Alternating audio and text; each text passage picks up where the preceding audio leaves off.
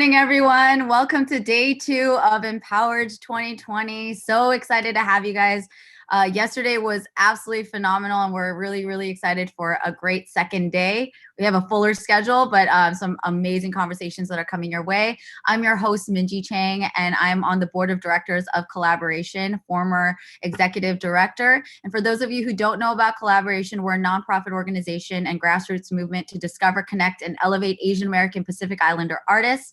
We have a 20-year legacy that was established in 2000 by Paul P.K. Kim, who's a stand-up comedian, an amazing human being. And we have had showcases all across North America discovering Asian American talent. And Empower is our new program that started in 2015. We wanted to create a space for aspiring creative professionals to learn, get educated, connect with each other, be inspired, and just understand the industry and how we can navigate it and change it. So we're here to improve our representation in media. We're here to be authentic, to be storytellers, to create the world that we want to live in. So I hope that you guys are ready for an awesome second day of Empowered, because yesterday's conversations were super inspiring, very educational. I learned a lot. I have a lot of things that I need to work on now.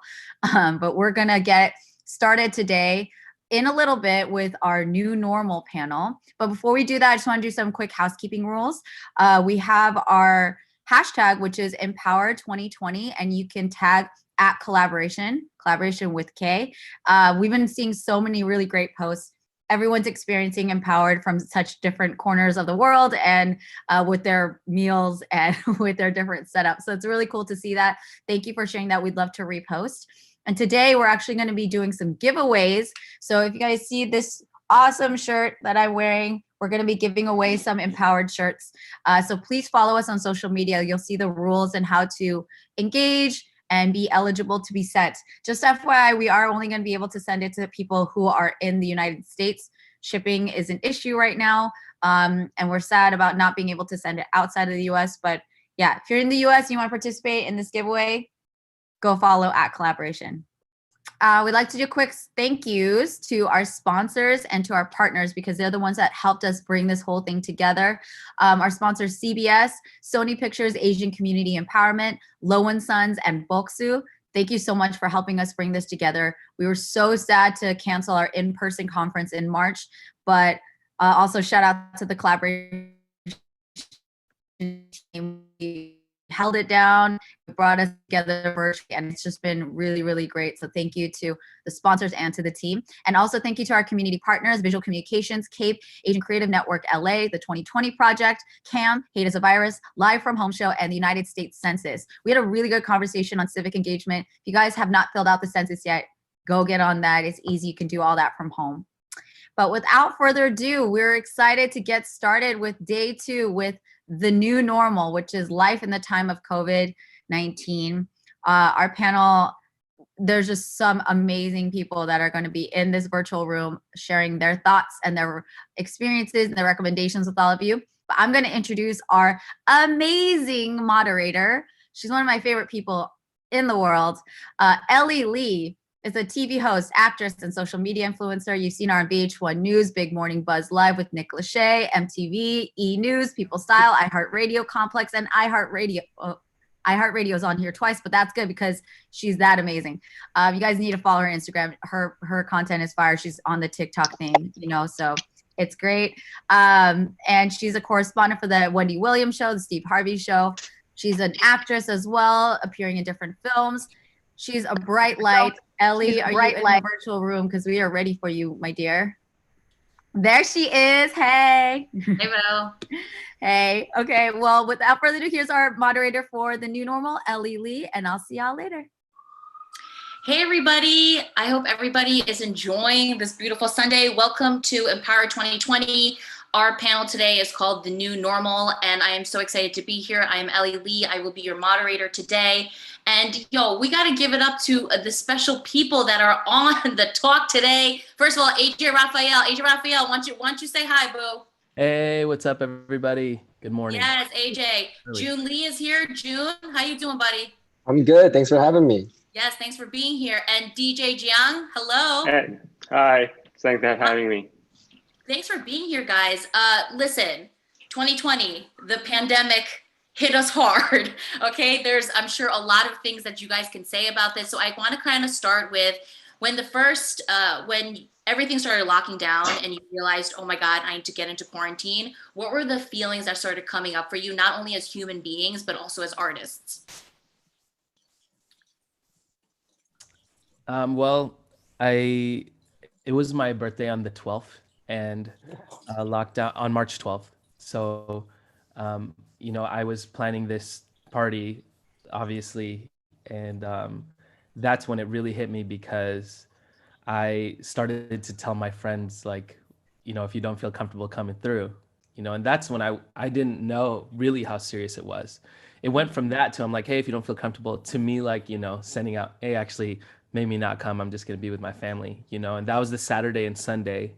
And then I think the Monday or Tuesday is when the safer at home lockdown happened. And that's when I was just like, oh shoot, because I usually do a lot of things for my birthday. And that sounds so like self-centered and whatnot, but like that's when it really hit me as a human being that things might change. And then a week later, all my college gigs got canceled like so fast. So it kind of hit like pretty fast. Yeah.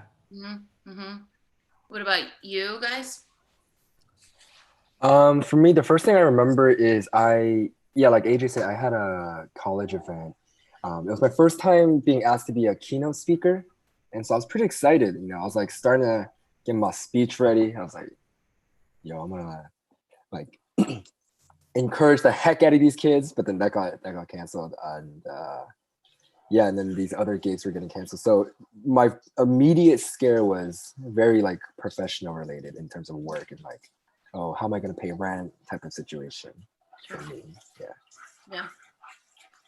Yeah, I had a similar sort of experience with, is more work related too. I mean, I've been working to put together this writers accelerator for Asian American content for over a year, and finally got a handful of investors, and this happened, and literally the market started crashing 4 days before the signed wire transfer day for my investors.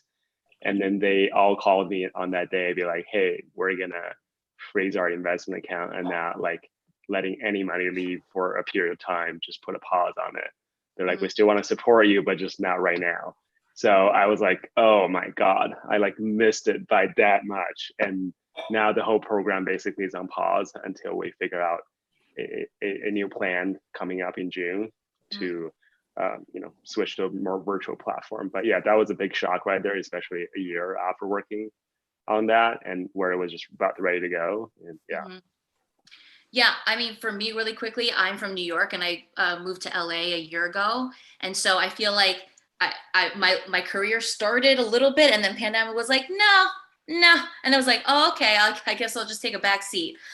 So that brings me to the question of career. You guys are all artists, whether it be music, comedy, acting, hosting, whatever it may be. What was the initial reaction to, oh my God, what does this mean for me? Or what does this mean for me in a career sense?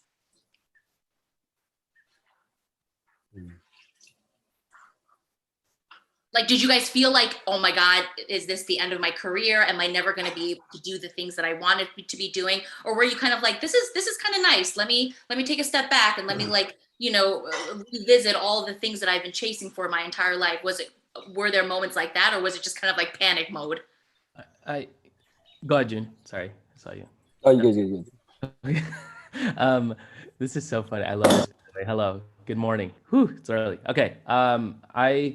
I feel like for me, and I mean, I feel really lucky that I had been like really used to doing things online, and having done YouTube back in the day, 2006 actually, which is crazy. And a couple years later, there was this streaming service called Blog TV that I was on live stream all the time with people, and that's before even like Ustream and Twitch.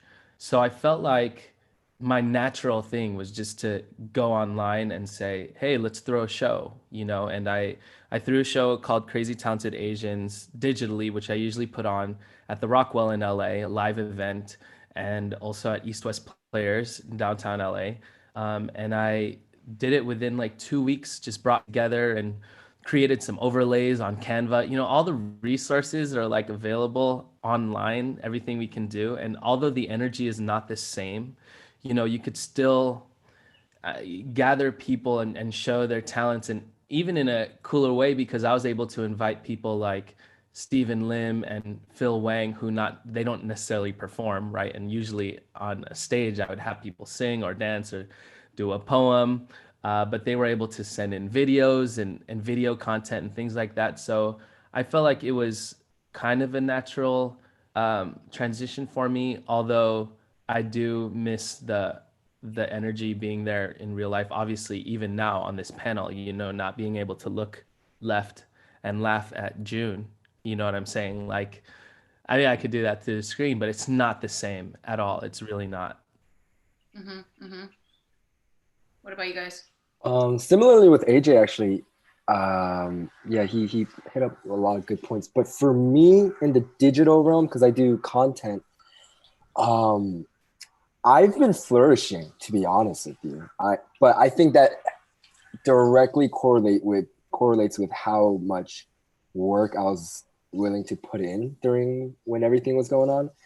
I had all this free time and zero excuses, so I took advantage of that and just started pumping out content. And I mean, fortunately and unfortunately, there was so many more topics now, especially with this whole quarantine. And I, being a comedian, you know, was trying to make content that people can at least enjoy and laugh about during the craziness of everything going on.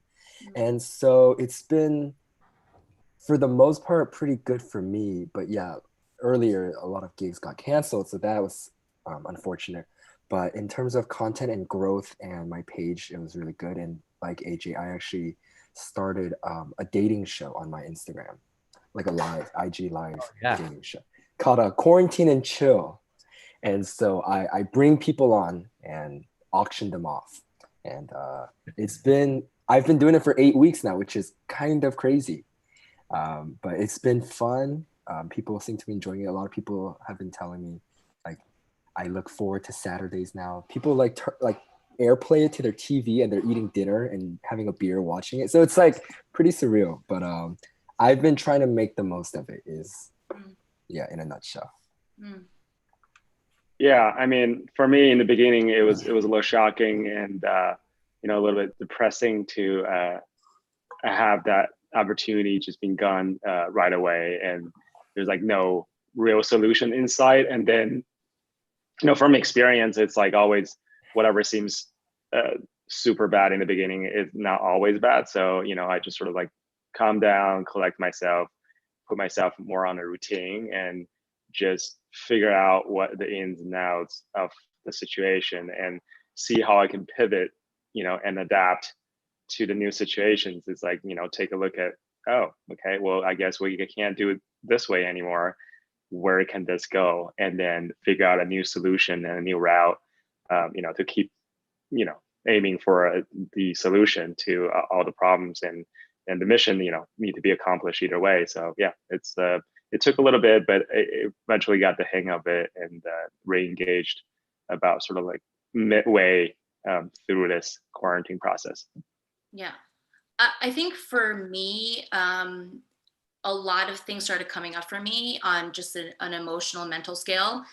You know, I'm an artist too, and like, I don't know, I just felt like I started getting into like panic mode a lot. I was just like, I don't know what the future looks like, what's going to happen. You know, I'm also an actor, I'm a host, and everything I do is like big shoots with like, you know, a lot of people in the room and all of these things. And so I kind of want to talk about, you know, half of you seem like you be killing it out here. Everything's been pretty cool. But, you know, I'm sure that there are moments where things come up for you, or you feel anxiety, or you feel fear or uncertainty and worry. And so what would you kind of say to people who are out there who are, you know, musicians, comedians, whatever they may be, that have a lot of these doubts and fears and worries coming up for them, and they don't know how to handle and deal with it? Yeah. I actually did have after the initial kind of lockdown and, you know, gigs getting canceled and stuff, and, you know, it was like me. I was thinking, when I really had the time to sit down and be like, what is this, future gonna look like? I did start actually having some anxiety and about it. And I don't take that word lightly either. I'm so lucky to be quarantined and isolated with my girlfriend. So that really, helped. And like we did breathing exercises and stuff, all that to say is like, it's okay, I would say, to feel, not up to the task to like grind and hustle all the time, especially in like that first month. Really, I was just like, what do we do? And even though I was putting together this show, I was also seeing the memes online and things like, oh, if you don't come out with a new skill, you're not disciplined, and I like took that to heart because I'm like, there's some people out there who are going through uh maybe worse things even mentally than I am, right? And like I I would love to encourage those people that it's okay to like take a deep breath and take a break. I think for me in my career, I was all about, this is like 2014, pre 2014. I'm like all about consistency because all I'm hearing on YouTube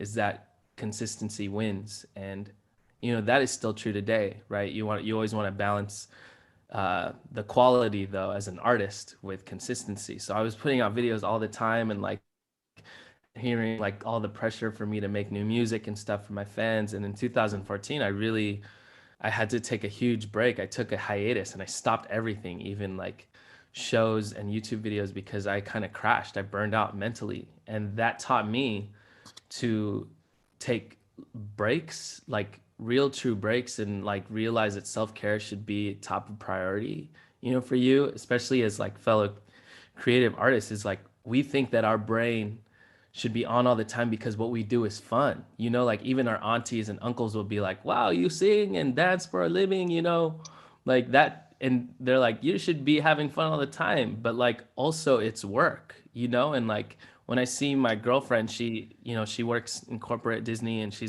has to choose her days of vacation and she takes weekends off. Like, how you plan out the vacations when you have a job like that. Like creatives never really think to do that because we take every opportunity that we can. So I'd encourage everyone, especially now too, like to take your weekends off if you can, or choose a day where you're like, I'm not going to do crap today or next week. So kind of get your mind a reset and a refresh. Yeah. I feel like all I'm doing is just reiterating what AJ says. But basically, yeah, no, especially it's very interesting hearing his perspective because he's been in the game digital realm way longer than I have. So it's nice to hear that from him, and that like me as a fellow creative have been struggling similarly with those kinds of stuff. But yeah, my big thing is to answer your question, I think perspective is huge. I think that's the only thing that anyone really has control over, no matter how out of control you feel. Like it's choosing how to look at a situation. And I think, yeah, like as AJ was saying, it's also very important to have that balance of work and play.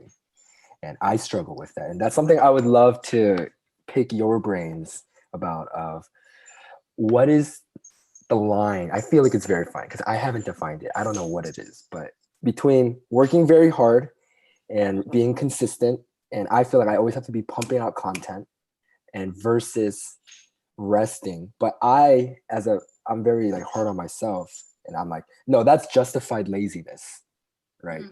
I'm just trying to validate my own laziness and just like, That's so Korean in you.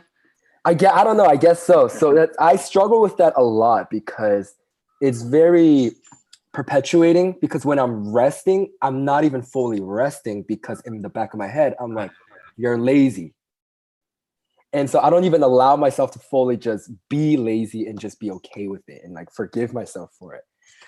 But in the mental space, I've been taking a lot of walks, actually. I've been going on like jogs and just safe walks, like, but that's been really helping clear my mind. And Trying to have some sort of a structured schedule in terms of like wake up time is big because I'm a big napper and a sleep inner, but just trying to set small schedules and routines. Yeah, I totally agree with everyone said so far. That balance is really sort of a key in that, especially during this period of time. And also, yeah, like structure, I think is very important. You know, I still set up my schedules on during the weekdays, like a work day, weekday type of situation. And I struggle a little bit in the beginning too, also because I'm not very productive working inside of my home. There's just a lot of distractions going on. So I sort of reorganized one of the bedroom, my guest bedroom, into an actual office. I was trying to do it earlier, but this time I actually did it. And just like that is the zone. That's where you work, and that's what's going to happen in there. And really to stick to that schedule, it's kind of important. And the schedule, like including the balance of taking the breaks, go for a walk, or if you take a nap, whatever it is on your day there, that you just put those things in and do those things, you know, as a routine, and don't forget to do those things. So yeah, I think that's kind of a key thing too. And on the weekend, treat them as weekends as much as possible. You know, Yeah. just take a break. Yeah. I think for me, I've been doing a lot of inner work. And so every time that like I harp on the past or I worry about the future, I'm really learning about just being in the present moment, like what's happening in the present moment. And when you come back to right here, you realize everything's okay. And sure, I have problems, but right now in this moment, I don't have a problem and I'm healthy. I've got my body, I've got my brain working, everything's okay. And that's really helped me to like navigate this whole pandemic, you know, just come back to the present, people. You know, June, you said something really interesting about this constant pressure to make just content. And I feel like now, like even before when we were in the green room, we were talking about like how TikTok has been really great for people to be creative and all these things, right? But there is this weird, depressing like weight on all of our shoulders to constantly be singing, to make sketches, to make people laugh and all this stuff. And I know that people always hit me up and they're like, I don't want to create and I don't feel creative and I feel depressed because I can't create. So like, I guess talk about a moment where you guys felt like purest in your form as an artist and you're like, I want to make something because right now I just feel like no one's pressuring me. I just feel really like it's coming up natural. Like, how did that feel for you in comparison to when you feel forced to do it? And content could mean anything. Yeah, so I feel like as a songwriter, you know, I have always been that songwriter who like doesn't have a tree to write under or like a specific journal or something like that, you know. Um, and so with that said, I feel like my best stuff happens when I'm going through like a life, either like a breakup or feeling super in love or whatever it is. And I write, you know, from the heart, and a song comes out and I get excited about it. And I tell my friend Jesse, I'm like, hey, can you produce this song for me? You know, really, it's come just naturally. But I've also found that can work, obviously. But I really would love to have that balance where I can pull out a song like a toolbox, like, you know, I just bring out a box of tools and write something, because I would also feel like that would help me be a little more consistent, even though I've set this standard of quality to have a song come only when I'm inspired or when a life event comes. So I think I'm still striving for that. I do feel like the songs that I've released, and I've only released two in the last 2 years, and you know, being known for a songwriter, that like, I don't know, that I don't feel like that is a good way to be putting out content. But that was the purest that I felt when I write those songs and go immediately to my producer. But I also would love to find that balance where I am creating a song as if it is work as well. And I think that in time I'll find, I mean, I'm freaking 31 now, but there's still always like new beginnings and stuff, even with age and experience, you know. And I know that, you know, on this panel, I feel like maybe I'm getting the sense that we're our biggest critics and stuff, and we put the most pressure on ourselves, and that just might be like a little gate that we need to let down a little bit. But yeah, from my experience, that's what that is. Oh, sorry, can you repeat the question? Like especially for you, because you feel this need to like constantly push out content, Yes. So like what's the difference that you feel when something like comes up organically, you're like, oh my god, I can't wait to make this, or compared to like when you feel like the pandemic is forcing you to be creative or forcing you to like push out content? Like what does it feel like when you're making something that just feels like everything's right and you don't have any pressure on you?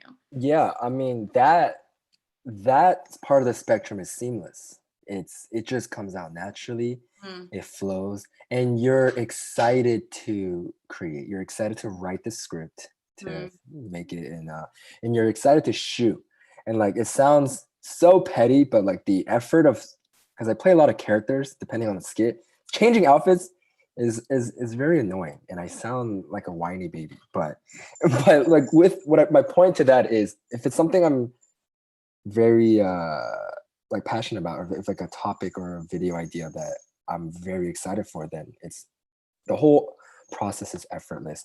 But yeah, like AJ was saying, I think I also am trying to find a good balance between both spectrums, where it's good learning lessons to know what it feels like, and to take mental notes of, all right, this is what it feels like when it's great, but this is also how it feels like when it's work. But I'm trying to instill a sense of discipline too, where when it's more just work, or just like time to grind out, heads down, and just pump out content, that's still part of it, and that's not something I want to dismiss. So it's like, there will be moments where I get to that high point of, oh, like, this is so easy, effortless, I'm having so much fun, and like hold on to that emotion. So when times are tough, or like I'm not feeling that creative, it's like, okay, well, this is just part of the ebb and flow. And so just being self-aware of both spectrums, I think, is important. Yeah. You're on mute. You're on mute. Yeah, in my case, it's a little bit different, where so my background is creative producing, right? So producing is my background. So I rely on the creatives to actually come out with things for me to produce or work with them in some ways. So I don't know. It's a little different from the true creatives, I guess. And in terms of what I'm trying to do, I feel like the pressure is always there for me, because you're passionate about something and you have a goal you set that you want to accomplish, and this sort of just put that on pause or create some obstacles, and you're always trying to figure out ways on how to get there. And that's sort of like constantly where you're looking at, when is it ready to push for this, or which angle, or how do I pivot, or this is a wall, do I jump over it, go under it, go around it, or just blow it up? Like, how do you get there, right? So those are sort of constantly in my head. Yeah. I think for me, like during this time, a lot of things inside of me have been coming up, right? So like, I'm really learning how to let go. I think being in the entertainment industry, you want so much control over things. You want this to happen to you, you want this to pop off, you want this to blow up.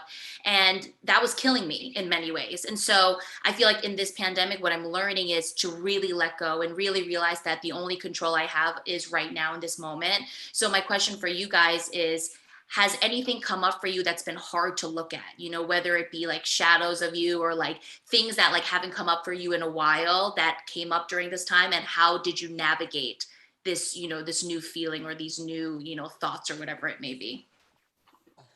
I mean, I can speak to that.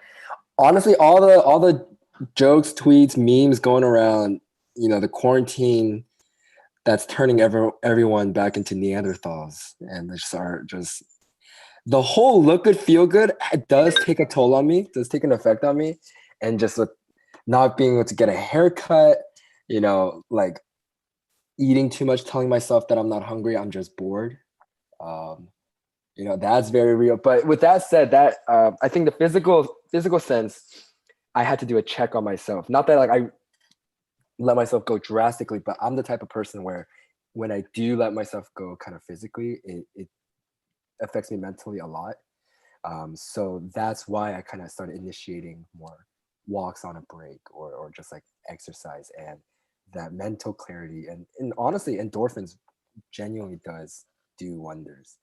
And that's been helping me stay sane and a sense of accomplishment. If I did absolutely nothing that day in terms of like work, but if I like went on a walk or something, I'm like, you know what, I did something. So I pat myself on the back for that. Yes, I agree with you. Agree. You guys, anything come up for you during this time? I'm just like trying to avoid watching the news or reading too much into my feed on my social medias. It's just like kind of depressing on a lot of front in that, especially on your social media feed, that like your friends or followers, whatever, you like, just a comment that's on there, on like, you just be surprised how many people are saying stuff that are just like, what? So yeah, and sometimes you get into this shouting match, which I mean is really not worth it.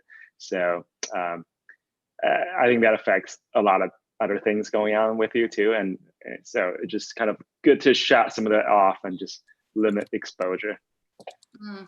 Yeah, I feel like the 24-hour news cycle is very hard on people during a pandemic, you know, especially in the beginning. I was like, I don't want to hear about it anymore. But at the same time, you feel this responsibility, especially if you have followers or people who want to listen to you, I guess, for your opinion or something like that.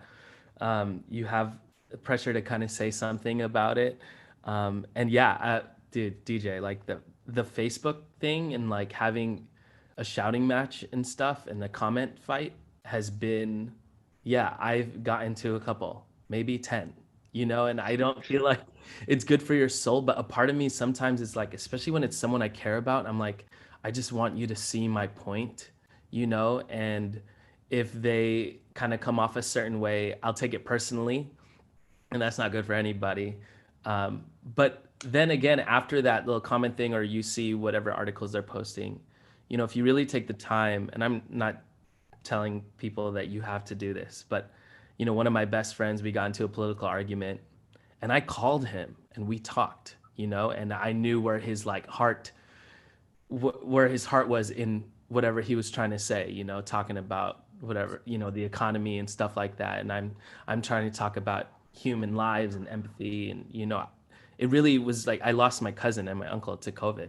And I really felt some kind of way. And I was really, really passionate and very, you know, aggressive in a way on Facebook, where I'm like, hey, if you don't feel this way, you do not have empathy for blah, blah, blah, you know, and I wanted people to see that. But then if you see the extreme, of course, the other extreme, which is like, you know, the crazy protests and people getting in people's faces, and you see that and you're like, oh, this person who's kind of in the middle must feel that way.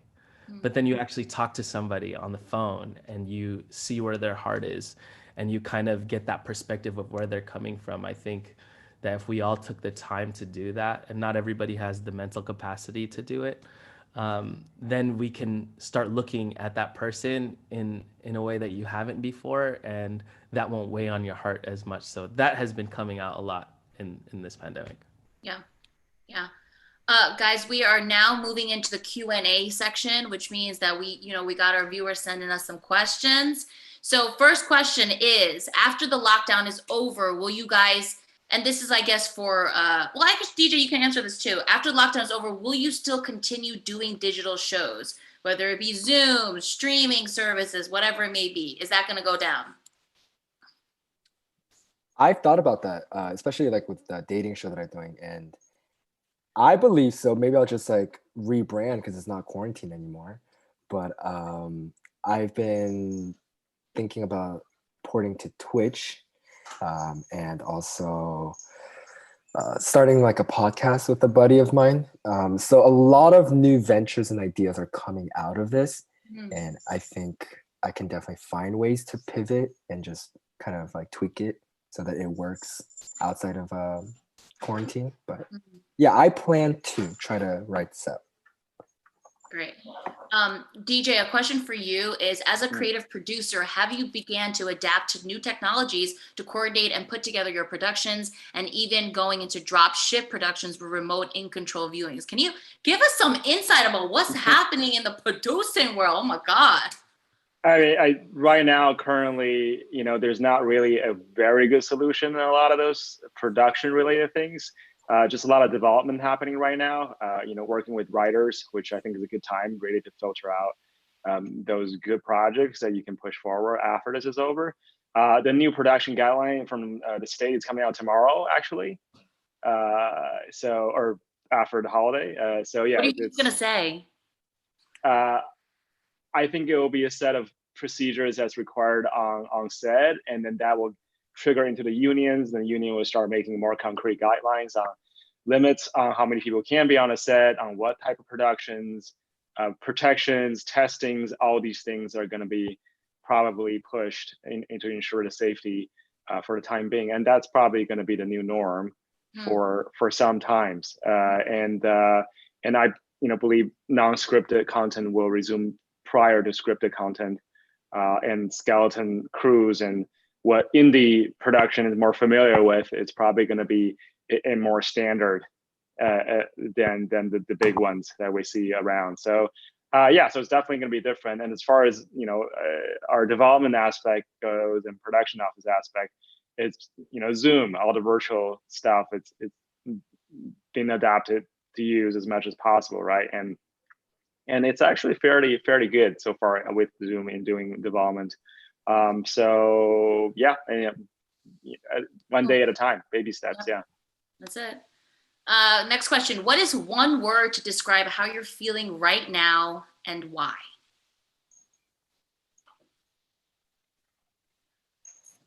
I guess I'll go first. Yeah, I guess a little bit anxious, to see what's happening in the next few weeks as reopening is happening right now. So yeah, just hopeful, very hopeful, but also anxious.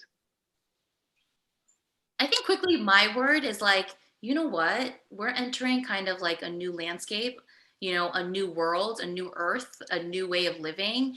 And so, yeah, there's a lot of bad circumstances that are coming out of this, but also I think there's a lot of good. And I think that a lot of people are awakening themselves to, become stronger and more, knowing who they are and how they can navigate things like this in their life, because nobody thought this was ever going to happen to any of us. So I think there's a lot of good that's going to come out of this. AJ, June? Yeah, I would say in the moment right now, I'm grateful. I don't take any of like this for granted, like being in an apartment, having a roof over my shoulders, and grateful to even still have work.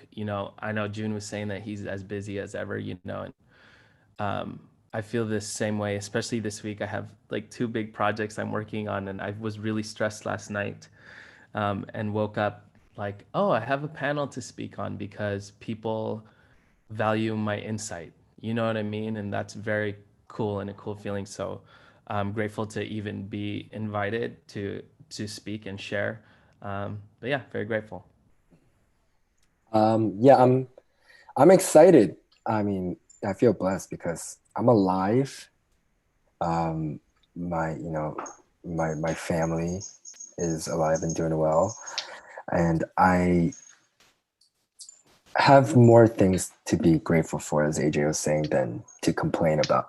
And like I said, the whole thing about perspective.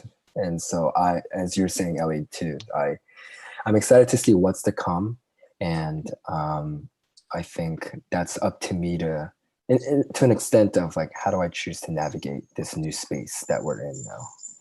Really, I love this theme of gratitude. You know what I mean? There's so many things to be upset about or complain about, but always come back to like, yeah, what are we grateful for? Like, what's happening here that we can really say like, this is good in my life. So bless. Here's a question from Travis Cross. He says, for those of you who work in comedy, especially in short forms, where it's more about the quick hit than unfolding subtle layers, how do you approach making jokes about our current situation, given all the suffering and particularly anti-Asian energy associated with it? Do you still steer clear, or do you find a creative way to take it on? I've been, that's like a very me personal question that I was asking myself too. And so that's a great question. For me, especially with my brand and page, I've been seeing obviously a lot of the hate crimes and just nasty stuff that's been happening, especially towards Asian American. And some people were commenting saying, hey, do you not know what's going on? You know? And I'm like, don't be silly. You know what I'm saying? But the route that I took specifically in that realm, I chose to, you can find so much out there, the news, other pages that's dedicated to calling these kinds of people out, you know, which is great.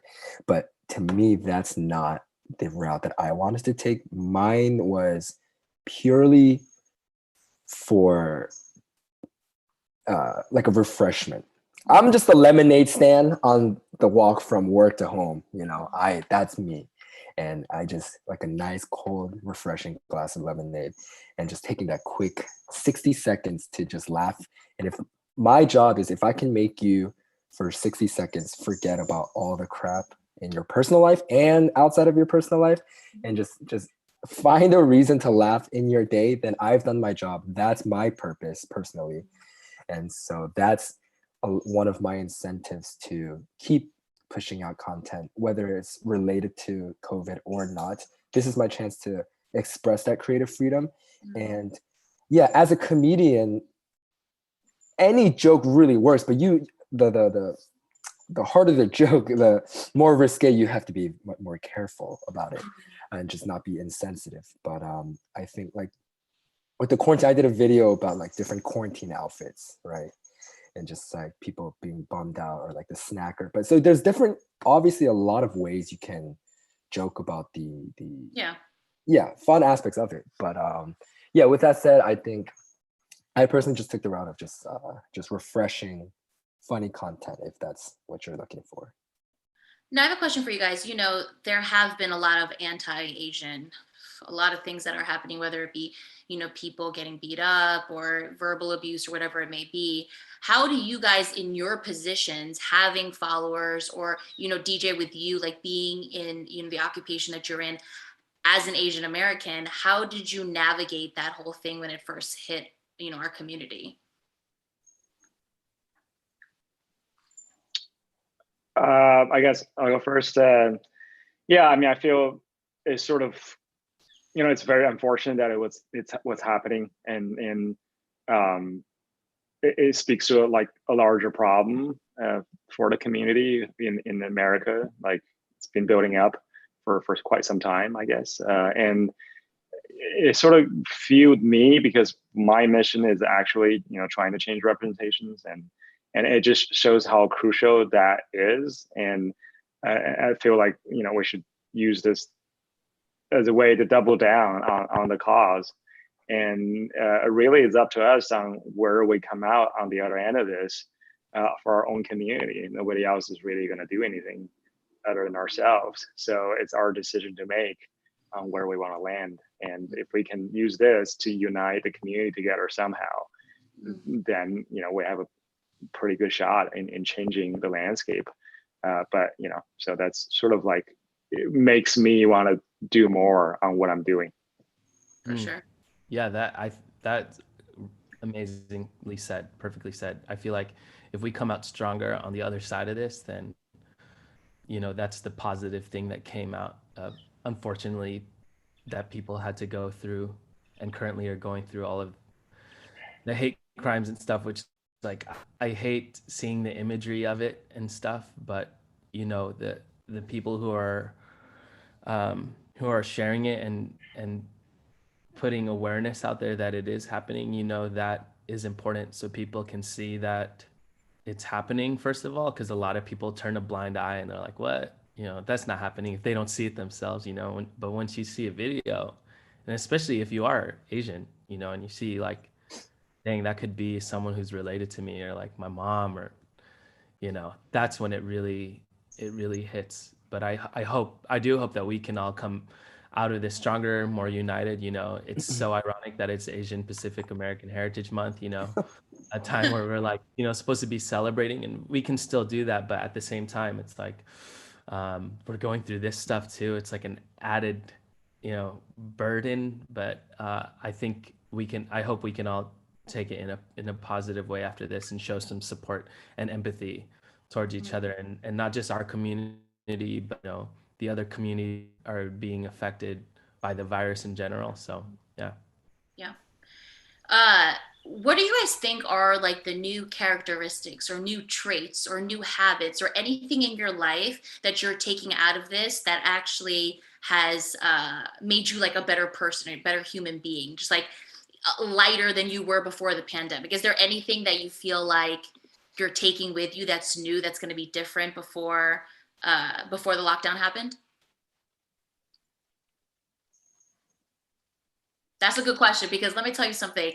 My stress levels have gone down because I'm just like, I cannot kill myself anymore with this goddamn stress. I just need to chill and know that everything's going to be okay. So like, I feel like I'm much more at ease than I was like 2 months ago. So, and I feel like I'm going to be carrying this out because this is like an everyday thing. You know, it's like an everyday thing of being like, you're okay, everything's okay, you know, being in gratitude, saying affirmations to myself. So that's something that I know that I'll carry on with me. But what about you guys? Yeah, exactly what you're saying. I think a lot of us are learning how to spend time with ourselves, and that's so uncomfortable. So uncomfortable. Oh my goodness, I hate spending time with myself. I cannot be in a room by myself. I'm like, I won't, like, it's so awkward. Right? Yeah. It's the worst first date I can think of. And that's something for me, as like, I'm pretty extroverted by nature, but obviously we're a little bit of both. But tapping into the introverted side of just learning how to spend time with myself and be okay with being alone. And I'm transitioning. I'm moving. My lease is ending very soon. I'm moving into a studio for the first time. So I'm terrified, but I'm very excited. I think hopefully I mature a lot and just learn. But then just like me being alone is probably one of the most terrifying thoughts. And so quarantine has helped build that foundational muscle, even though I'm living with roommates. But just being alone with my thoughts is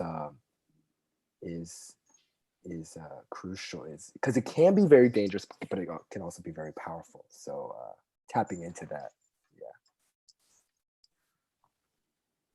Yeah, I think for me, it's more humbled, I guess, through this experience, and just realizing that, you know, you really can't control all the elements. I feel like as a producer, that's sort of like the goal thing, is to eliminate variables, control all the elements, make sure everything is going the right way, and have as much, you know, those things figured out as possible. But like, you can't really account for all the variables and things that could happen, and you got to just learn how to adapt and how to not be obsessed with things you can't control.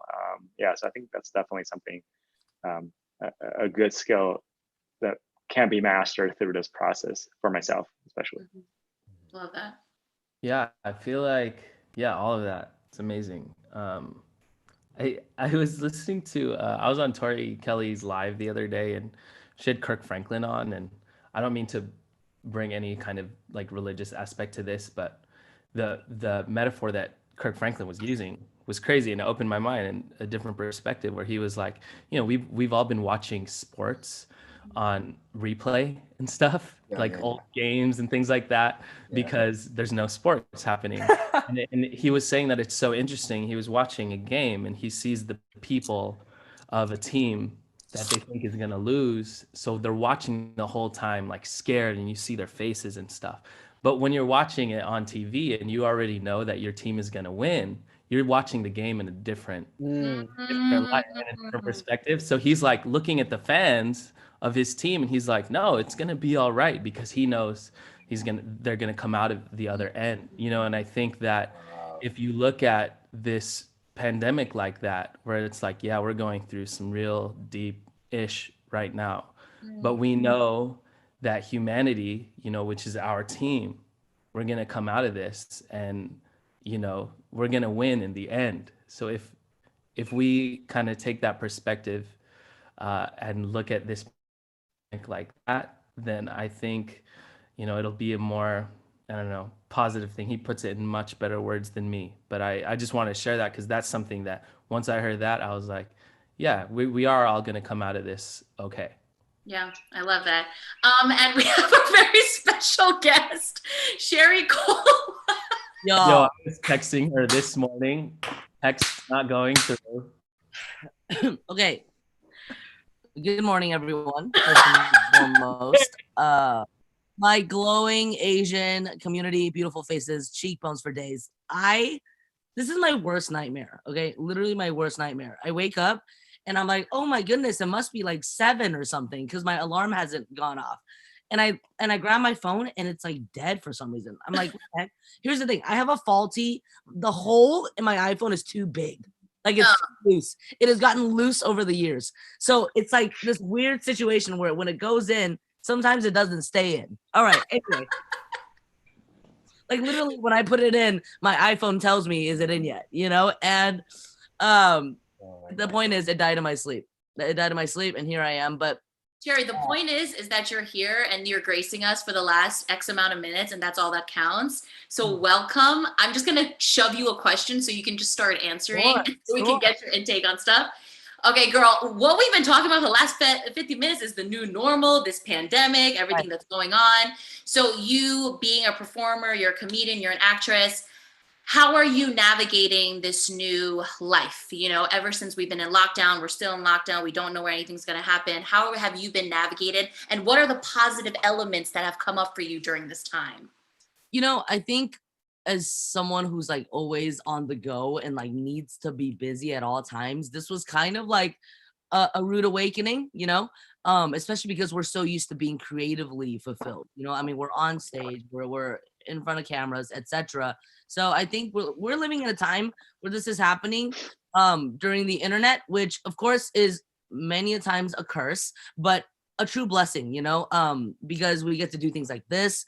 And, you know, I think I've been seeing a lot of people get like way more creative, you know, with what they can do even in this time, just to entertain and just to bring light into the world. I think that's what I've just been doing, like creating content and kind of just like, you know, being on Instagram and of course doing the virtual comedy shows and things like that. But I think it's also okay to forgive yourself as well. You know, like I said, I'm always trying to be doing something at all times. I'm always like, oh my goodness, I can't let this time go to waste. You know, I have to be ahead when quarantine's over. But you know what? Screw that. Like literally you have to just chill.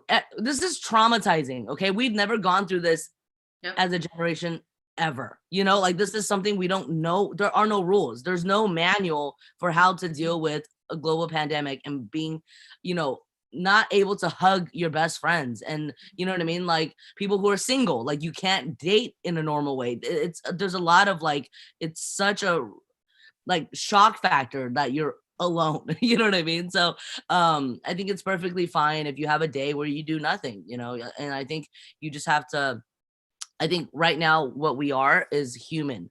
You know, that's our number one, you know, characteristic.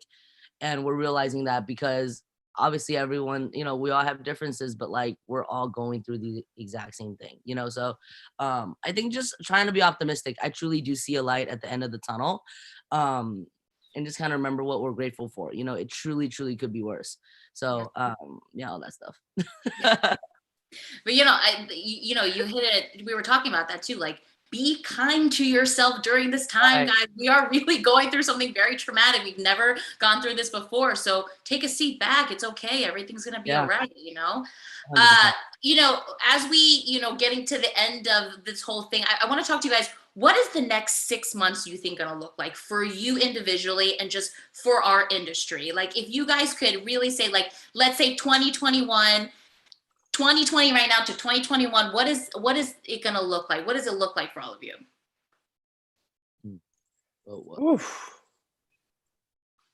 Yeah, I think that unfortunately I feel like concerts, so like the college shows that we have with large gatherings and stuff, that probably Well, I mean, it is the last phase for California, specifically. But I think for everyone to even be comfortable, it might be even after that, I think it's very cool what DJ was saying about like the skeleton crews and things like that, like shooting and stuff. Like I'm excited to get back to at least that, being able to, I don't know, shoot a music video at least. But I think concerts, unfortunately, probably for the next 6 months won't be a gathering as at least like it used to be. So I'm definitely prepping more digital shows and still planning to do all that stuff. And it's been cool because I've been able to invite people who are in different time zones, like, across the world to be part of your show or your digital events. Anyone else? Yeah, I just want to touch on what AJ said. I'm kind of like loving the digital shows. Like I almost feel like when we're back in the real world and like we can have live shows again, comedy, music, etc., I almost like still kind of want to do this. You know what I mean? Like we're gonna miss this, Yeah. Yeah, I don't know. There's like a kind of intimacy, right? Like Yeah. an intimacy, like a bond you have. Yeah, it's weird. Go ahead, June. After, people might not want to leave their homes anymore. They're like, oh, that was fun. Like just chilling at home and watching AJ sing and like, you know what I mean? And like Sherry do jokes or whatever, like, but yeah, I just, same. No, I completely agree. I think we're so fickle. Like the second we're so excited to get back to work and stuff, in which we are, and a lot of people think the first 2 weeks back, they're like, I kind of miss them. I kind of miss that. But exactly as Sherry was saying, I agree that a lot of these shows like MC events and that might be a while, but their traffic on the interweb is at an all-time high. And yeah, I mean, for me, the next 6 months in 2021 is a lot of digital, just really capitalizing that digital realm, whether it's Twitch, whether it's YouTube, whether it's Instagram and TikTok.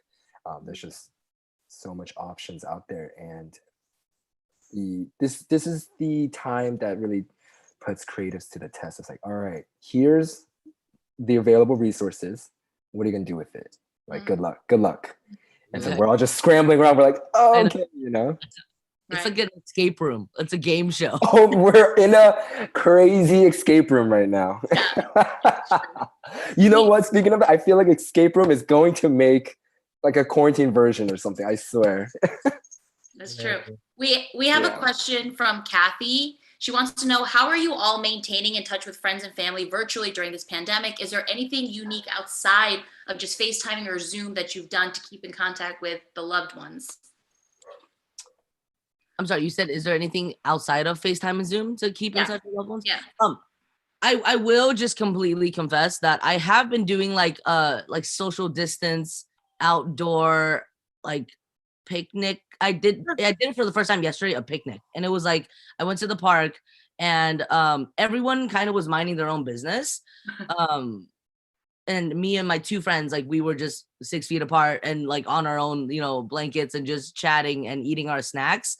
But I do have to say, and I'm curious what everyone thinks, like I do have some sort of guilt because I feel like I am judging some people that I see not follow the rules, yet I'm like, how am I any better? You know what I mean? Like truly, this is some psychological, sociological thing of like diffusion of responsibility, whatever the theory is. It's like weird. I'm like, okay, like, all the people in the OC who were going to the beach and, all the white people that I'm like judging at the same time, I went to see the bioluminescent waves, like me and my roommate, we went. So I'm like, how am I better? Like what? It's weird, these rules. But I have been doing the outdoor social distance hangs. Well, you're wearing masks for once, right, and yes. they were not. Gotcha. So you're better right there, yeah. I am wearing masks, but no clothes. I'm not wearing any clothes, just a mask. But do you feel like we've been having this conversation of us like thinking of what to do in these situations? I think that you're already better in that sense because you're thinking about it and you care about your fellow. Right. Things.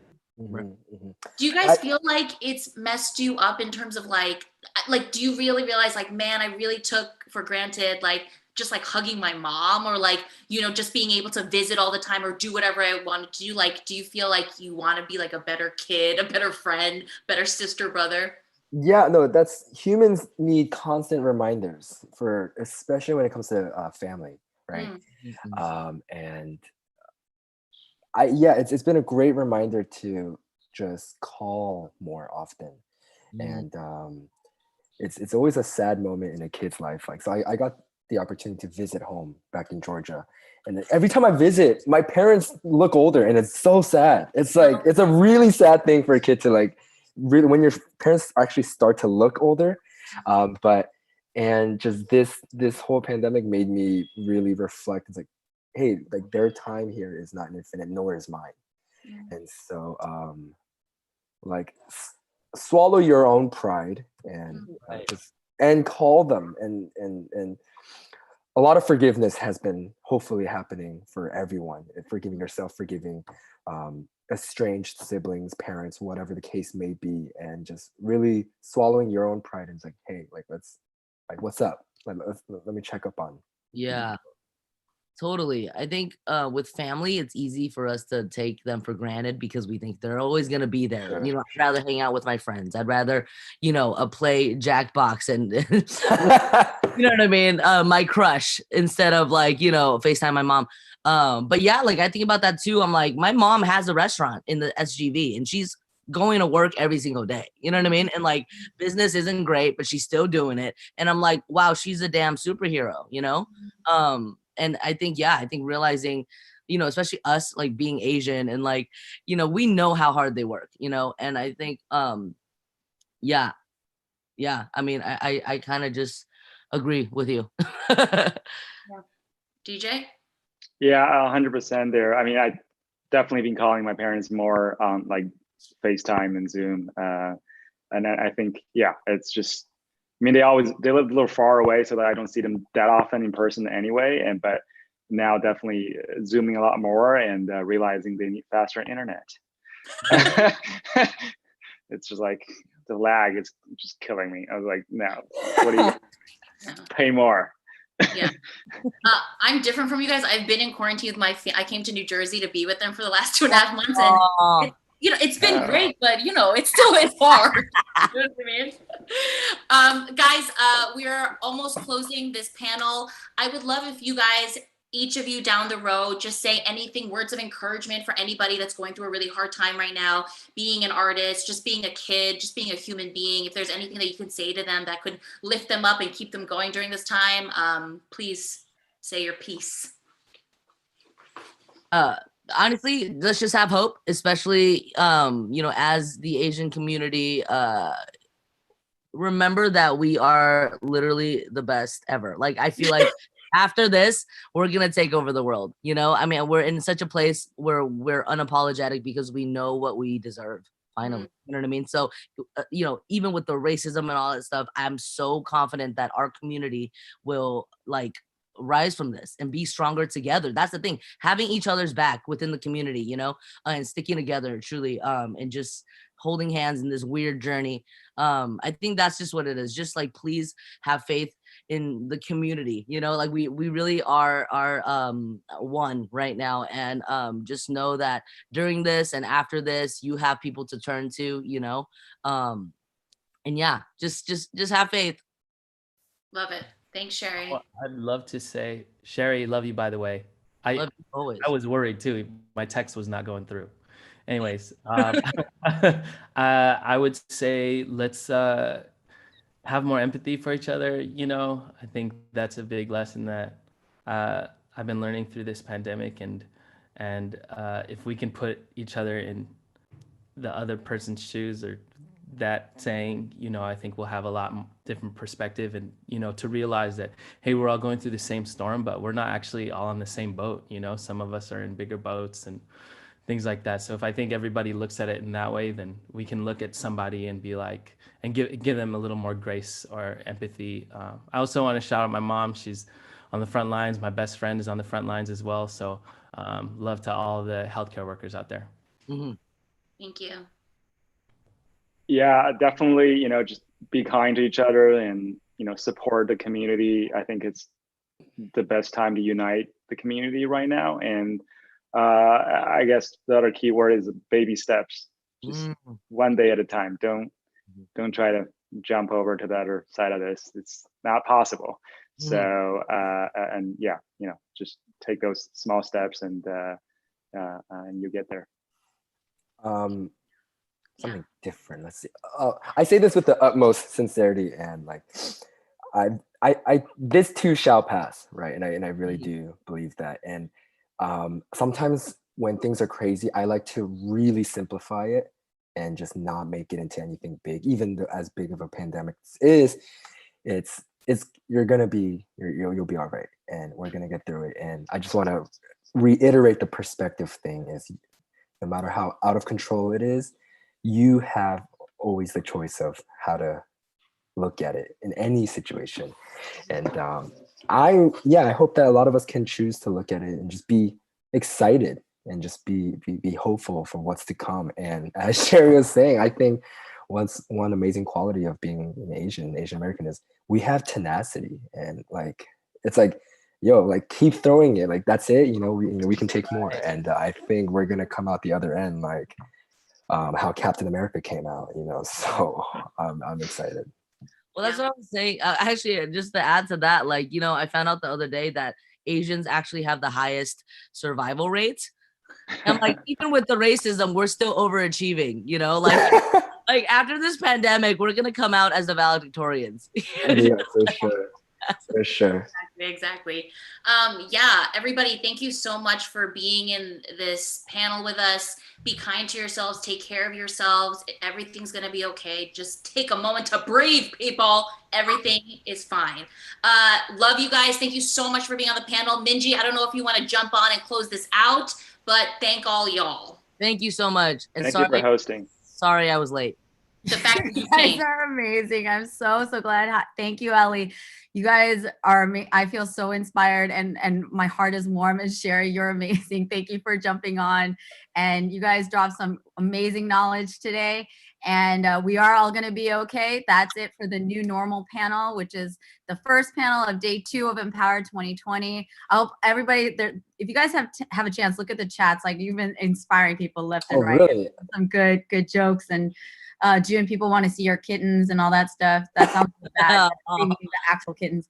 But yeah, so we are going to have our digital movements panel at 20 after the hour, 11:20 a.m. Pacific. So if you guys are down to join that, a lot of what was discussed here today, talking about empathy, we're going to talk about the racism that Asian Americans are experiencing, how different movers and shakers have been addressing that, and also how we can move forward, because that's what we're all thinking of, making the best of this and empowering our community. So thank you again for joining in for the new normal panel. Thank you all for getting up on a Sunday and like hanging out with us. We love you.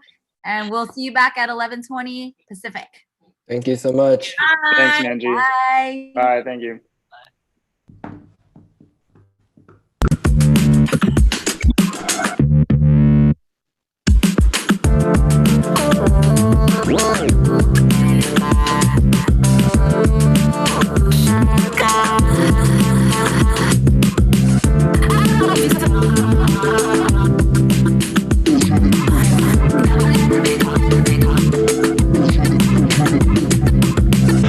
Gaslight generation, it ain't our imagination. I might skip my medication, take a little sleepwalk.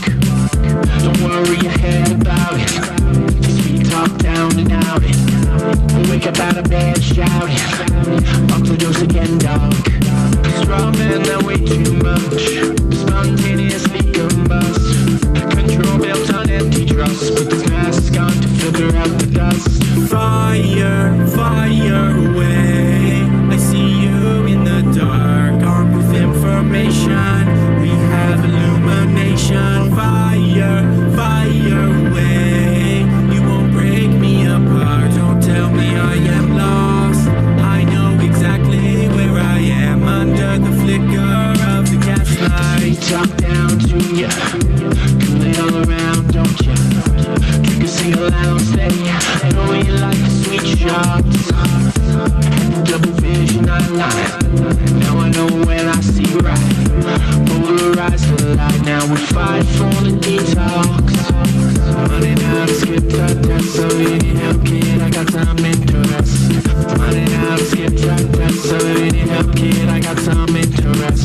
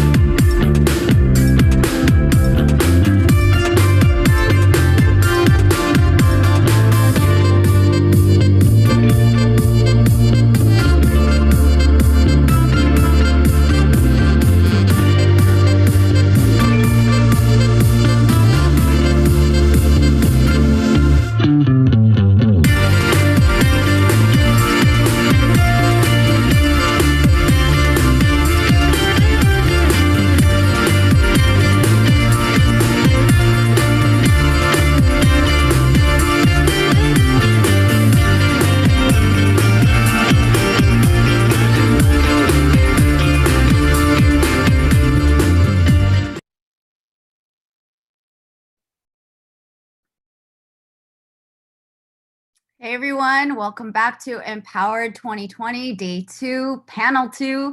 I'm your host, Minji Chang, and I'm actually the moderator for this upcoming panel. And we're so excited that you guys have decided to join us here for our Empowered Creative Leadership Conference in our virtual space.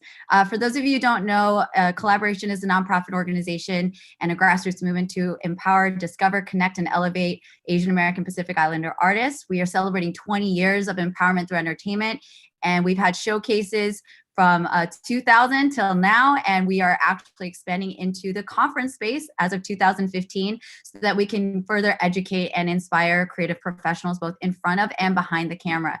So for everybody who's been joining in so far, it has been absolutely crazy, the love and the community that we're experiencing here in Zoom in our virtual space. So thank you to everyone who's been here with us. The chats have been amazing. The panelists have been great. And we're still creating that vibe and creating that energy, even though we are social distancing responsibly, right?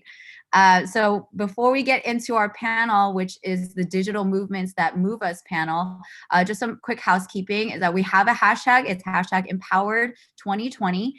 And please tag @Kollaboration so that we can repost and share. We love seeing all the different ways that people are experiencing this conference with their food and with their, sweatpants. It's great that we can all be here from our different corners of the world and tune in to these conversations. So please do that. We are doing a giveaway today. We have our Empower shirts.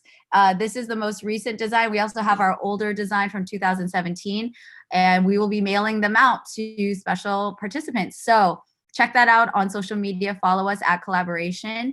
And we're also doing an SMP USA skincare giveaway as well. Thank you so much to SMP for donating some great treats for us to share. And also just a side note, if you are participating in the giveaway, we can only ship to people within the United States. So I apologize if you're not in the US, we can't send it out to you, but we still love you. And hopefully we'll be able to extend some stuff out soon.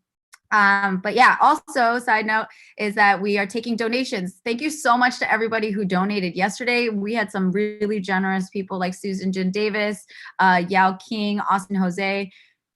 We're just so touched. And so we want to keep that open as people are wanting to support us. Kollaboration is primarily volunteer run, and we are searching for an executive director to replace me. My role from a couple years ago. So yeah, we want to make sure that we can continue this programming and provide spaces for all of the creatives who want to join in on this conversation. So yeah, you can send it to PayPal @kollaboration@gmail.com, or you can Venmo @Kollab, KOLLAB. So thank you to everybody who's been showing love. And if you can't support us financially, we know it's a tough time for a lot of people. Just sharing us on social media is super welcomed and appreciated. So thank you to everybody. Here, let's get into this panel, shall we? As the moderator, I have to introduce myself in a different way. So my name is Minji Chang, as you guys know.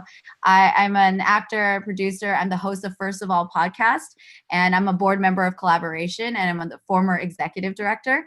And I'm really excited to have this conversation, which is so timely and really important, honestly, in this moment. The Digital Movements That Move Us panel. And as our panelists are joining us right now, getting connected, I'm just going to do the quick intros. Are we getting connected? There's Telly, there's Michelle, there's Jeremiah, and we have Diane. Awesome. Okay, so definitely want you guys to introduce yourself a little bit more extensively, but I'll just do the really quick highlights. We have Michelle Hanabusa, who has a 15-year career as a competitive figure skater, but then she has taken on this new role as the co-founder of, as the founder of We Are Uprisers, and has an amazing background in design, and she's an entrepreneur. She's also the co-founder of Hate is a Virus. That is a movement to combat racism and xenophobia against Asians fueled by COVID-19. And she started that along with Tammy Cho and Brian Pham, and their goal is to raise $1 million to support Asian-led businesses who are struggling to keep afloat. So welcome to Michelle. Then we have Diane Phelan. She's the one who told me that her name is Diane Phelan, like feeling good. And I remember that because that's amazing. She is a Broadway actress from the King and I School of Rock, West Side Story, and the founder of Racism is a Virus and Unapologetically Asian. She's passionate about representation in media and telling stories that are redefining America now. And we'll get more into all of these movements, of course, as we get into it. And we have Jeremiah. Hi, Jeremiah. Hey, Minji. He is an award-winning marketing communications executive. He's the founder and CEO of Tremendous Communications, and he's been in the entertainment industry for over 15 years. He is also a producer of the Sony Pictures acquired film Yellow Rose, and also Lingua Franca, which is currently in distribution across Europe. So a force to be reckoned with. Thank you for being here, Jeremiah. And last but not least, we have Telly Wong. Telly is the campaign director of Wash the Hate. By day, he's the Senior Vice President, Chief Content Officer at IW Group, which is a leading Asian American-owned creative agency that designs innovative campaigns and experiences for clients such as McDonald's, Lexus, Warner Brothers, and Brown-Forman. Welcome, Telly. Thank you. I'm a very fast talker, so if anybody caught all that, good job. You're really listening. But I wanted to give the mic, the space over to you all to introduce yourselves, your backgrounds. You know, I gave the highlights of your resume, but who are you? Where are you dialing in from? And how did you get involved with the digital movement that you are currently representing? Let's start with Michelle. Yeah, so I'm Michelle Hanabusa. I'm currently based in Los Angeles right now, downtown to be exact. And I am the founder and designer for a community-driven streetwear brand called We Are Uprisers. And what we do is we focus on storytelling through design and fashion, focusing on activists, trendsetters, and people who I like to call warriors of change. And you know, I'm also the co-founder for Hate is a Virus, along with Tammy Cho and Brian Pham. And Hate is a Virus really started just from a grassroots level of seeing what was going on with our community. And you know, this is before the lockdown and the whole pandemic. And we noticed that our fellow, you know, Asian American friends were hurting severely in their businesses. And we wanted to find a way to help. And so, you know, a food crawl quickly turned into a digital movement once the lockdown happened. And we're here now. Thank you for being here, and thank you for the work that you're doing. Jeremiah. Hi, everyone. I'm Jeremiah Abraham. I'm the founder and CEO of Tremendous Communications, which is a PR and marketing agency geared toward promoting Asian Americans in entertainment. I am based in New York, in Brooklyn. So I'm jealous of my friends in LA who have a pool and a huge backyard that they can hang out in. But I am one of the co-founders of Unapologetically Asian with Diane. We started this, I actually started working with Diane on Racism is a Virus. I saw this post from Telly Leung, you know, wearing, you know, holding up this hashtag Racism is a Virus, like, shirt or a sign. And I was like, well, what is this? What's going on? Like, how do I get involved in this? And so, like, I reached out to Diane, and then, you know, conversations just kept going, and we realized that we were just so surrounded by so much negativity on a daily basis, just because, you know, we're not just passively absorbing this news about racism, but we're also, you know, trying to address it and speak about it and communicate about it. So suffice it to say, it became a little daunting on a daily basis. So, you know, a conversation just happened where we just said something about being unapologetically Asian, and we're like, oh my God, this is amazing. Like, I haven't felt this hopeful and empowered in a while. So it just kind of spun into this movement, this campaign, this entity that we launched earlier this month. And, you know, it's been going pretty well since then. Awesome. I love all these Genesis stories. Telly, can you share a little bit about Wash the Hate? Yeah, Watch the Hate came about. I'm based here in New York, close to Chinatown, and we just started seeing a really alarming rise in the number of hate incidents and hate crimes that were happening, particularly in New York. In some cases, more than one incident a day that was being reported in the news. And that just sort of reminded me of growing up as a kid in Brooklyn. And I remember in the 80s and the 90s when Chinese food delivery men were being assaulted, robbed, and in some cases killed. And no one was really standing up and addressing this issue and really connecting the dots. And I just remember as a child being so afraid because my father was a small business owner. Our neighbor was a Chinese takeout restaurant. And we just felt, my team and I felt like we just had to do something because we had the resources, we had the expertise as a marketing agency to at least contribute to the conversation and raise awareness. So within a week, we put together an idea. That idea, our initial idea, fell on its face because of lockdowns and social distancing things. And then we just decided to go purely digital. And that's how Watch the Hate came aboard. And we launched it the day that President Trump made his comments during the press conference about Chinese virus, and he doubled down on that. So it was interesting timing, and we've been out there ever since. Wow. Thank you, Tally, for sharing that and for the work that you're doing. Thank you. Diane. Hi, everyone. I'm Diane Phelan. I'm a Broadway actress here in New York. I'm also the founder of an online social media group called Broadway Diversity Project, where we highlight and promote and shout out to out of the box casting that's happening with the idea that we want to be the change, what you focus on grows.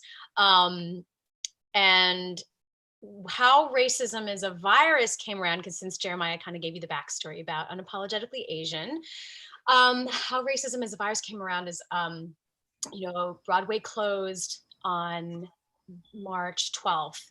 And I had been on the phone with one of my friends who's kind of a very outspoken activist, blogger, Vivica Chow. And we were talking about all the rising incidents, and she was like, yeah, we should do something. And if I'd been talking to anybody if I'd been talking to anybody else, I would have been like, yeah, we should do something, and then just moved on. But because I was talking to her, I was like, yeah, we should do something. We should email all our friends and get them to flood the internet with our faces, because I had seen an article come out, and it was one of the stock photos that you guys, everyone has seen. It was the group of Asian Americans who had taken to protesting in front of some government buildings. And forgive me for not remembering the details of who they were and what they were doing, but they were protesting, 45's use of Chinese virus and Kung flu. And I was struck in the gut by that, because I'm like, wait, I don't often see Asian faces getting rowdy and angry and speaking up for themselves about something. We're taught that silence is honorable and stoicism is honorable. And that's who we have been as a culture, which has been good for us up until a point where we were needed to speak out. So that was how racism as a virus is born. This is all, I love hearing how one thing went from just a simple conversation or one specific, not small action. I don't think, any action that's subjective, but how something that wasn't meant to become so large became that. And there's a lot of energy behind that. There's a lot of emotion behind that. And, for those who are not aware, obviously, I don't want to be presumptuous and be like, well, everyone knows what's happening, but since coronavirus and since the quarantines and everything have been happening, there has been all these rising incidences of racism rippling through the APA community, and that's taking different form, right? Like whether that's direct harassment and discrimination and people getting assaulted, by neighbors and by strangers in the street. But there's also, like Michelle's talking about, businesses losing patronage and having to shut down at alarming rates, more so than other small businesses.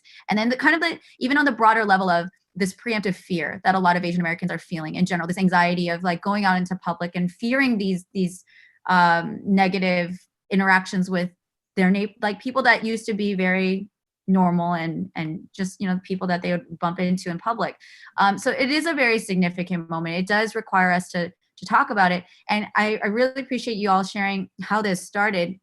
And I'm curious because a lot of you have like marketing and business backgrounds, right? And there's a lot of people out there who may not have that same understanding of this is how you speak to an audience. This is how you launch a campaign. I'm curious to each of these different campaigns, what was kind of the process in it going from being something like, hey, I want to do something, I have all these feelings, I have all this passion, to becoming an organized campaign. Can you, this question goes to all of you, like walk me through and walk us through how that came to be. I can start. I think between Diane and I, and then the rest of the Unapologetically Asian team, like this thing just bubbled in us and did not want to go away. Like we had this idea of, or at least this definition of what it means to be unapologetic.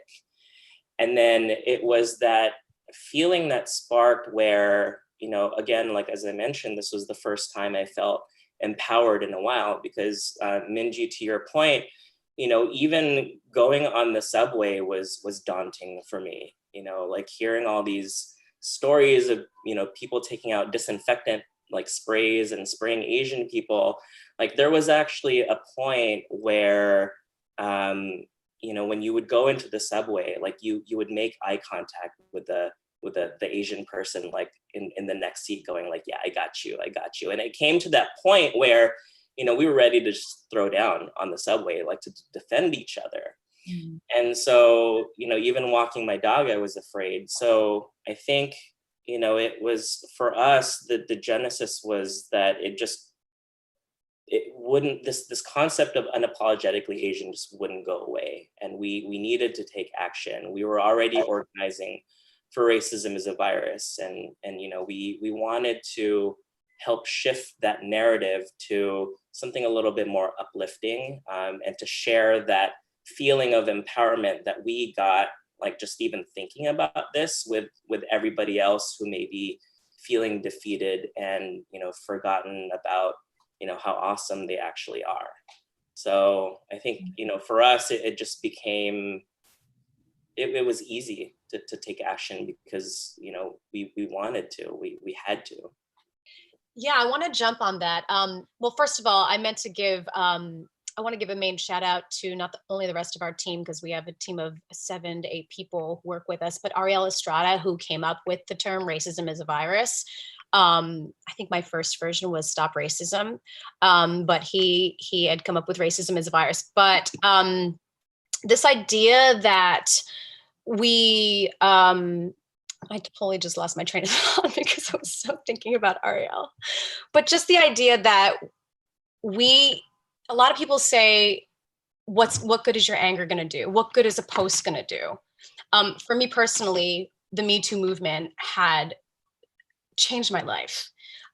When I made my post on social media, the people that wrote, I was carrying a lot of shame of an incident that happened to me when I was younger. And I shared that on social media. And everybody that wrote back and stood with me, just like, even on social media, not like a hug in person, the words they said, and it changed the way I walked down the street as a woman. I didn't yield to a Caucasian man in a suit anymore, whereas that was reflex for me.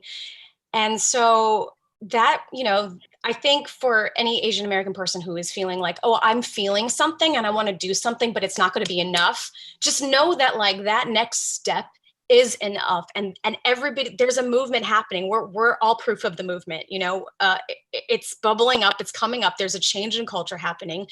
You know that whatever next step, if it's a post, if it's like using any one of the hashtags, if it's wearing a shirt, if it's like saying no to someone who's saying something to you, all those little steps, you're going to be supported. And all those steps go into something bigger. So I hope that answered the question. I know there are multiple aspects of the question, but I'll throw it back to you guys. Yeah. Telly, Michelle, do you guys have a response too? Yeah, I mean, I agree with you, Diane. I mean, it really starts off with awareness, right? That hopefully turns into a dialogue. and it's about numbers game. The Me Too movement really started to escalate because there's strength in numbers. And I think that is a first step to change. And that's what we need to do. And that's why it's so important that all of these hashtags that are coming about, you know, we're doing our part in our community. If it's creating change for just 10 people, so be it. That's powerful in itself. Absolutely. Yeah, for Watch the Hate, initially the idea was just to create a platform for storytelling so people could share their experiences. We really wanted more of a bottom-up discussion and conversation, and we didn't want the Asian American community is not monolithic. We didn't want just a few people speaking for everybody. We wanted to hear everybody's voices. So that's the reason for the prompts and the way our campaign was set up. So everyone, whether you're Asian American or you're not, or you're just an ally, can contribute to this conversation. And that's very powerful. I mean, there's so many ways. I mean, when we're talking about this, is why I felt personally very daunted even addressing this topic with all of you. But you know, it's Empower. We got to go. We have to talk about it. And so I really appreciate just kind of us walking through this step by step, even in this virtual room, because it's such a loaded endeavor, right? To say, I want to create a movement. I want to create change.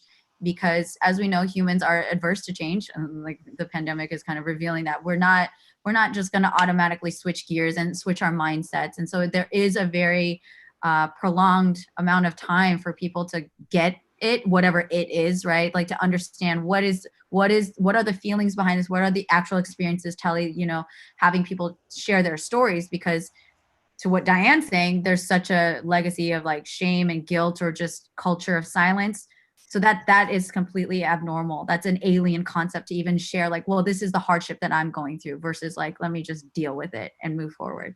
So just in general, I'm going to keep doing this, but like kudos to all of you for having the passion and the drive to like not only have those feelings of solidarity and encouragement, but to do something with it is incredibly powerful. And my next question is, as you guys were developing these and launching these campaigns, where did you guys identify what the goals were? You know, like awareness is a huge thing. I think that's kind of like at this point in 2020, we can say awareness and just having more posts and more stories shared is in and of itself very powerful. But all of you have very different nuanced approaches to addressing this issue of hate, addressing these issues of racism, xenophobia. How did you identify what you wanted to achieve? I can go first with this question. With Hate is a Virus, we have 3 primary campaign goals. And the first one is to mobilize the community and to raise awareness.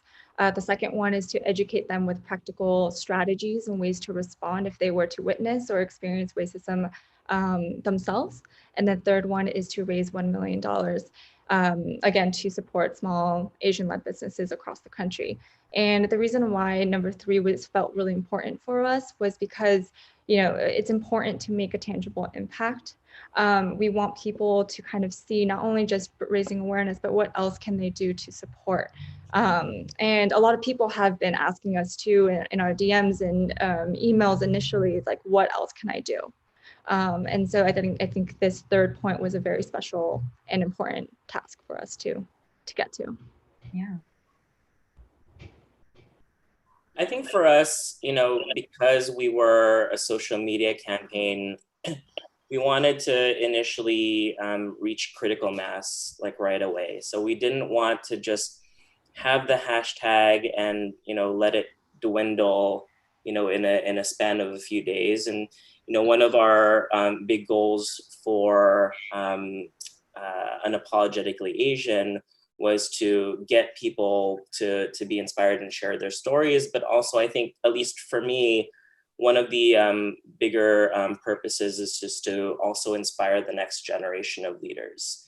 And so the way that we approached it was, okay, well, then let's tap people's role models who are currently in the Asian American community and also have a global and you know, platform outside of just the AAPI world. So, you know, we were lucky to be able to reach out to a lot of our friends who participated and, you know, having some key learnings on like what we accomplished from the Racism is a Virus hashtag in terms of impressions and reach. We were able to create very specific benchmarks to just internally to know if we were actually doing like a good job, whether we were doing a lot of organic reach or if it was dwindling, like what worked and what didn't, what types of content worked and what didn't. So one of the posts that, I think worked really well was highlighting, I'm going to say I always say her name wrong, I'm sorry, Wei Zhejiang. And that was actually one of our more successful Facebook posts, Diane. So, just learning from those metrics and just, optimizing and adjusting as we went along. Like we're just, the challenge with campaigns like this is that because we're so immediate, we're strategizing at the same time that we're executing. And a lot of times, you don't have the privilege or the opportunity to like spend weeks and weeks and weeks trying to figure out like the perfect thing, because then, the conversation will be over by the time you get started. So, we were adjusting, we were optimizing and just learning from, campaigns like Wash the Hate and Hate is a Virus. Like, I think, one of the great things that we did all together was jump onto a community call with all the hashtags and all the groups and just get on the same page, because that helped us, I think, shape the campaigns moving forward on a very timely manner. And on a very positive note, I mean, we became very synergistic, I think, all of us working together for, the ultimate common goal, which is, empowerment and giving support to the Asian American communities in America and beyond. I just wanted to say that for us over at Racism is a Virus, I'll be really honest. Like when we first put it out there, my goal in my heart was to like get 45 to see it and rescind his comment of coronavirus. And then he tweeted that. So when you take it all with take everything he tweets with a grain of salt and everything he says with a grain of salt. But it was like, oh, he was reached, and he made a comment about like, oh, we should respect our fellow Asian American. So I was like, okay, check. That happened pretty quickly. I mean, as a result of all of us getting his attention. And then we were like, oh, we want to, in my head, it's always like the New York Times. I'm such a New Yorker. But like, I'm like, oh, if the New York Times mentions us, then we'll know we made it. I'm such an actor. It's a very actor thing. Like if I get reviewed at the New York Times, and I've made it.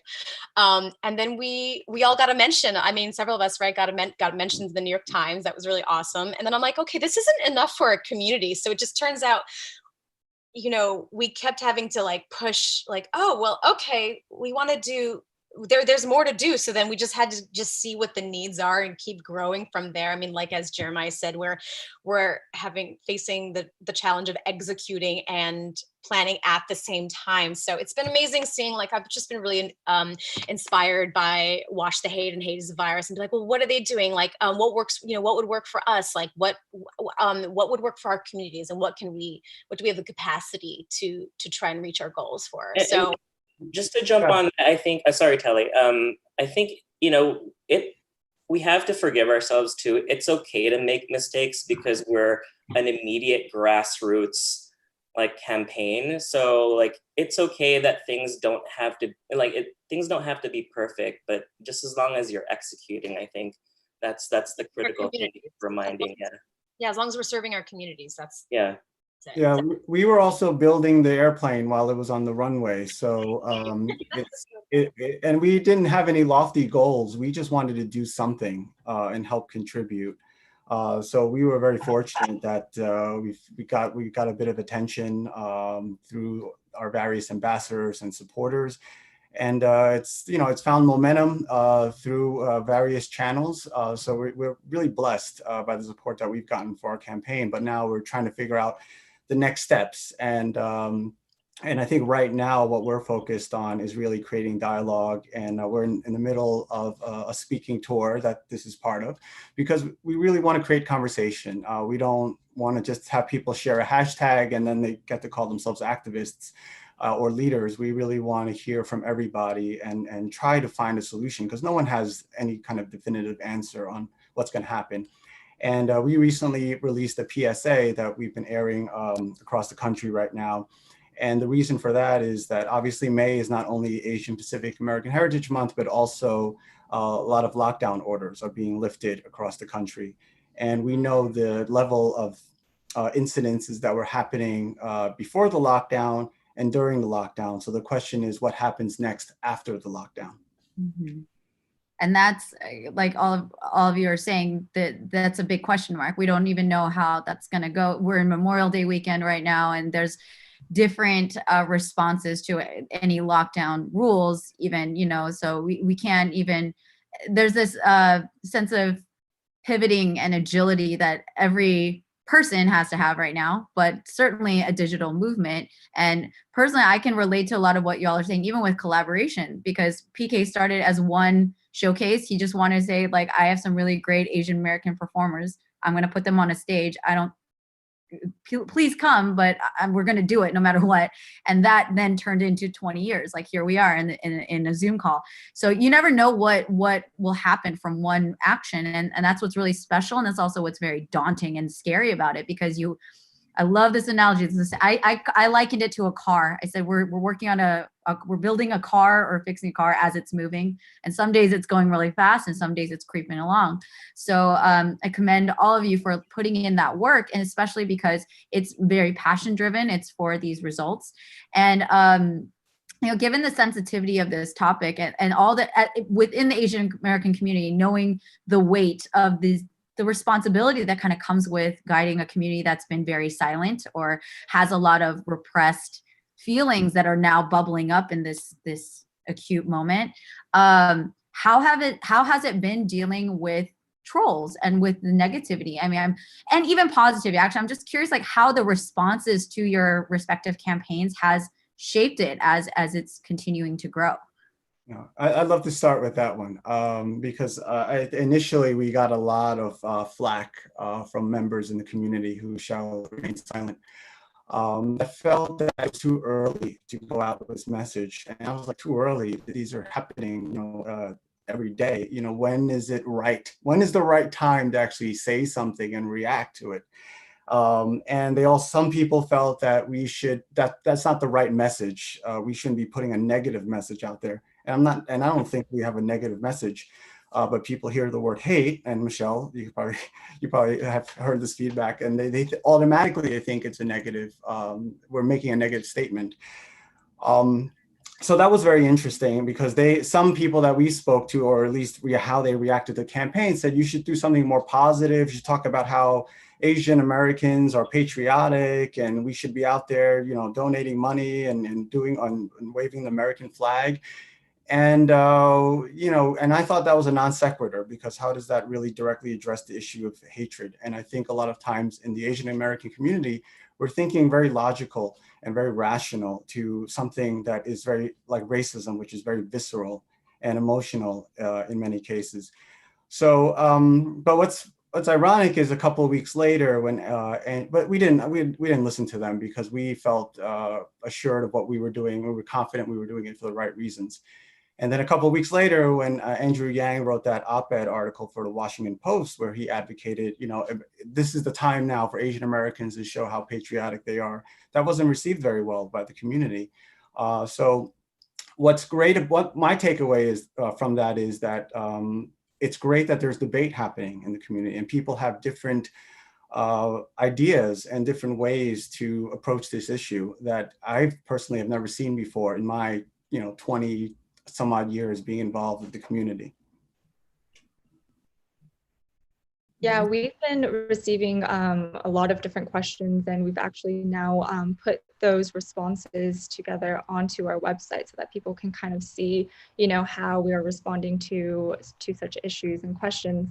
But something that stuck to me throughout the last 2 months of this campaign were people kind of addressing, oh, this seems to be a new issue for you guys, for Asian Americans. And I think it is important for us to speak out and also educate people that this has been something that we've been dealing for many, many years, decades. And Mike Morase, who is a co-founder of Ghidra, I talk about him a lot, but I have been so inspired by his work. And he was just a student at UCLA back in the 60s and just really was like the pioneer of like this Asian American movement that we are a part of now. And he really fought for like the civil rights movement, or he was really inspired by that and continued his work throughout the years. And it's important to showcase the people who were doing this before us and like how we can learn from them and how can we move forward. So sorry, I get emotional every time I talk about like, but yeah, it's interesting kind of seeing the different responses that we've been getting. But I think as long as we know our what we're doing is it comes from the right place, I think we just have to come at these movements with compassion and love. And hate is a virus is not meant to, be aggressive and, be like the FUs and all that kind of stuff. It's just how can we move forward in a positive way and create change? Yeah, I think it's important to say that there's been, we've had the same kind of things come up. But for us, one thing I think is important to address, and it's been an iffy topic on other panels that I've talked about, but there have been people that say when you bring up the word racism, it feels weird for people when we're not talking about racism against the Black American communities. And so there's a lot of flack from, there's a lot of response, let's say, that people question it and say, well, what right do you have to talk about this? There's other stuff going on right now. And, I thought it was really, really, really so critical for our community and for honestly the entire country, because we are a part of the country, that Asian Americans get the moment to talk about what is happening to us. We have the right to talk about what is happening to us. And it's not like a competition. Like this is going to be a little intense, but someone was like, it's not the oppression Olympics. It's like it's important that Asian Americans get the opportunity to talk and speak out and respond to the very real aggressions that have come to the surface right now, that have been happening since we've been in this country with the Chinese Exclusion Act. So that's one thing I felt was important to say in public and say out loud, that I want to encourage anybody watching this to be okay with the fact that there is racism against Asian Americans. And that does not mean that we aren't supporting everybody who's experienced racism, So I think it was important for us as an organization, as a community, to also talk about, especially when Ahmaud Arbery, that story came to light, to really, really throw focus there and highlight and voice our support there, because at the end of the day, it's about moving the conversation forward about who we are as Americans. I think I have a very strong Asian American identity, but I'm American, and that's what I love. I love being American. So I think it's important when we talk about, who gets to talk about racism in this country, that we give everybody a voice. And it doesn't mean that doesn't mean it mutes others' voices. So how we address that, that's been a delicate place, but I'm pretty, I have a hard boundary about that. You do not get to come onto my threads. You do not get to come onto my page and try to silence me talking about the racism happening against the Asian American communities right now. At the same time, I'm going to be supportive of everybody else's causes, and it's important because it's about who we are as Americans. But to Diane's point, I've seen comments well, get in line. There are a lot of people ahead of you trying to get their due too. And I'm just well, why does there need to be a line when it comes to seeing oppression or seeing racism in America. And I think, one of the great things that are coming out of these campaigns is that, well, not great thing, but like we're seeing that there are trolls outside of our respective pages too. There are trolls that are addressing the whole Asian American community, and we're building such a great network of support and rally with each other. So, for example, there was that cartoon that was going around on social that portrayed a very stereotypical Asian woman, and in a very offensive way. And so I think, Diane was the one that called to attention this cartoon within ourselves.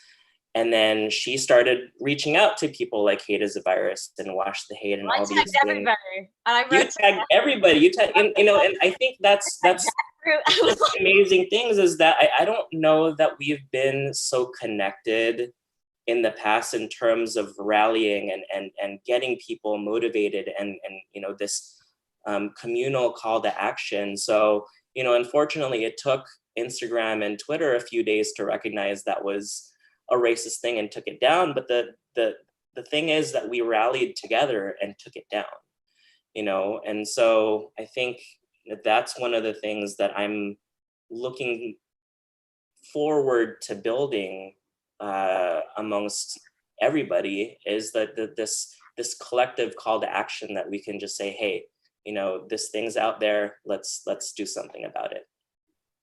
And to add to that positive note, I want to say that what I've been encouraged by personally and through our campaign is just the level of allyship that we've seen outside the Asian American community, been supporting our messages and really pitching in and getting involved. So that's something that I've noticed early on when we launched Watch the Hate, that people are coming on board. So we have the CEO of Walmart that's got behind the campaign immediately, it's other business leaders, people that you just wouldn't expect. And that's a great thing, because I think oftentimes within the APA community, we just like to talk amongst ourselves, and we're not really building inroads into other communities of color as well as we should. And I think hopefully this moment right now is allowing that to happen. Absolutely. And if I may, I actually last week was invited to moderate a panel between the Black and Asian communities in the geek community, which was awesome. There's an organization called Quirktastic, and they were really passionate. The CCO, who's Black American, she loves Asian culture. She loves consuming music, the comics, and she's like, this is part of who I am and why I care about the community, even though I'm not Asian. And she wanted to create a platform for the Black and Asian communities to be able to speak to each other, because it is a very loaded topic and nobody feels like they're right to say anything, because who am I to be the authority or the spokesperson on behalf of an entire ethnicity? And it is not that. And I love that we're able to call that out. There's no one right way to go about it, but the conversations in and of themselves are the process to get to that change. So that was really fascinating. And there were a lot of aha moments, because there's recognition of privilege. There's recognition of where we have ourselves faltered in being an ally to others. And that's a responsibility people have to take, right? And that's the conversation that's happening internally, as well as these external movements, in terms of like stating to the world, this is our plight, this is what we're going through. And so I really just appreciate that you guys are creating those spaces, because without somebody intentionally doing that, who knows to what degree these just, again, stay under the radar or stay internalized and yield themselves in really ugly ways, other ways. So just again, for the 80th time, kudos to you guys for doing that, and for enduring the discomfort of having to monitor these conversations. That's not, I can imagine it's difficult. And we are gonna have Q&A. There's already questions coming in, which is awesome. So if you have questions, we're gonna spend the last few minutes of this panel to do some Q&A for audience. But on the note of bridging, and creating allyship, there's a lot that's been happening since coronavirus happened. I mean, it feels like it's been an eternity and like a day. But what you're saying, Diane, about Ahmad, and like just the different feathers that are getting ruffled in very real ways. yesterday on our civic engagement panel, actually, Andrew Chow, who's a co-founder of Boba Guys, he was speaking about the importance of creating bridges between communities. That's his intention and vision, and that he's recognizing the utility of kind of like the angry talk, just like kind of pure passion and I'm pissed about this sucks, I don't like this, but also the importance of being welcoming, like the compassion element. How are you guys moving forward with bridging these gaps, whether that's internally within the Asian American community, the backlash you might be facing, or with outside marginalized communities or people that want to come on board to help you? Well, our goal for Hate is a Virus, we are officially a nonprofit. And so, moving forward and, whether this is going to take a year or the next 2 years to really tackle the xenophobia against Asian Americans, our mission is to also broaden that as well. And as time goes on, whether it is other minority groups or whatnot, we want to be there to support and say that, hey, we're here for you guys as well. And something beautiful that I wouldn't say beautiful because any sort of racism is not ideal at all. But after the 9/11 attacks, the Muslim community were seeing the same things that we were seeing. And they actually reached out to us at the beginning of our campaign to be like, hey, look, Asian Americans were really there to support us after the 9/11. We're here to support you guys as well. And I think seeing that and seeing all of us stand in solidarity together was really, really powerful to see. I think for us, in terms of bridging the gap, we're still trying to assess that internally.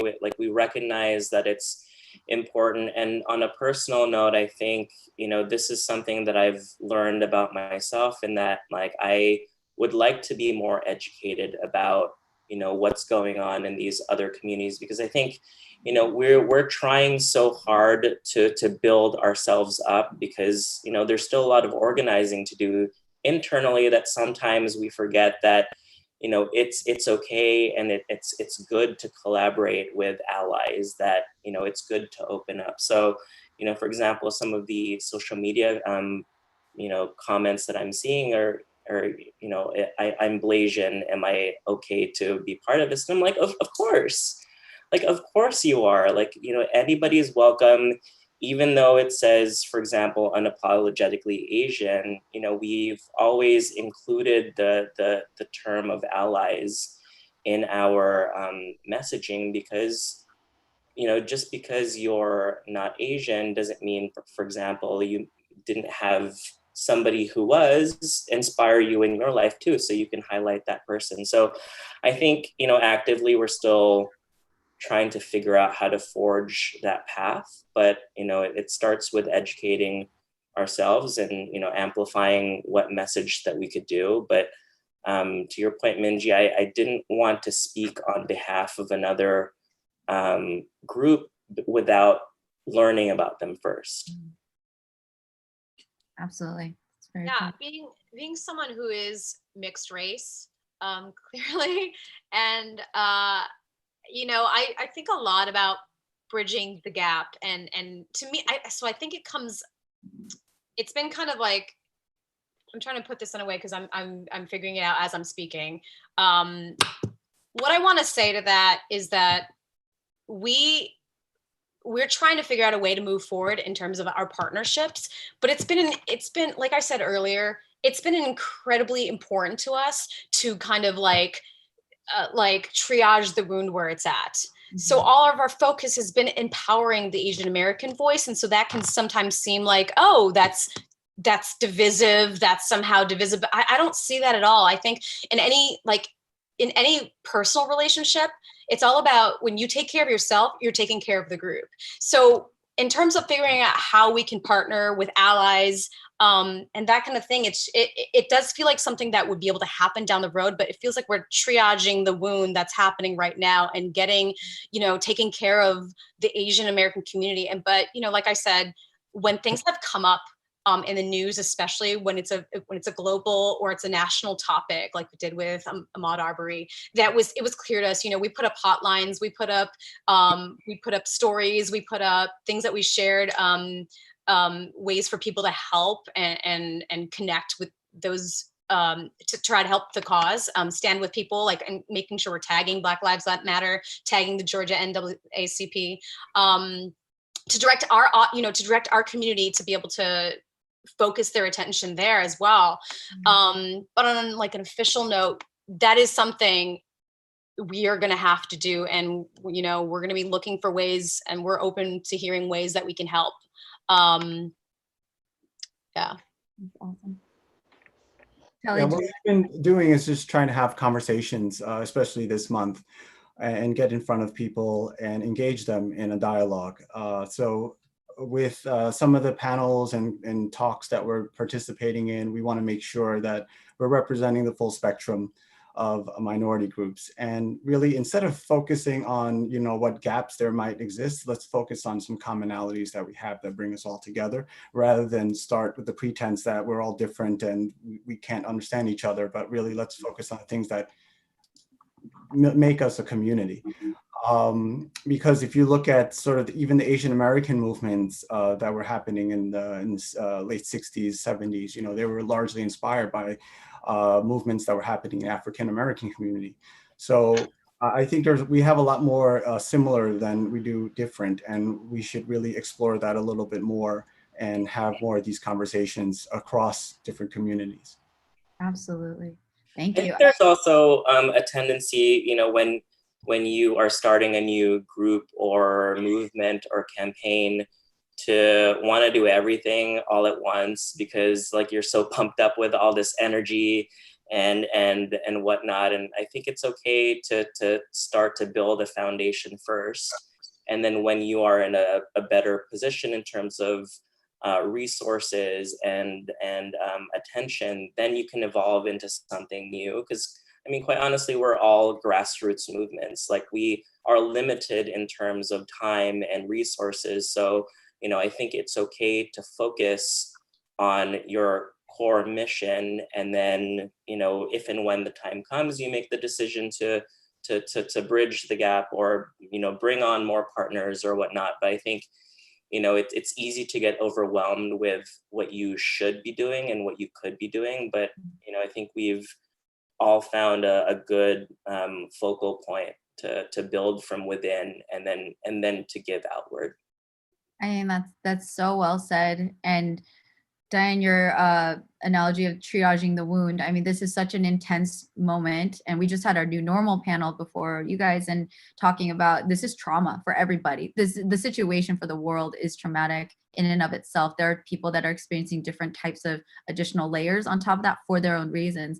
And so to have empathy and compassion to general humanity, that we're all dealing with so much, that there's limited space to then go outwards, because we're all trying to just survive on our own, right? And at the end of the day, we're all saying, that is the most important thing. And as we do that, the conversation will mature. And also the fact that we're talking about digital movements. I mean, I think the paradox and the irony of this whole situation is to slow down, and is to not be so triggered and so immediate and feeling like you only have the next 5 seconds to do something. It's time is such a strange thing right now. But Jeremiah, I just really appreciate you saying that, because I think it's something to note, on purpose, consciously, that we're doing the best that we can one step at a time, and that, we're going to have to be agile, and the conversations will change. So thank you for saying that. And I want to turn over to Q&A because we have some great questions coming in, and it does touch upon a lot of things that we've been talking about, but more specifically to education, in terms of allyship, but also what we're going through as Asian Americans. This question comes from Aaron. How do you deal with younger folks who have no context of Asian American studies or the story of racism, and what's been done, and explain what's happening right now? Michelle, you talked about this in terms of learning what other people have done leading up to now. How are we all dealing with integrating and understanding history? Yeah, I think, there's so much information that you can find online and really kind of learn yourself, even if it's not in school.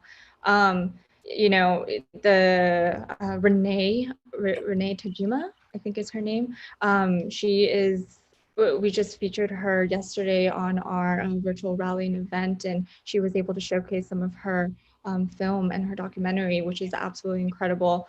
And, you know, finding content like that where you can educate yourself and is really, really powerful. And I think for younger folks as well, we've got an influx of students from middle school all the way to college reaching out, wanting to do school projects and reports on it. So I think just the curiosity and wanting to speak up in their own ways is also very powerful.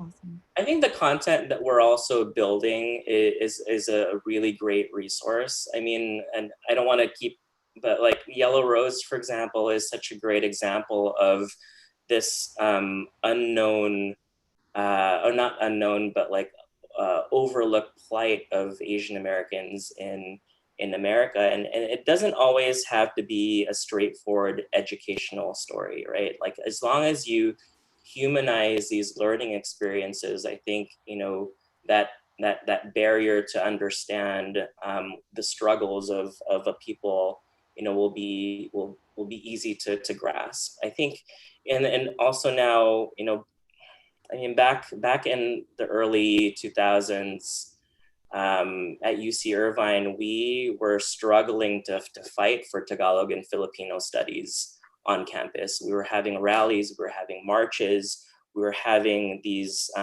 negotiations with you know, campus officials. We raised money to hire a teacher to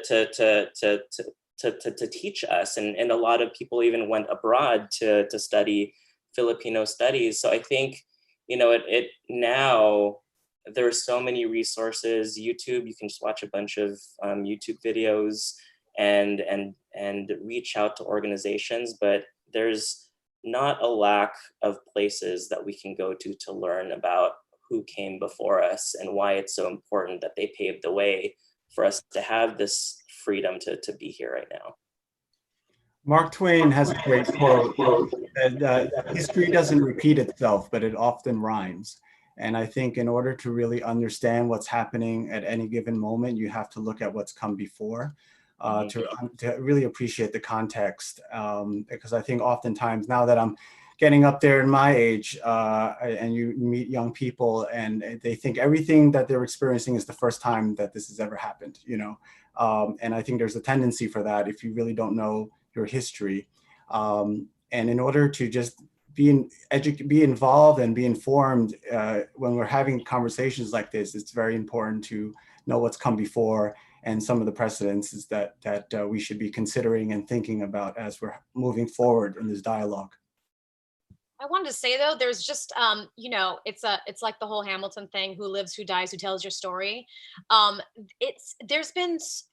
Nowadays, there's so many people fighting to have stories told that are not just one slice of the pie of what you know.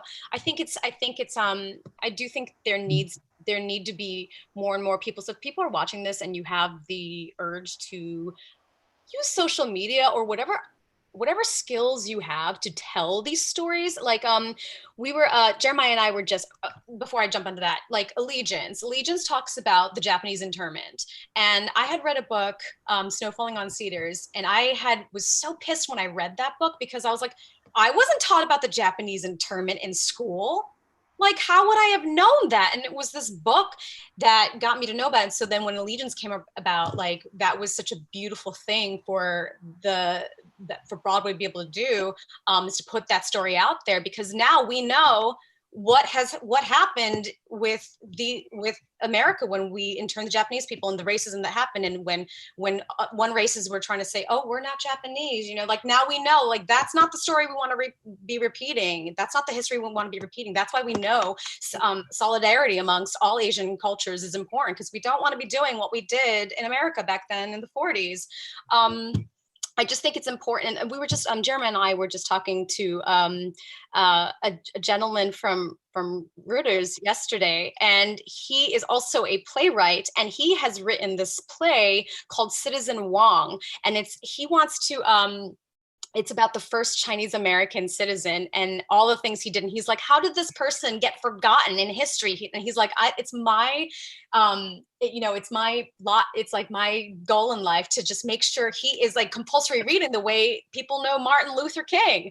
And I was like, that is important. So, I mean, I think it's on all of us to, with this resurgence of Asian American pride, this new chapter of this emerging voice of us really wanting to take part in the conversation of what it means to be American, is for all of us to like, talk about the people that that need to be known by everybody. I mean, on my mind is Senator Tammy Duckworth. I had seen somebody post about her and who she was and what she has accomplished. I'm like, I want to see a movie about her. Like, I want a movie about her. And that's why I'm so passionate about Asian American stories and Asian American representation, being a Broadway person. So I think it's on all of us to rewrite ourselves back into the history of America. We have to take it upon ourselves. Diana, I love that, because before this lockdown happened, I had the privilege of watching Cambodian rock band here in New York. And, growing up, one of my best friends was Cambodian, and he would always tell me like, oh, I had to escape from, our country, and, we were refugees. But, as a sixth grader, like, you don't really think about the ramifications of what you're actually absorbing.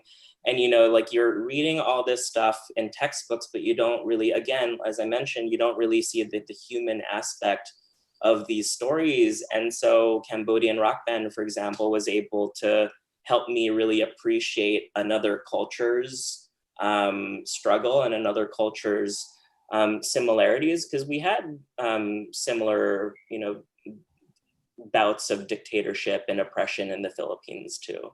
So I think, to that point, I would just say show up to these productions, show up to these like films, show up to these stories, because a lot of times I think, we end up being our worst critics in terms of, our Asian American community. But the best thing, or one of the best things that you could do, is just to support these productions and to learn about these stories. Absolutely. And to add to that, there's a really great resource right now that I'm diving into, which is Asian Americans, the documentary series on PBS. So it's a 5-hour film series that chronicles the contributions, challenges of Asian Americans, which is the fastest growing ethnic group in America. And this is all related. We're talking about digital movements in this space. We were talking about the new normal in the last hour. We're talking about civic engagement yesterday, but this entire conference is about creative leadership. How are we going to create the change that we want to see, whether that's through the arts or through digital media? I mean, these are the current challenges that we're facing, but it's on us to move that conversation forward in the way that we see fit, and the way that we're moved to, So real quick, we're a tiny bit over time, but hopefully people can hang tight, because we do have one more question. It kind of merges with a question that I had too. This comes from Raymond. If you started the movements, but with what you know now, what would you have done differently? Are there any key takeaways from this process of your movements and your campaigns to achieve a bigger impact? And if there's nothing, that's great too. That's the question. What could we have learning? Huh? So maybe ask us in a few months. Everyone's, I think, doing the best they can with the talents that they have, and I'm just really grateful to our community, especially the Broadway community here, because Racism is a Virus happened because all the people in the Broadway community took my email and said, yeah, I'm going to make a post. And so I don't know, I there's a lot more. I wish I knew a lot more about digital marketing and business. I wish I wish I didn't go to school to study musical theater. NDA, Diane. I think it's time. A lot of the courses are free right now, from what I hear. So I should do that. I'm gonna write that down. We're resource sharing, everyone. Yeah, I don't think I would change much. I mean, perhaps, early on, we might have wanted to organize collectively sooner than later. But, you know, we were all, we didn't always know that these other campaigns existed. I mean, like I heard about Hate is a Virus, but I didn't really know who started it until I met you in that Zoom call, Michelle. So I think, you know, it would have been nice to be together sooner, but, you know, like that's, what can you do? We're just talking weeks though. Like we had that. I know, like hours, right? So, but I mean, hours and weeks like are really critical where we are right now. So. Yeah, I mean, I think all of our movements really started from kind of like this impulse and just like pure, you know, we need to do something about this and what we're seeing and experiencing right now. So I feel like I wouldn't change anything about it. If anything, you know, I wish maybe something like this could have started sooner, even before the pandemic. You know, I growing up, I experienced some racism comments and whatnot when my parents moved to like the suburbs and not like proper LA, where it's a lot more diverse. But you know, Tammy Cho also experienced things with her parents being a business owner and receiving racist comments. And Brian has his own stories as well. And so I guess I didn't really experience it from childhood till now. And because of this pandemic, now we're seeing it kind of like rise up again, which shows that like, I don't know, did we make a lot of progress from when I was 5 till now? I don't know, you know? So I wish that there was a constant conversation going on before. Culture can only change as fast as it does, and it happens as it needs to. You know, I think someone had asked us the other day, or asked me the other day, are you upset about the things that 45 says? And are you like pissed at him? And I'm like, sure. But you know what? I don't regret things happening the way they do, because now we're going through some sort of weird awakening. Am I right? Like, it's just, it's all happening. We can only take the messages as we can in our experience. And we're in the middle of humongous cultural and cultural evolution as everybody, not just the Asian American community, as human beings, you know, like I know for myself, like I'm a different human being because of the changes I'm seeing everybody else go through. And where I was, you know, yeah, it's sad, the stuff we've experienced, and we wish, you know, I wish I didn't feel so alone and so shameful of who I was growing up all that time. But, you know, now it makes it so important that we're all speaking out now, and that we're all connected now, and we're all sharing our stories now, and we're all healing now, not just Asian American people, but everybody. All humans seem to be healing. The earth is healing. There's for sure. Dolphins in the Venice Canal or something. We're all healing. Dolphins, the turtles, the birds, yeah, everybody. Telly, did you have anything you wanted to add?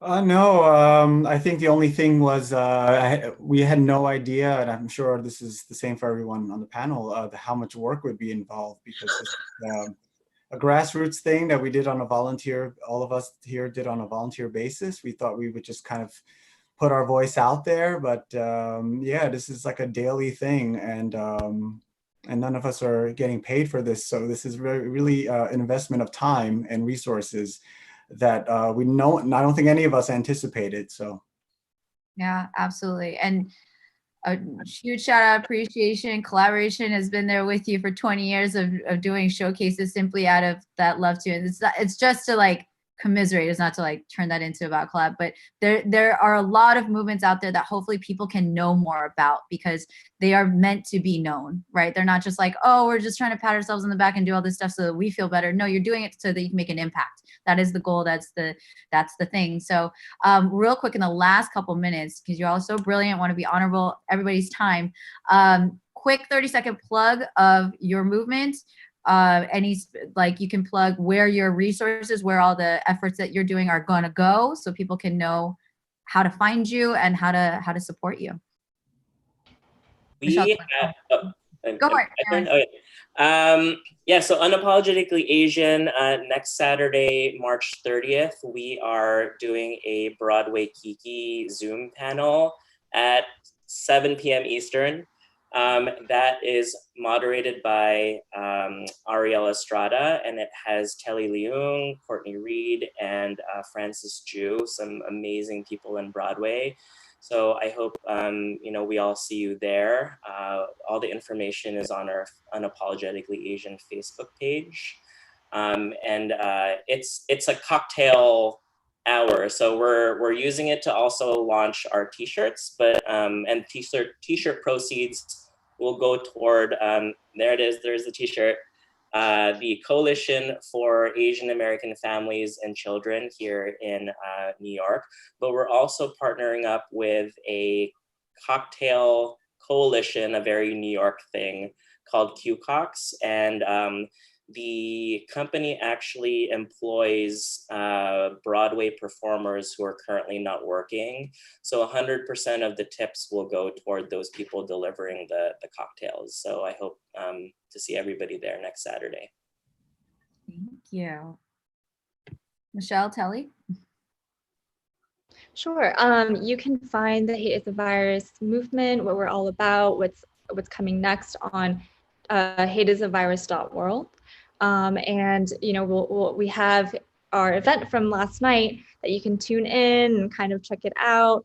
And then there's also a donation page to make your tax deductible donation. So check it out.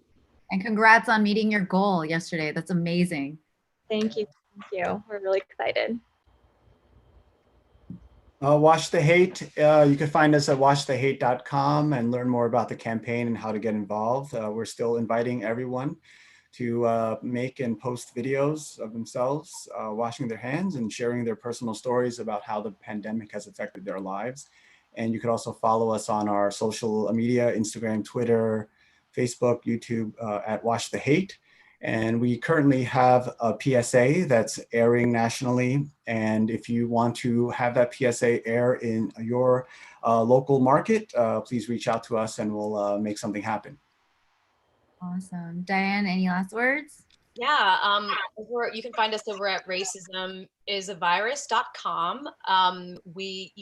Anytime anybody wants to make a post, and you can get a shirt, yes. We can get a shirt on our website. All proceeds go to Asian Americans Advancing Justice, an incredible nonprofit on the ground that has been doing the social justice work for decades now. We want to throw and highlight attention to them.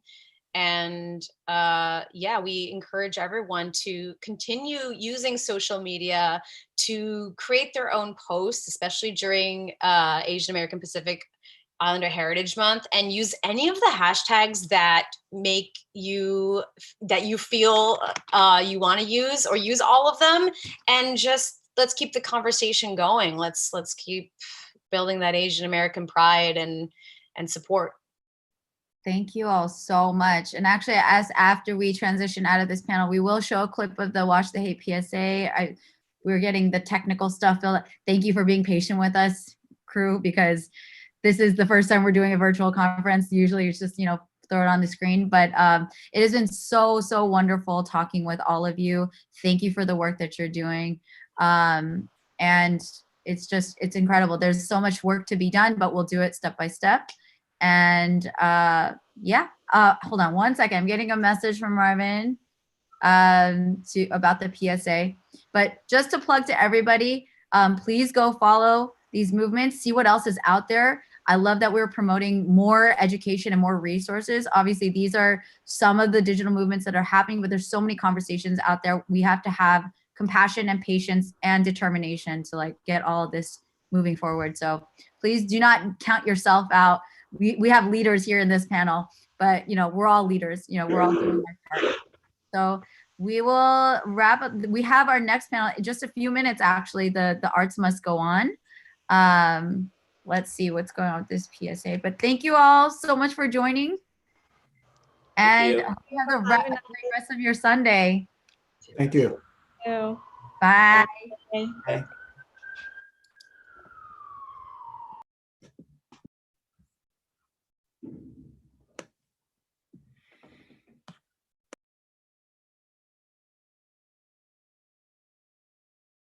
Imagine a stranger spitting in your face.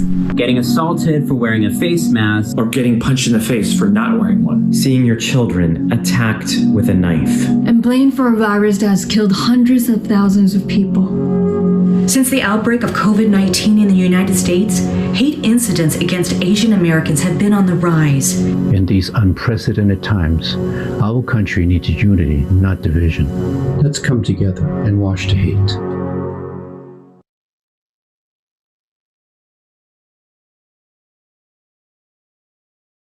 You have a purpose to make you say, did I do that? Urkel. Now we calling reality virtual. This is who I am. This is me. Don't let them words hurt you. When the sharpest words wanna cut me down, I'm gonna send a flag, gonna drown them out. I am brave, I am bruised, I am who I'm meant to be. This is me. Look out, 'cause here I come, and I'm marching on to the beat I drum. I'm not scared to be seen, I make no apologies. This is me.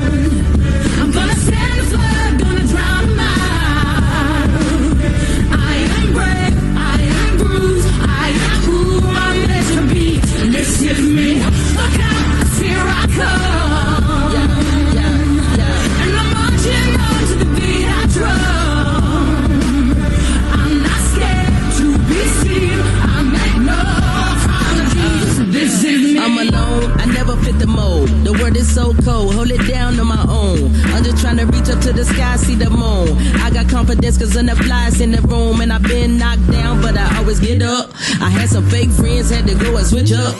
Yeah, no pain, no strain. I ain't chasing all the fame, cause I got more to gain and I'm just trying to make a change. I'm just doing me, I'm in my own lane. I fell down a few times, but I'm up again. Marching to another drum, see me crawl, see me run. When they thought that I was done, nah, here I come. I'm not weak, I get on my feet. No apologies, yeah, this is me.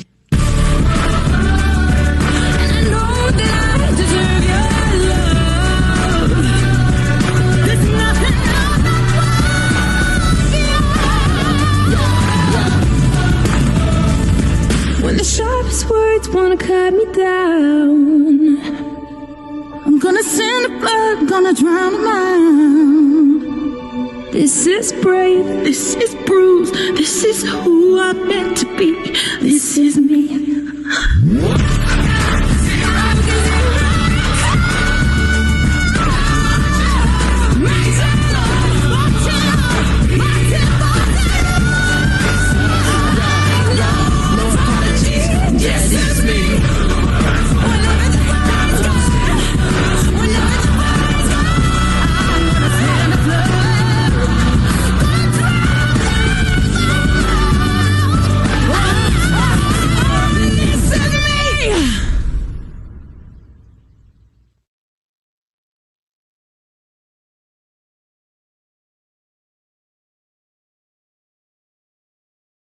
Enough is enough.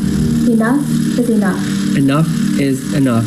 Hashtag Hate is a Virus began as a movement to combat xenophobia and racism fueled by coronavirus. The success of our movement will, 1, bring awareness to the racism and hate against our community, not just within our own circles, but beyond. Our goal is to raise over $1 million to help all the small businesses across the country stay afloat during these very tough times. Through collaborative effort among founders of Uprisers, Better Brave, Asian Hustle Network, and community leaders, this will be achieved through social media campaigns, donations, tea sales, and virtual events. We want to engage with not only our Asian community, but ask that communities beyond stand in solidarity with us. Through our campaign, Education with Informational Content and Relief Fund, We want to equip our communities with practical ways to respond to racism and hate that they may either witness or experience themselves. Share your stories with us by tagging Hate is a Virus. Please change your Facebook profile to Hate is a Virus overlay. And visit the link below to find out more about how you can join the movement and support small businesses. Hate. Hate. Hate Hate is a virus. Hate is a virus. Hate is a virus. Hate is a virus. A virus. The virus. It's a virus. Hate is a virus.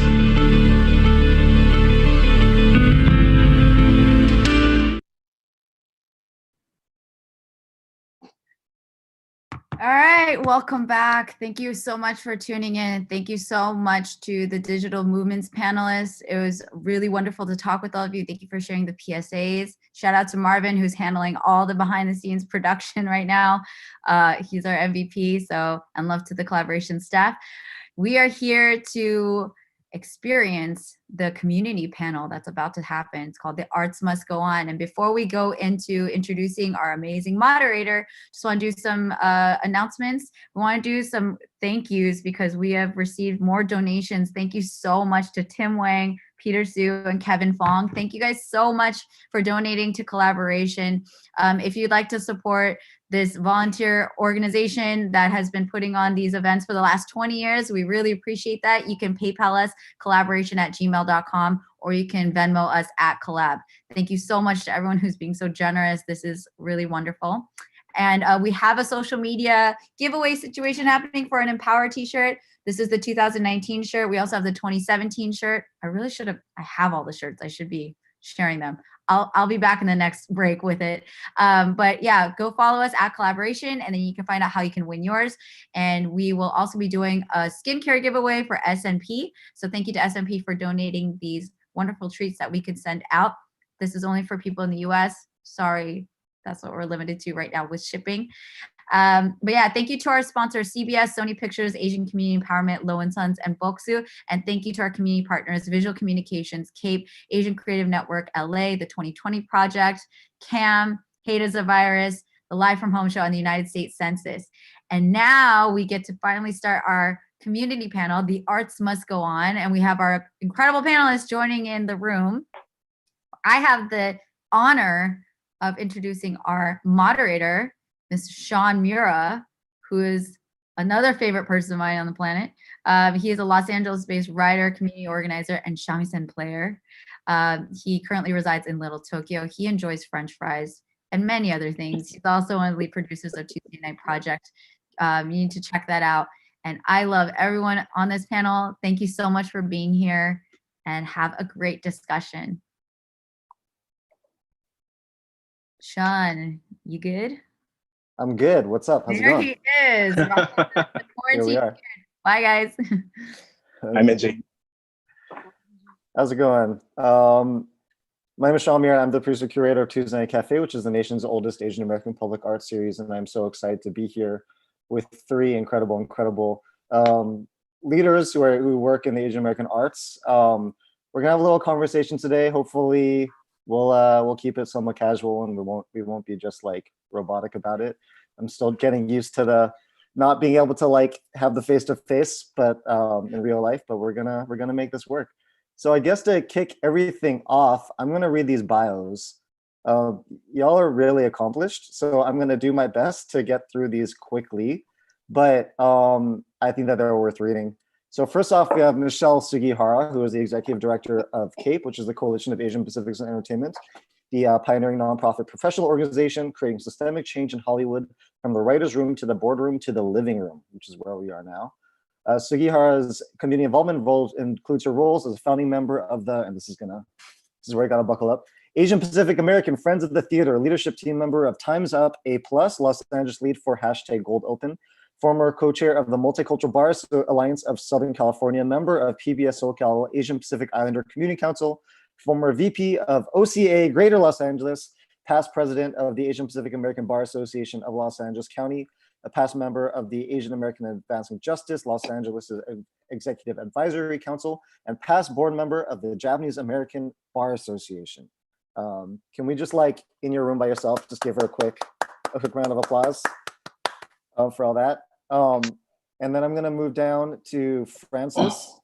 Francis is the executive director. Francis Collado, in his hat and his impressive spread of flyers behind him, is the executive director for visual communications and media arts organization that develops and supports the voices of Asian American and Pacific Islander filmmakers and media artists who empower communities and challenge perspectives. He began his service at VC as a Getty multicultural undergraduate intern in 2002. Since 2010, Francis has worked with VC and their annual Los Angeles Asian Pacific Film Festival through various capacities, such as the development director, operations director, and festival director. And then we have, last but absolutely not least, let's just give it for Francis real quick. Francis deserves the applause as well. We're just gonna like pretend that we're in real life, because I'm in denial. Snehal. Last but not least, Snehal Desai is the producing artistic director of East West Players, the nation's largest Asian American theater company and the longest running theater of color in the country. Before this time, Snehal was a freelance director working across the United States and the UK.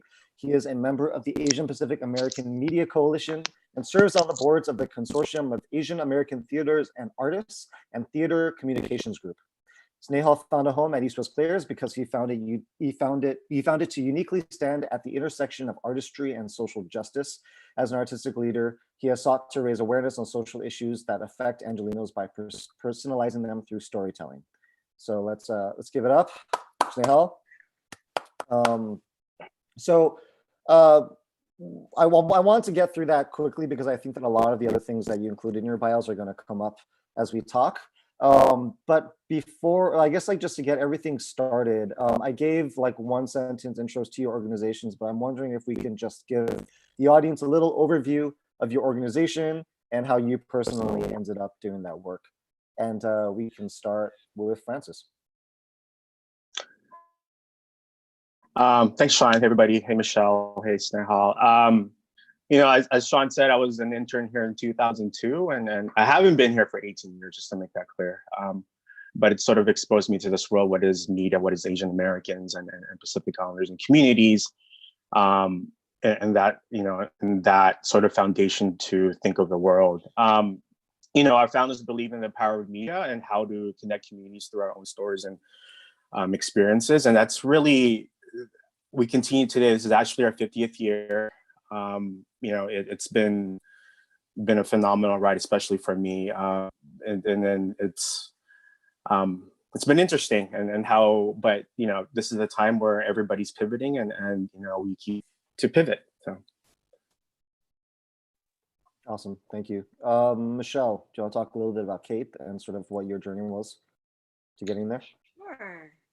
Well, so at CAPE, we dream of a world where what we watch on our screens reflects the world in which we live. And for us, strategically, we've targeted two critical access points. One is the writers, because diversity starts on the page. And the other is executives, because inclusion starts with the gatekeepers. And so this is really our strategic bottom-up, top-down way of rebuilding the ecosystem so that then we can create more jobs for everybody else in Hollywood, the directors, the actors, producers, and below the line. And so that's why we say we're changing Hollywood from the writer's room to the boardroom to the living room, as Sean read from the bio. And that's something that we're continuing to push the needle and see a lot of change. I've been at CAPE for 5 years now, and in those 5 years, it has changed so much. So when I first started at CAPE, Fresh Off the Boat had just come online. And it's kind of crazy now for me to think like, oh my God, that was 5 years ago. And all the things that have happened from then until now, it's kind of incredible when you just stop and think about that. So that's always been like my line in the sand is when I started. And I came to CAPE as a volunteer. Actually, I was involved with Apex, and I went to one of their events in 2009, and they had a joint event with CAPE and Apex. And so I was like, what's CAPE? And that's when I first heard about it. And then I started volunteering for CAPE for about 5 years, and then I stepped in as executive director in 2015. Awesome. And then Snehal? Oh, you think you muted. For East West Players, we we were founded to give Asian American artists the opportunity to play roles that they traditionally were excluded from, and to have our stories be told by our community. So Asian Americans telling Asian American stories, and so for me, I grew up in the East Coast. And so coming here, I actually first encountered East West Players during the National Asian American Theater Conference. And it was just great to see such a vibrant community, to see an Asian American theater with its own space, to see it have a home in Little Tokyo, have connection, to its roots and the history. So for me, it was kind of just seeing all of that was very, very eye-opening. And I think you talked about this in a lot of our bios, but this idea of being arts organizations with a social justice aspect to their mission was something that I wasn't encountering at a lot of other theaters, particularly. And so it really just it felt like home very quickly for me. Yeah, I think that that's a really interesting point, that it's not just like an arts organization that's about presenting, it's about an arts organization that is very mission driven, which I think all three of your organizations are. And I'd love to talk about that a little bit later. But to put a pin in that and then just sort of talk about what we really can't ignore is just the moment that we're in. In Los Angeles, all your organizations are based in Los Angeles. The stay-at-home order comes down on Monday, March 23rd. East West Players, you are mid-run for Assassins. VC just has like a little bit over a month before your festival in Cape. Like, I think that you had like just gotten back from like the Mulan premiere, and you were we're setting up for Mulan, Tiger Tail, half of it. Never have I ever, just like a whole season of programming. Can you tell me a little bit about like when you knew that you would have to make a change to your programming, and what those conversations look like internally?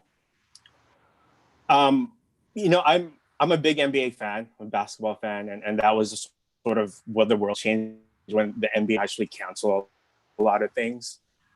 So that made it a little bit real. And I think, a week before that, before like March 10th or 11th, we're saying, okay, things are shutting down, but we need to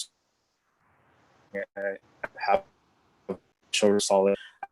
I think when that hit, it was different. Just to sort of, in terms of ethics, in terms of our responsibility to keep not just community safe, but our staff safe. It's something that was really changing in the middle of finalizing our film festival lineup and going who are who were inviting for the festival, and that we totally had to shut that down. And for a while, we just were riding the waves of what's going to happen, and we're sort of just what's next. That was sort of a time for a lot of people. So Francis, I think that your connection is breaking up a little bit, but what I'm hearing you say is that you were thinking a lot about like the ethics of moving forward with the festival. You were sort of in the middle of building your programming and inviting people through, and really had to figure out what was the safest road for your staff and for attendees, which I think is very, which I think a lot of us can relate to. Michelle and Snehal, sort of for you, knowing that you had very pressing things happening when that order came down, what for you two like were sort of the factors you were taking in and considering?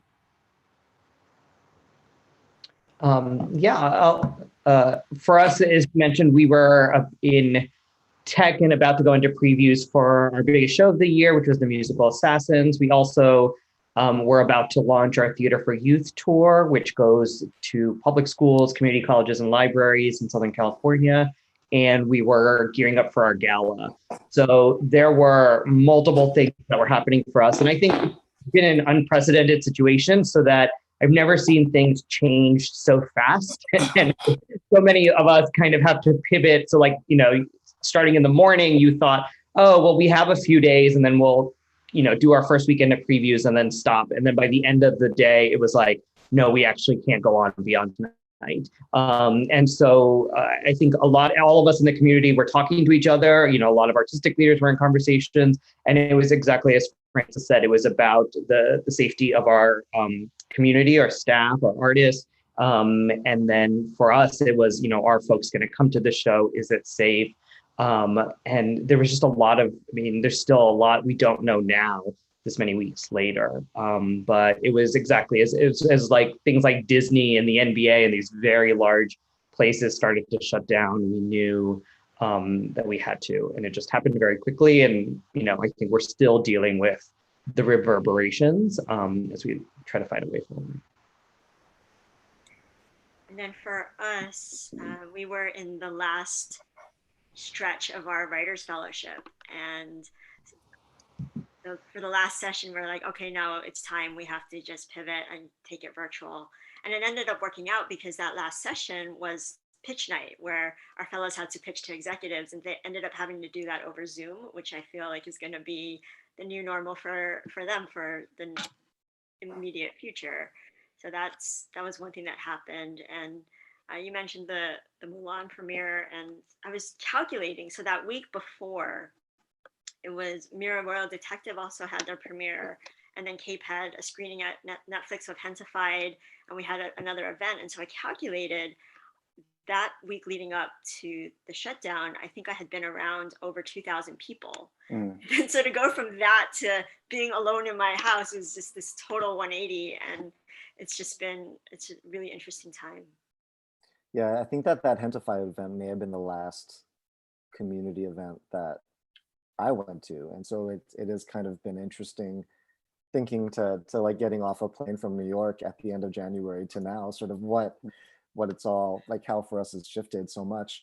And in those shifts, since all of this has come down, all three of you have been very busy. We were talking a little bit about this in the green room, how it almost feels like for many organizers, we are busier than we were before. So like East West Players, you had a panel with Prince Vilas and Giovanni Ortega for their play.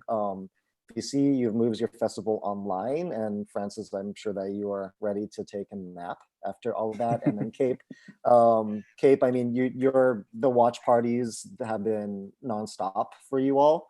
And I know that you just worked with Define American Goldhouse on a Black and Asian American Solidarity panel.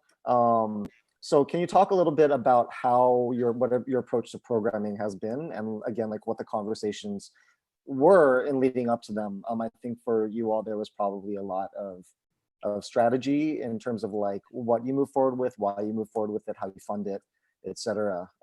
So yeah, if you can just talk a little bit about like what it's meant for you to like get programming up and running, and what that's taken in terms of discussion and in terms of bandwidth. Right. For VC, we were for a while we didn't know what we were doing. And part of that is also the economics for staff, just to let people know, was just, okay, we could sort of not do anything and just sort of write it out a little bit, but are people actually going to be working and get paid? And so that was one of the first things that internally, we had to figure out.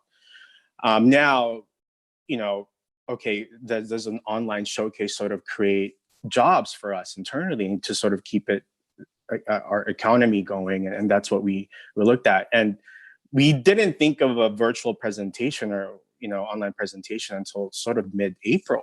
We were just like, okay, what's happening here? There are films that we've been tracking for years, and that's sort of timely. We wanted to talk about it, and documentaries that tells you to go out there and vote and highlight the census and our Asian Americans, the PBS docuseries. That's our histories there that we just felt like so. We had agency and we were sort of restless. We had to do something about it. So we sort of flipped that switch, as mentioned earlier, where we were flying the plane while we were building it at the same time, and we're hoping somebody else was building a runway for us to land. But we all sort of just dove into it and looked at what we can program, and we were really taking it day by day as of right now.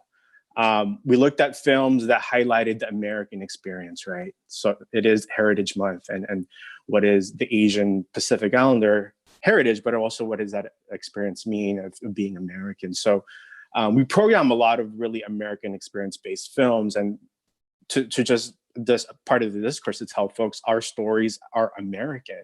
We've been here for hundreds of years, and that's there. So that's sort of the impetus of where we went to programming.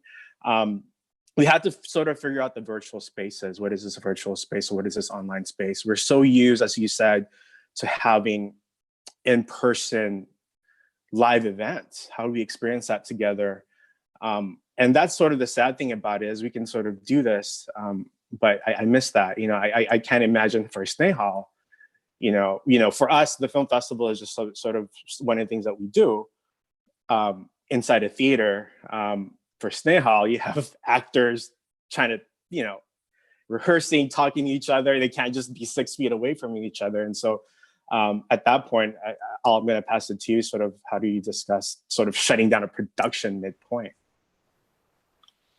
I think for all of us, we do what we do because we want to build community and create a space for community to gather. And we're all very social people, and we're driven by bringing our community together in person. And so for a little bit, it was, for us, it was they felt like there was an overwhelming amount of stuff that came out. And also I think all of us organizationally, most nonprofits are living on a razor thin margin, right? So we're always close to closing. And so for us, it was, we were hugely impacted by Assassins not happening, or Gala not happening, or having to be postponed. And so there was a period of, we didn't know, what our cash situation was going to be like. And then now that we have a better idea, the next thing was, what can we do that keeps on brand or on mission, if you will? So for us, it was less about creating new things at this time, but trying to take programs that are pre-existing online. So we have this thing called EWP Presents that we did in the fall last year with Crazy Talented Asians and Asian AF. And that easily translated to an online platform led by AJ Raphael. And so we're now doing that on a monthly basis.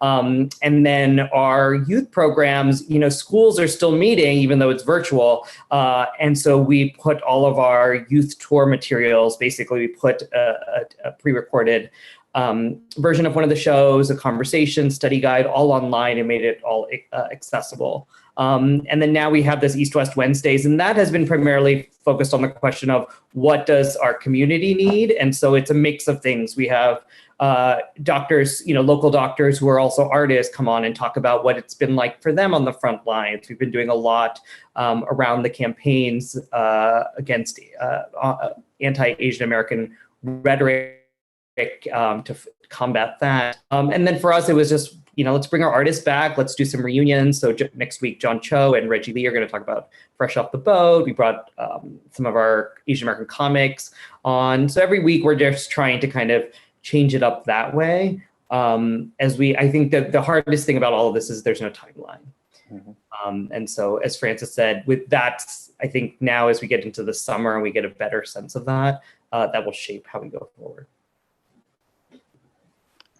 I think for me, one of the more surprising things is just how busy we are now. I think we were talking about this earlier, like all of us are just busier than ever, which is kind of insane. I naively thought, wow, what a great time this is going to be for me to tackle my inbox and hopefully like start to make a dent in all my emails. And it's more like email hydra. Like I respond to one email and 8 more pop up, and I just can't keep up anymore. And so that's been eye-opening for us. But also what I really appreciate is this time to just get more connected with the community, because we pivoted really quickly, and really we've launched new initiatives. So one of them is Cape Cafe, which is basically virtual office hours. And throughout the year, Jess and I, Cape only has 2 employees. It's me and Jess Ju, and we get all these requests like, can we do a coffee meeting? And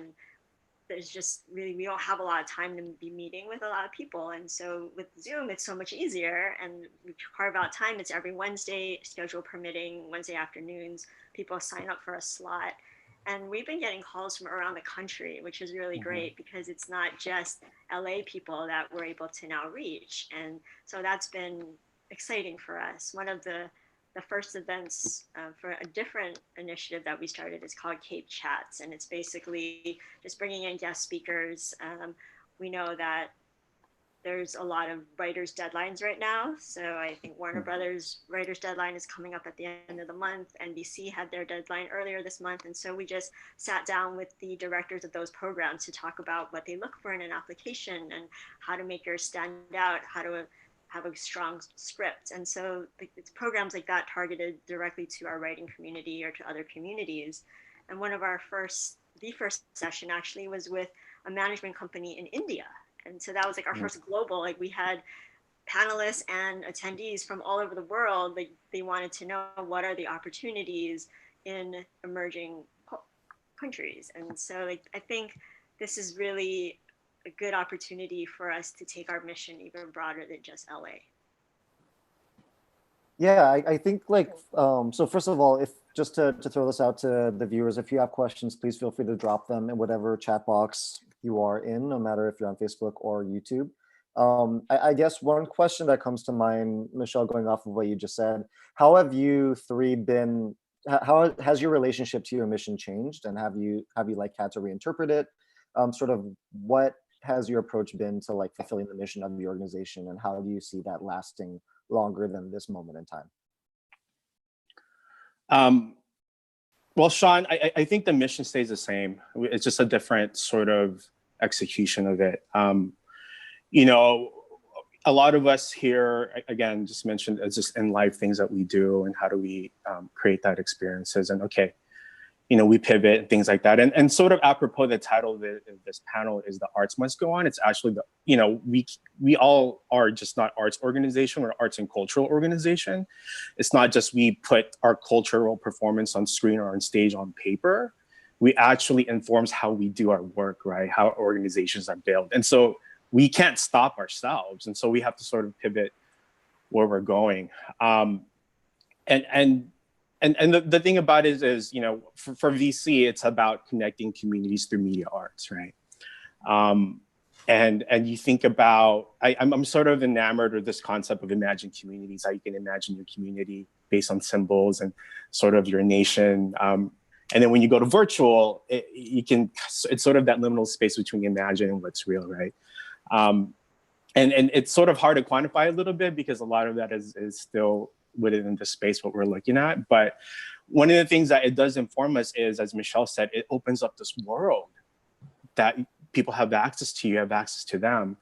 But then also responsibility, you know, for us, even if it's a festival, you know, okay, if we're gonna have a film, but it's also showing in New York, are we taking away views from somebody else who's gonna program this? How are we taking away earned income from them? So we have to do that. And you know, when this all came out, especially that list that, you know, Phil and Jeff were working for you know, Asian American Pacific Islander Heritage Month, of like, it just exploded, right? Like, wow, there's so much stuff going on because we're so busy. We're doing our own thing, but we're also catching other people's things. And the wonderful thing about that is there is no dearth of programming right now. And you know, that's happening, that we're all sort of making noise together. So, and we're now connecting virtually. It also forces us to organize better, you know, with each other, to sequence timing. Okay, I'm gonna do this at 5, you do this at 6, you know. Let's forget, you know, okay, what are our East Coast friends doing along? And then this is also the chance for VC that, you know, we haven't talked to our fellow film festivals in the East Coast, even Toronto or Vancouver, and how we can be more coordinated. You know, it's always just been like, okay, what's LA first? Okay, what are we doing together? And that sort of forced us to do that. And it's been sort of a mind-blowing opening about it, and sort of a different layer of connecting with people, but also a different type of responsibility for all of us. Yeah, I think it's actually a time where a lot of us are, as Francis said, you know, culturally specific organizations are doubling down on our mission. And so I think the balancing act for always is the artistic element with the social justice element. And for us right now, and I think for all of our organizations, the social justice element is the one we're kind of leaning on a little more heavily, because we're globally, we're affected by this pandemic. And then also globally, our community is affected. And then locally, we've seen an increase. And so for us, for me, I've always been thinking about making sure visibility of our community, remains at the highest level, and that we're speaking out against these injustices that are happening. And then the other interesting things are, everyone's talked about reach, and it's so true. We now can have global reach. We're having 30 to 40,000 views of something, which is what we usually have in a whole season, right? And also the accessibility is so different. So there's an opportunity to change up the game, because there's so many barriers often to access to the arts and to arts organizations and getting connected to craft. And now a lot of that's been obliterated. We'll see what happens in the long term, because all of this stuff is free for right now, but it's not free to produce. And so, we'll see how that all translates. But I think that all has been really great. And I think we're going to have to change the script, right? I think what we're seeing is so much stuff has been laid bare about the inequality in our communities, in our systems. And how are we going to do that? And so I think, particularly for those of us like a theater company or a live performance company, we're gonna have to program outside of our space. We're gonna have to think differently in terms of the art form. And I do think down the line, we want the connection, right? I think we all very much miss it and we feel it. So I'm not worried about any of that, but it's just gonna be for a long time, what do our communities need and how can we provide that safely? Which might mean, doing work in, the plaza at the JCCC and having the seniors from Little Tokyo Tower standing at their balconies and looking down at us, you know what I mean? So that we can bring something to them. But I think a lot of that's been very interesting. I mean, I think the joke is also, no matter what kind of organization you are now, we're trying to all become multimedia studios. So for some of us, the learning curve has been much steeper in terms of the technology, the digital technology. And so I think that's been the first thing for us. Yeah, Michelle, before you go, I just want to underscore that when you talk about need, I think that that's sort of something that's been really important in this time, is everybody assessing what is needed. And I'm more and more seeing intention, I think, in terms of programming, like everybody thinking about what is needed as opposed to just throwing stuff out into the universe, which I think is a shift I've seen over the last month or so.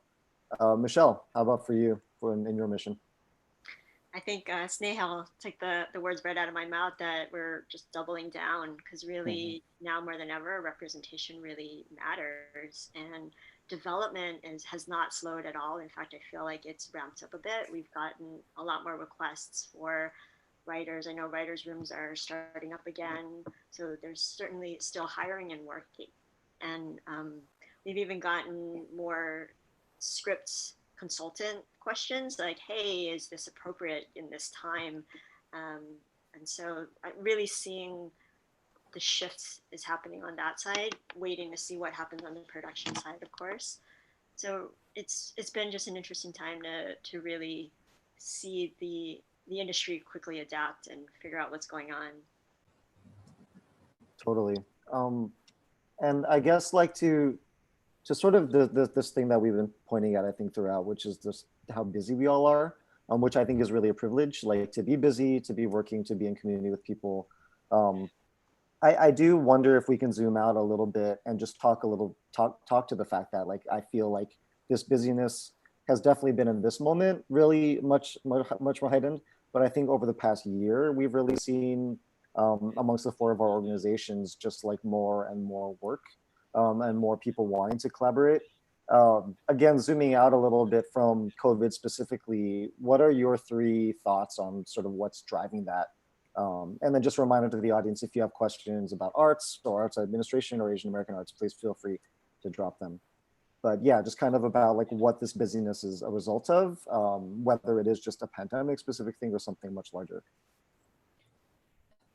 Before I answer that, the other thing that I want to bring into the room is you know, the what's been also laid bare is these what the model is and who's taking care of artists in all of this. So I think the other thing that's on all of our minds now is like, how are we going to support our artistic communities and how are they going to make money? Right? How are they going to be able to do this work? Or is being an artist suddenly something tied to privilege because you have to have someone else, you know what I mean, providing? So I think that's the big shift I'm hoping to see in the next 6 months or year is, you know, a less transactional relationship with artists, less of a relationship with artists after they've produced the thing, you know what I mean? And we decide, and more, how can we support them now and along their way financially, especially because a lot of, you know, artists, their backup jobs have been working at bars or restaurants, and those opportunities are not going to come back in the same way. So I think that's the other thing that I know we've been thinking a lot about and trying to figure out is how can we change up that model so that artists are supported in a long-term way, and it's not just gig to gig or project to project. In terms of the busy thing, I mean, I think it's like, as Michelle was saying, I like the Hydra comparison. It's just everyone's at their email, so you have to like, everyone's able to respond at all hours right away, so you can never get out of those feeds. And then it's also like how many times we realize how much it happens in quick passing conversations. So at East Coast Players, we have an open office plan, and so we're seeing how many times we quickly just checked in about stuff, and now all of that is an email thread or a chat thread or something like that. So, you know, I think it's busier just because the traditional things are taking more time, and then it also it's harder to read intention and tone and clarity with text messages or emails, right? And so oftentimes you have to then call the person or do all that. And then so I think there's a lot of that. I think the boundaries between work-life balance were always a challenge. Now they're super a challenge. So I think it's how we're going to set those parameters going forward. And it's also, as Francis said, because now we're working globally. So now we're all programming thinking of East Coast time or European time, you know, and stuff like that. And so that also impinges on our days. So I think those things are interesting. I do think, you know, the gates are wide open now. Anyone can produce and put stuff out there. That's always been the case, but now they're definitely, you know, have that motivation. And so we're seeing a lot of that also, which is then giving us a lot of things to react to. So I think those are some of the reasons, you know, why the busyness has happened. And then for all of us, I think it's also been this pivot of we're still trying to figure out what to do with our existing projects and work and things. And then now we're having to create this new sphere or world of, you know, virtual galas and virtual festivals and virtual screenings and all of that. So I think, you know, yes, we all have thought we would have a lot of time to clean our emails do those projects, you know, to brainstorm and go back to strategic plans. And now it just feels like it's just getting through the week. So, yeah. I think we're just all busy, naturally busy people, right? I think we tend to fall in that trap of, for us to, productivity also equals busyness, right? And as Snehal said, I mean, we literally wake up in our office every day now. And we've had a hard time having that boundary even before this. But also, you know, Snehal also sort of said that we spend a lot of our time at work actually just communicating, not working, right? And sort of, I think that's sort of where the busyness is. And again, I think all of us are just restless. We want to do something. We want to put it out there, and then we're all, even you, Sean, you know, we're all in this position that we give until we sort of have to take a rest and sort of fizzle out a little bit, and then, okay, let's start up again. We're always thinking about seasons, right? Oh, are we ready for the next season? Are we doing this? Are you ready for the next gala? Are we ready for the next festival, the next set of fellows? And we're sort of always recharging ourselves. So, but I think at this time, in terms of busyness, we're also busy communicating now in different modes with people that we haven't really talked to, and it opens up connections there. And you know, it's just been interesting. I'm not sure this is going to be sustainable, though. I think once starting in like for a week in June, we're going to tell our staff we can't Zoom for a week. Like, let's go back to phone calls so we can at least walk around or pace, right? And things like that. So yeah, and Michelle, how busy are you? How's the work-life balance there? Work-life? I'm not familiar with that term. I actually want to call out. Somebody did ask the question from Elaine Hang. He's a staffer, TNP staffer. How do y'all balance work and self-care to keep yourself steady? Which to me is such a fun question because I don't know if any of us have an answer to that. But yeah, Michelle, do you want to like throw that in there as well? Sort of like not only why do you think things are busier, but also how are you balancing? No, I'm not balancing, but I've never been great at that. So that's not like a pandemic specific thing. I think that's right. I think we were busy before, and it seems like we're just busier now because we've added so many other things, and not just that, but everybody's added things. So like I'm spending like my Wednesdays now watching East-West programming, and I love it. But then that's another thing on my calendar, right? And so it's all of that because everybody is pushing out more and more content, and it's been great to be a part of all of that. I was sharing earlier that so yesterday I was sitting in front of my computer for over 12 hours because Empower started at 10, and then from that we went to the live at home stream, and then the Hate is a Virus had their thing in the middle of all of that, and then trying to answer emails in between. And so it was really like we're all working all weekend, right? All of us on this panel today, like I know we're working all weekend, and so it's just really trying to create those boundaries and saying, okay, I'm really going to try to take tomorrow off. It's like it's supposed to be a holiday. I'm going to try to honor it, but we'll see what happens. Yeah, I think that it's funny how you were saying like you're busy before, you're busy now. Like I think for many of us, part of what makes our organizations run is kind of that that want to keep working.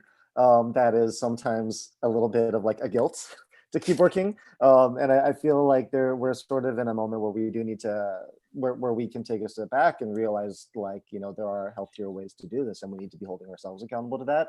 I guess Nihal and Francis, in terms of like how you are balancing, like what does that even look like to you?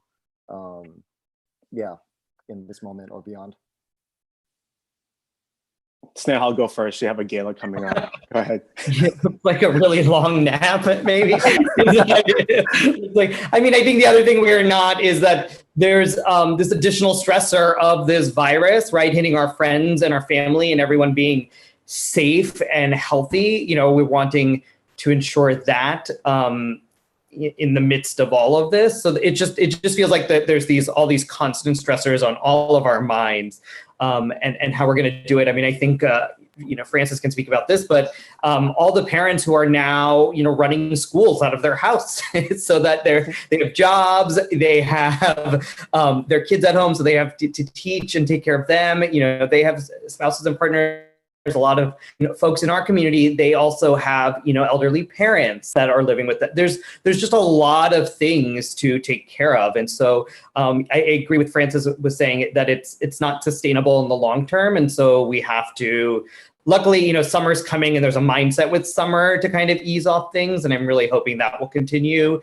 I think particularly this Asian Pacific. I mean, I think this APA HM. Was the most robust I've ever seen with programming, and I think everyone felt that need and want to create space, as much spaces as possible. So we'll see what happens going forward. But I do think, I mean, for the other thing that's interesting for all of our organizations is that we fit in multiple constituencies, so that we are. A film company, but we also are Asian Americans who are part of Little Tokyo organizations and J-Town organizations and Asian American theater and national theater. So we overlap in a lot of different areas. And so I think that kind of checking in with all of those communities and constituencies has been, taken a lot more time and energy and effort. And it's often meant like whoever is most in need, kind of helping them at that time and then moving to the next, which I would say is not the case for a lot of mainstream organizations. You know, one of the things that we sort of got back at this point is, you know, the hours that we sit in traffic, right? And then for us busy people, we sort of equate, oh, we saved 2 hours today, so I can do 2 more hours of work. But, you know, personally, I think about it, it's like I do miss sitting in traffic because that's sort of almost the time that I sort of like cleanse, right? Going to Little Tokyo from Long Beach and vice versa, and driving all that. So that's sort of a space that I kind of miss driving, at least driving. I'm not sure traffic, definitely not. But and that's the time where I listen to other things outside of work or think about other things. And now it's just encompassing us. So the balance is really not happening, especially as Nehal said, you know, I have a 7-year-old and she's at home too as a student, and we have to figure it out, like times as to be a parent, how to be things. And personally, that's always been a struggle for me, how to be a leader, but also a parent, but also a husband, a friend, and all these different, and as a son, you know? So the balancing act is really a challenge, has always been, and hopefully, for me, that a lot of the pleasure of us working in this space is seeing people together, right? So I hope that's going to happen soon. Totally. We have a bunch of questions, so I'm going to move into the questions with our remaining 20 minutes. The first one comes from Antul, which is, how can we volunteer for orgs from the safety of our home right now? And specifically calls out CAPE. So Michelle, do you want to start? And I'm gonna also expand on that and say not only volunteer, but support in general.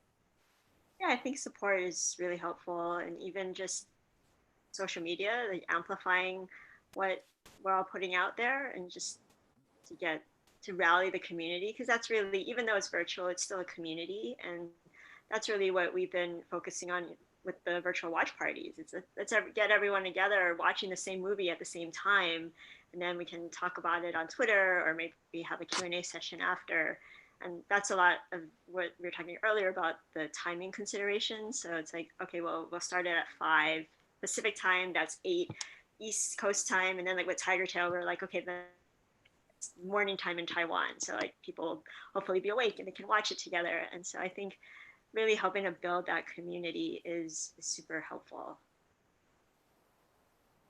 How about for VC and East West? Yeah, I think, you know, as Michelle said, just being a presence at a lot of these online events, amplifying through social media is something that's very helpful. I think if you have very specialized skills, so whether it's video editing and things like that, that's something to just email or contact us through our social media and let us know, because I think that those skills are very, very helpful as we continue to create online content. And then I think this is, you know, for artists, I'm often recommending this is the time to dream and to think and to create those projects that you maybe have been putting off or not, you know, to refine your craft, if you will, during this time as much as possible. But yeah, I think, you know, contact our organizations, and we're constantly figuring it out. And then I think there will be a lot of volunteer work connected to reopenings whenever that is, which may not be for a while. But I think to get things up and going again is going to take a enormous amount of effort. I just want to say all of our organizations here, Tuesday Night Project, Kollaboration, we're run by volunteers. You know, it's sort of at this time where you think about sort of the equity in terms of things of how labor intensive a lot of our things are, and we rely on these volunteers, and really what does that mean? And right now we struggle transitioning that into an online or virtual space, because a lot of our volunteer opportunities is actually bringing volunteers together, right? And that's, you know, I started with the festival as a volunteer coordinator, right? And so, and these are folks that will give you their time and energy, even money out of their pocket, to drive and pick up folks. And that's sort of, in terms of our communities and grassroots where we come from, where our currency is not just money and dollars, but also time and labor and passion. We're really missing that. Yes, you can volunteer and help us stream some of the things, but we have to. That's not for us what volunteering is about. You miss them meeting another volunteer from another person. In seasonal for Tuesday Night Cafe, right? And I to be honest, I don't know how yet. I don't know how we're gonna create that community of, let me dare say, a free labor to come together at this moment. And one of the things I think all of our organizations have been wrestling with is there's also a more immediate pressing need, right? So I think there's more immediate pressing need for families to get food, right? Access to food, access. So I think the other thing is, so I know, Sean, you were talking about, I think in Little Tokyo, we want as much for East West players in all of our organizations, but actually a lot of the fundraising we've been doing has been for direct relief efforts, because that is actually the most important or pressing thing. And none of this is going to matter if folks are going hungry or not getting healthcare or not getting, things that they need in terms of critical services. So I think those who are available to volunteer, start on those front lines if you're able to, and really help our communities that way. And also a lot of the businesses are donating their services and their food and stuff like that. So I think start there, and then, when we are able to open back up, or later on, we'll announce a lot of initiatives. As Francis said, our organizations are built on volunteers, and we want that. But I think let's also take care of the bigger picture first.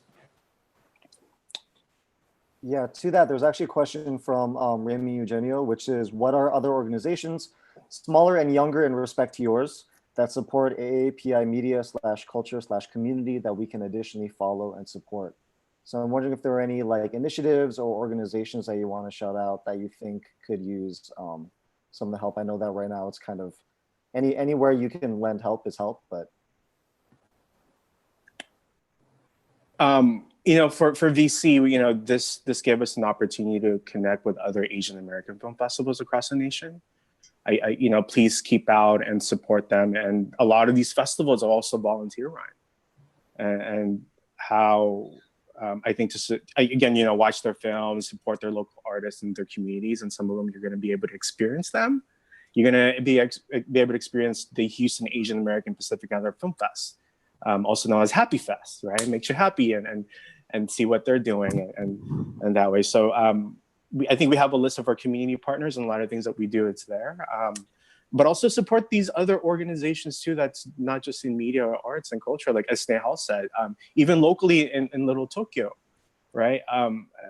We not only just run on volunteers, but all these organizations that support us. And Little Tokyo has been a cultural hub for all of us. And how much donuts has Cafe Dulce given to all of us, right? That economic system of asking them for in-kind after this cannot work anymore. We have to in turn support them that way. And so support the community feeding community, all the other Asian American organizations sort of doing that. That's really what I'm gonna urge everybody out there to do. I think there's so many organizations of all levels, and I think in LA specifically, I think there's Artists at Play, there's Teata, there's a number of Asian American theater companies and arts organizations. There's Cold Tofu. So I think there's a whole array, and I think a lot of the traditional UCB and Second City are not going to probably come back in the same way. So now this is a great opportunity to join, Asian AF or Cold Tofu or Asian American improv groups and help really support them and also build community that way. So I think there's so many, both locally and nationally, and it's based on what you're interested in. You know what I mean? But I literally think if you just type in, Asian American sketch comedy, you're going to find 5 groups that are meeting. And the other thing is then also to create the spaces you want or you think the community needs, right? So I think we all try to do as much as we can, but there's still so much other opportunity, and that next generation of leaders, this is the time for them to really galvanize and rise up. And I think all of us are looking to engage with those individuals that want to take us forward. So I think that's the other thing, is to, feel free to start things for yourself. So to that point, we actually have two questions, one from Betty Absolutely and one from Jade M, that are sort of about what Asian American creators can be doing right now. The first question is a little bit more about how you should be using this time in terms of like networking and building your connection with like lit managers and development execs. And the other one is just sort of if you were to give advice to somebody who is exploring a career in entertainment or a creative space, sort of what would your advice then be? So I guess like for the three of you, either that one question of how would you be navigating building your career, or how would you be developing yourself as a creative? Sort of what sort of piece of advice would you give right now? I know that's a big question because I think that nobody has quite the answer yet, but I wonder, Michelle, maybe do you have any thoughts based on your like, talking to the industry? I think we were all hoping not to get called out on that one. And then I was just like, you know what, Michelle, Kate talks to the execs. So let's I mean, I think just continue working on your craft and honing it. And I know it's probably easier for some people than others. Like, for example, I think for writers, like they can just write, so they're in a really good spot. I think maybe it's a little tougher for actors, but I have been seeing a lot of actors creating their own content, which is been really fun to see. Derek Neo sent me the other day a short that he created with Dia Frampton, and it's like the sci-fi thing. It's really great. So I think it's just really still exercising that muscle, and there's still ways to collaborate, even though it's virtual. I've seen just a lot of creative ways to approach it. And so I think just continuing to follow your passion. Maybe it's a new skill that you pick up, maybe learn editing. I don't know, whatever it is, but how are you gonna move forward, and what new skills can you pick up in the meantime? Yeah, I think the other thing you're seeing is the fluidity between forms now, right? So people are doing theater, TV, film, all of those artists are interchangeably working, though they are all very different mediums with different craft. And so I think if you are an artist right now, it's making sure you're kind of as versatile as possible, and you're able to, if your background is in theater, that you are either taking a TV writing class or developing that pilot or learning how to pitch. So I think it's kind of fleshing out what your portfolio is, if you will, because in order to make a living, you're not going to be able to do it in any one industry anymore, right? It's going to be either you do TV and then you do theater on the side as a passion, or you're making films as a passion and then you're producing for TV. So I think that's a part of it.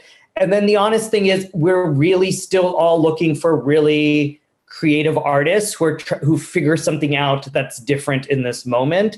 So that the hard thing, as we were all saying earlier, is that the other thing I thought is I was going to read all these scripts that have piled up of all these scripts and I have not been able to touch one script, right? And so we'll still accept them, but the thing is, as Michelle was saying, that 10-minute video that someone created on their balcony or their in their courtyard is going to actually get seen a little bit quicker, or it's faster to access than a script right now. And so I think as folks are thinking about that and they're able to create content, even if it's short form but fast or different, I think that's what will kind of stand out, or at least catch our attention, because I think those are the artists we're looking to collaborate with, or we know we can support because they understand the parameters of medium or parameters right now. I think creativity flows in a multitude of ways, right? Some folks can be creative this time, some can't. My sort of advice is just do it when you're ready. For writers right now, they can probably write. For some, they can't. For filmmakers, some of them who are editing could do that now, some can't. But when you're ready, do it, and keep practicing it. Keep practicing your craft, as Michelle said, and hopefully things get better and make connections during this time. But I'm not gonna hold folks to the standard of you have to be better after this in 3 months. They're sort of joking like you either become a hunk after this, or a chunk, or a drunk, or there's something else. All these words, or all of that. Yeah. So anyway. Yeah, I think there's this tweet I saw a while back that I love, which was we're in a pandemic, not a writing retreat. I think there's kind of this like we kind of have we all feel this pressure to be creating, and I feel like it's good for us to take a step back some time. So we're in our last couple minutes. So I think like to close everything out, like we're in a moment where Snehal, as you said, we need to be focusing on direct aid. We have to remember that this is a crisis and that there are very real things at stake. I think that we're all aware of just like sort of the larger context and the fact that this is a global issue and that this is a pandemic, and that we can't ignore that, and we can't just like shut that out as negativity. But through all of this, I think as organizers, part of our role is to continue finding things to be hopeful for, and to continue building systems for our communities that will keep us going. The panel is called The Arts Must Go On, and I don't think any of us have the intention of letting art slip away in this moment. So I'm wondering if we can close by just sharing one thing you're hopeful for, either organizationally, community-wide, globally, just something that you're finding hope in. And then we can start with Francis. I'm hopeful that I get to hug you folks sooner than later. Soon enough. Yeah, I think I'm hopeful for an in-person happy hour, if we're going to become drunks and chunks, as Francis said. So, and the other two things that, sorry, just to tackle, the other two things that really need help and support right now is the census, and we need folks to register to vote and to really get out there, because this fall is going to be with all of this, the biggest game-changing moment is going to be this election. And that is going to have, as we see, dire and severe consequences for everyone. And so I think there's a value to everything we do, but how can we use it to help in these massive ways to support change in the fall? And I'm hopeful and excited just to see the resiliency and creativity of our community, and really expanding that definition of what community means. Like just really creating bridges with our allies and really strengthening those ties. And I'm already seeing it happening, and I'm excited to see it continue. Totally. Beautiful. Bridges. I guess to take us away, where can we find you all? Anything you want to plug? Snehal, maybe starting with you.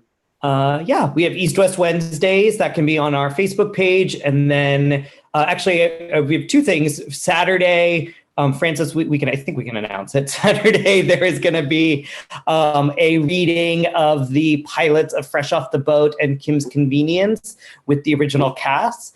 And that will support both VC and East-West players, as well as a number of organizations in Canada. So that will be next Saturday, May 30th, and info will be on all of our social media for both organizations.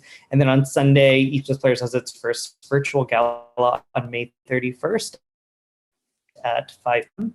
We hope folks listen to that. Cool. Michelle? You can find us online. Our website is capeusa.org. Twitter, we're at capeusa. IG, we're at cape_USA. And at Facebook, we're at cape. So all different. So just to keep you on your toes. And what do we got coming up? Oh, so this weekend, there's Lucky Grandmas out in theaters, and virtual theaters. And Lovebirds is on Netflix. I Will Make You Mine is coming out on Tuesday. The High Note is coming out on Friday, which is directed by Nisha Ganatra. So lots of exciting things coming up. And at Cape, we're wrapping up our Give in May campaign. Thank you to everyone who's donated so far. Really appreciate the support.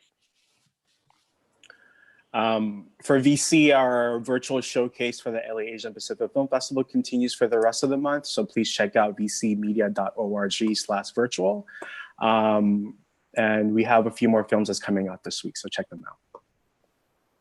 So just to recap that, make sure you check out the East West Players Virtual Gala on May 31st. CAPE is supporting the launch of every Asian American movie coming out for the next year. So good luck to them because there's a lot happening. And then VC, the virtual showcase is still going, vcmedia.org/virtual.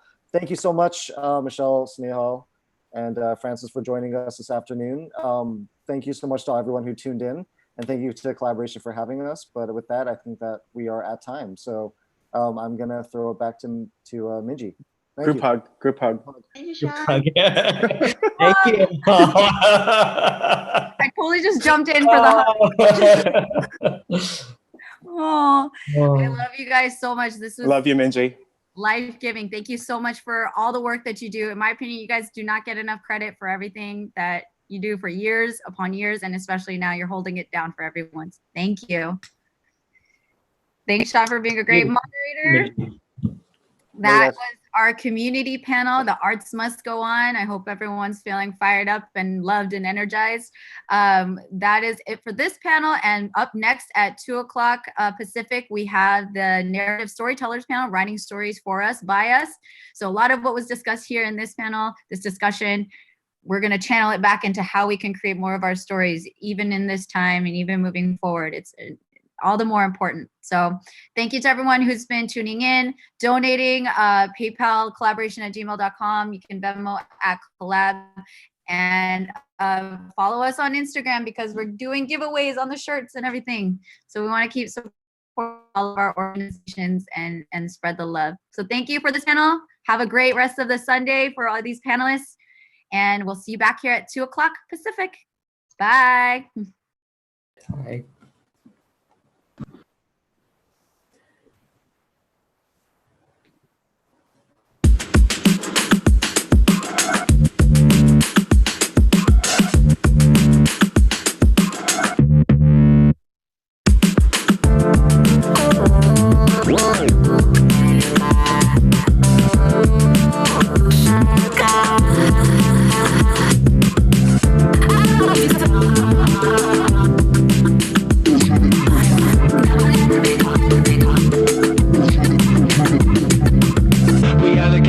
Generation, it ain't our imagination.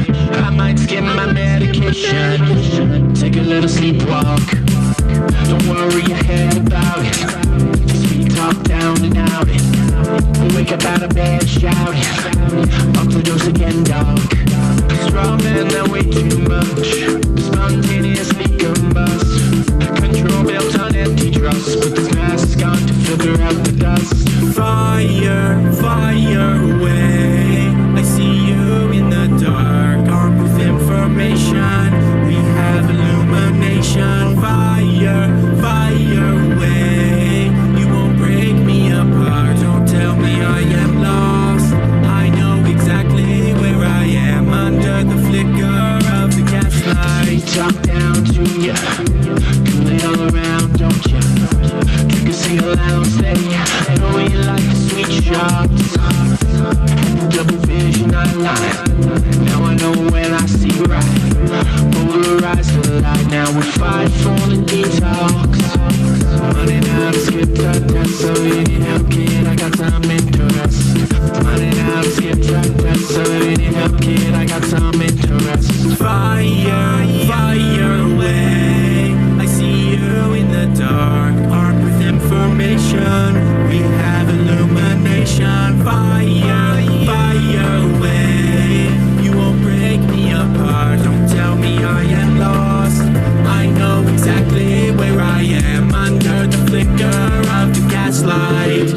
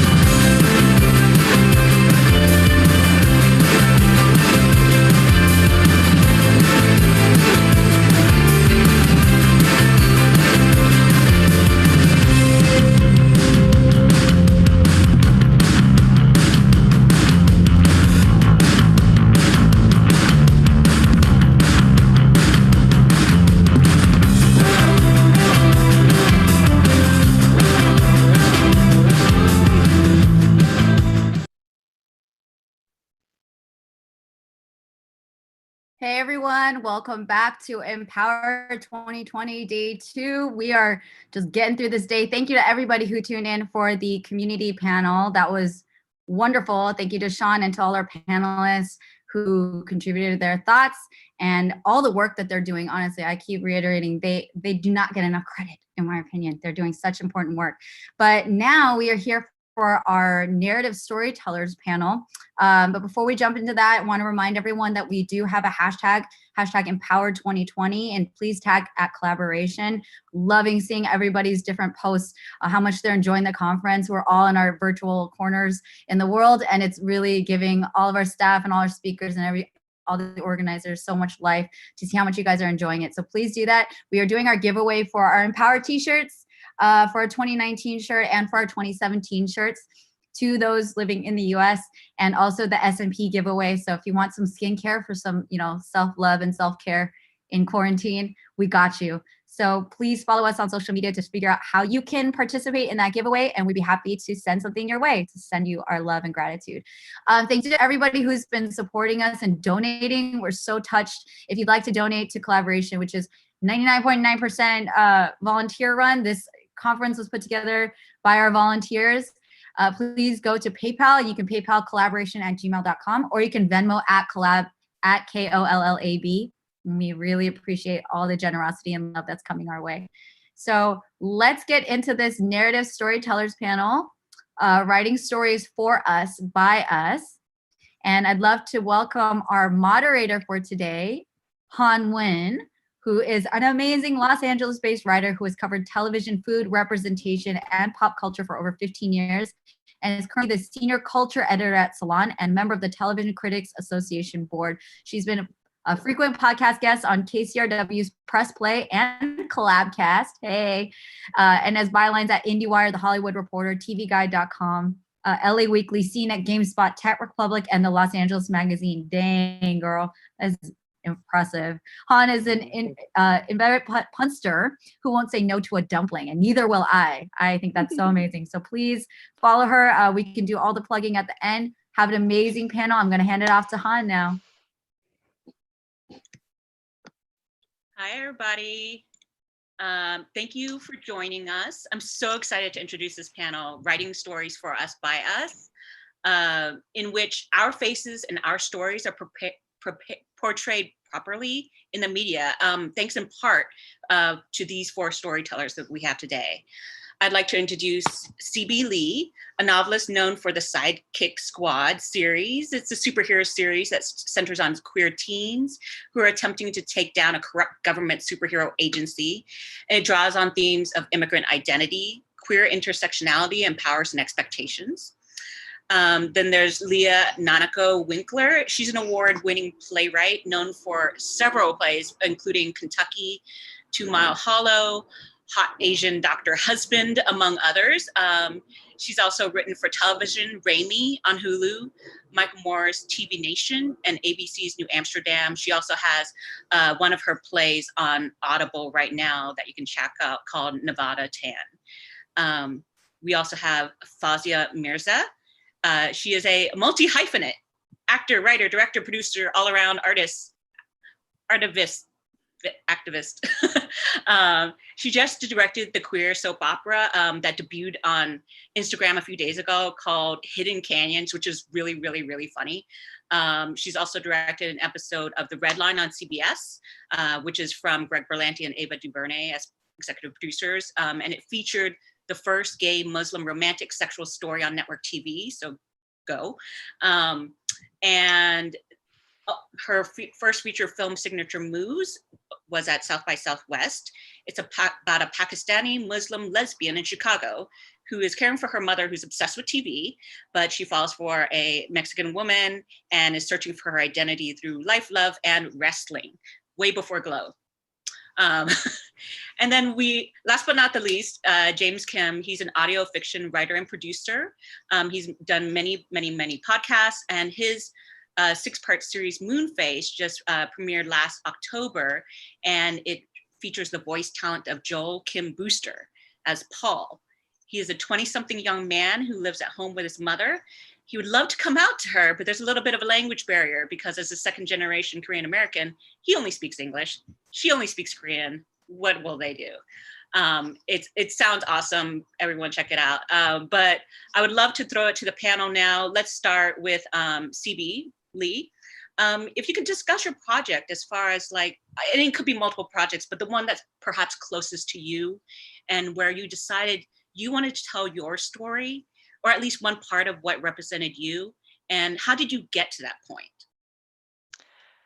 I feel like, you know, as a writer, I've grown up reading. You know, I was a very voracious reader. I loved like so much science fiction and fantasy, and a lot of these like great heroic stories about like superheroes or like, you know, all these specific, you know, there are tropes about like being special or being the chosen one or getting to save the world. And as a kid, a lot of that was like, you know, I internalized that as like the stories being like, these are about like cis straight white people. And these stories are like very specifically like these are the kind of people who get to save the world. These are the kind of people who get to have like, you know, be the center of the story. And like the Sidekick Squad series and like a lot of my writing stemmed from like a place of frustration and a place of like being tired of seeing characters who were only there to be like the sidekick or a supporting cast or to not have any nuance or complexity of their own. I wanted to center like this, like it's like a superhero series. It's fun, it's an adventure, there's a lot of shenanigans happening, but you know, I wanted to take something fantastic and bring an element of having kids who may not normally see themselves in the place of being like a superhero or being a part of like, you know, this grand adventure in saving the world into that, because I wanted that as a kid. Like I wanted to read about like a queer superhero. I wanted to read about like an Asian American superhero. I wanted to see people of color being like having to get like complex emotions and having like the complexity of and the layers of being like, hey, this story is about me. It's about my experience. And it's about like, you know, and even with like genre stuff like science fiction and fantasy, like it's so powerful to see yourself like even if it's like a futuristic world or like a contemporary world or a historical one, it, you know, what I love about storytelling is that it comes back to a place where you're like, hey, I see you, your story is valid. And, you know, being able to have that affirmation, that recognition, and be like, hey, it gives you more, like being able to see yourself in the future in a fantasy in the past, it gives you more power in the present. And your protagonist in your first book of the series, Not Your Sidekick, which by the way, I love that title, is Jessica Tran. So she is in part, at least Vietnamese, I don't know, American? I don't know what if this new world is America or not. So can you talk about like having just finally just to make this character who is like yourself, who is, well, Vietnamese, you're Chinese Vietnamese. Yeah, and Jess is also Chinese Vietnamese as well, and she's queer, and like having that specific identity was like part of like, you know, I've always written these characters where I'm like, oh, maybe they can have a part of me, maybe like, you know, coming from being told that like, hey, who you are is too like, there's too many issues here, and I'm like, well, there's things where you are, everyone's identity is made up of like multiple aspects, and then these people exist in multiple ways, and so you're not just one community. All of your experiences make up who you are. Like, you know, I'm queer, I'm a woman of color, like I have this like mixed background, and I wrote that specifically into Jess to be able to be like, hey, this is someone who exists in real life, or like someone who could exist in real life, because these people do exist in real life, and having these like mixed heritage and mixed experiences, and like the intersection of being queer and Asian American comes into that. And a lot of like writing characters who feel like, I try to be inclusive in the way of like, okay, you're gonna have like different characters who are different backgrounds, and like the queer experience is not a monolith, and so you can't just have like, you know, or and even just like one Asian American character or like people of color, like everyone has different experiences, and getting to include different perspectives, show that like there's many different ways to examine that in a story. Yeah, thank you. And then Leah, I want to move to you because when you're talking about like, we're not a monolith, and so we need to have so many unique, specific voices out there. Can you talk about like writing from the perspective of, having characters who have mixed heritage, let's say, or, or have different assimilation stories? Yeah, I think for me, I naturally wrote female protagonists who are biracial just because I write what I know most of the time, unless it's like a TV staffing job where, I just like finished writing for a medical procedural and I didn't have health insurance growing up. It was like, like it's different. But like when it's like my stuff, I just tend to do that naturally. And I think even if my play doesn't directly deal with race, which some of them pointedly do, but many of them are just experiences that I've had that I've morphed into plays. And many of them sort of replicate my family and my own experiences, like in like universal narratives. But because I'm putting a mixed race family on stage, it becomes a political act and it becomes like a thing. Which I think is, I think it's positive ultimately, because I started writing stories like that because I didn't see my own experience represented, like many people, many writers who are writing for, I don't want to say like ourselves, but since this panel is called like, creating for us, I also really like the trickle effect where even in casting situations, in many like Asian American or biracial actors, all I would see on their resumes for a while was like Miss Saigon or The King and I, like over and over and over again. My goal is to create more roles that are available for people like me. Like just because I, am not a white ingenue blonde person doesn't mean that I didn't grow up doing like theater, and I wanted to sort of create content for people who exist who aren't represented, for sure. And I think that the nuance of biracial identity, I do like to tackle in some of my work, but my goal first in representation is to normalize it. Like, you don't want a biracial character who only talks about being biracial and is like torn between their races like all the time. Like, that's maybe good for one play, but after that, since having like even Hoppet children is so common, like all of you guys are dating white guys, like it's just like you wanna create content that reflects the real world, I think. Yeah. And that's how I approach it in my writing. And you also you grew up a lot of your life in Kentucky. So there is a play that is called Kentucky. Can you talk a little bit about that and what's that? Yeah, I mean, I was born in Japan and moved to Kentucky mid-childhood. So I definitely had I've definitely lived like two extremes. Like, my mom's a Japanese national who only speaks Japanese, and my dad's like a complete like Kentucky redneck. And I grew up very exposed to both worlds. I was just at the age when I moved where like English was definitely a second language, but I was so far away from Japan in like my teen and like formative years. But I write a lot about Kentucky and my perception of Kentucky and being a person of color or a mixed race family in the South.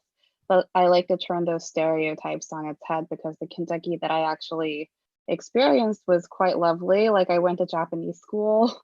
There was like, I mean, but still it had its problems. So my Kentucky play series, aside from Kentucky and God Said This, are not autobiographical, but those two are like semi-autobiographical. Like, the first one's basically about my sister's wedding, with like, I put the worst version of myself in character, because if I weren't like self-aware of other people, I wouldn't be able to write a play about others.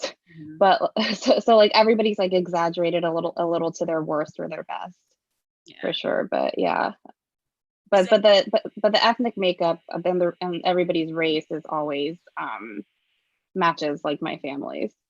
Right. It's kind of like what people are calling like auto fiction nowadays. It's not autobiographical, really. It's fictionalized.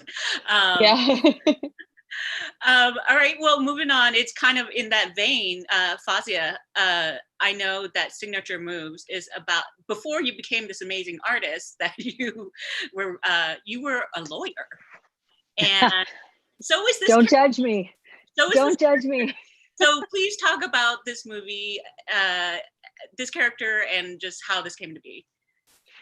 So yeah, I was a lawyer in Chicago, and when I started lawyering, I was doing it by day, and I started taking acting classes at night and improv in Chicago. And really, for me, I feel like I'm always sort of, there's duality, but there's also, you know, those multiple identities we have within ourselves that, you know, being from an Asian family, you don't always feel like you're allowed to be. And I know there's more space now, but like, I know when I graduated high school and was going to college, like I'd done plays, I was in the band, I did speech team. My parents were like, my mom was like, okay, now what is serious? You have to be serious. And I was like, all right, well, I guess I'm going to be an English major and be a political science major and go to law school. That's serious, you know? And I actually connected with, you know, this passion I had for being an artist and acting in law school through this thing called trial advocacy, which is basically where you compete in, you have to do the like rules of evidence in a courtroom just to learn them, and opening arguments and closing arguments. And I was like, this is not like lawyering. This is way more like acting. And then I tried out for the team. I made the team and I loved it. And that for me was the moment that I felt like I have to try this in the real world, which just meant not at law school. And it just cemented that I had to pursue this. And, you know, I was super naive. I was like, you know what, just a couple auditions and like that. And that's not real. So not at all. And so, you know, I was literally just lawyering by day and doing all this stuff at night.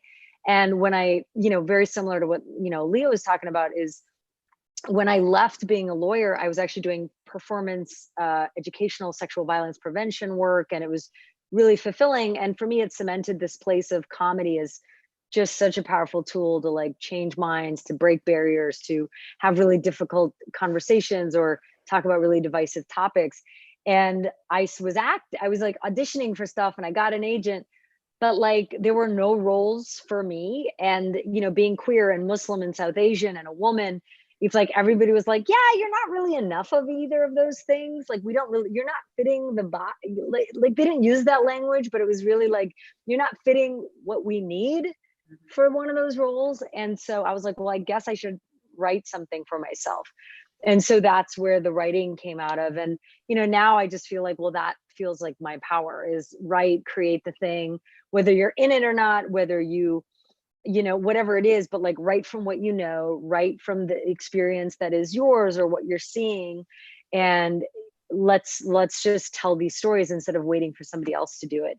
Signature Move, my first feature film that came out of, you know, world premiered at South by Southwest. And it was based off of my actual relationship with falling in love with a Mexican woman in the city of Chicago.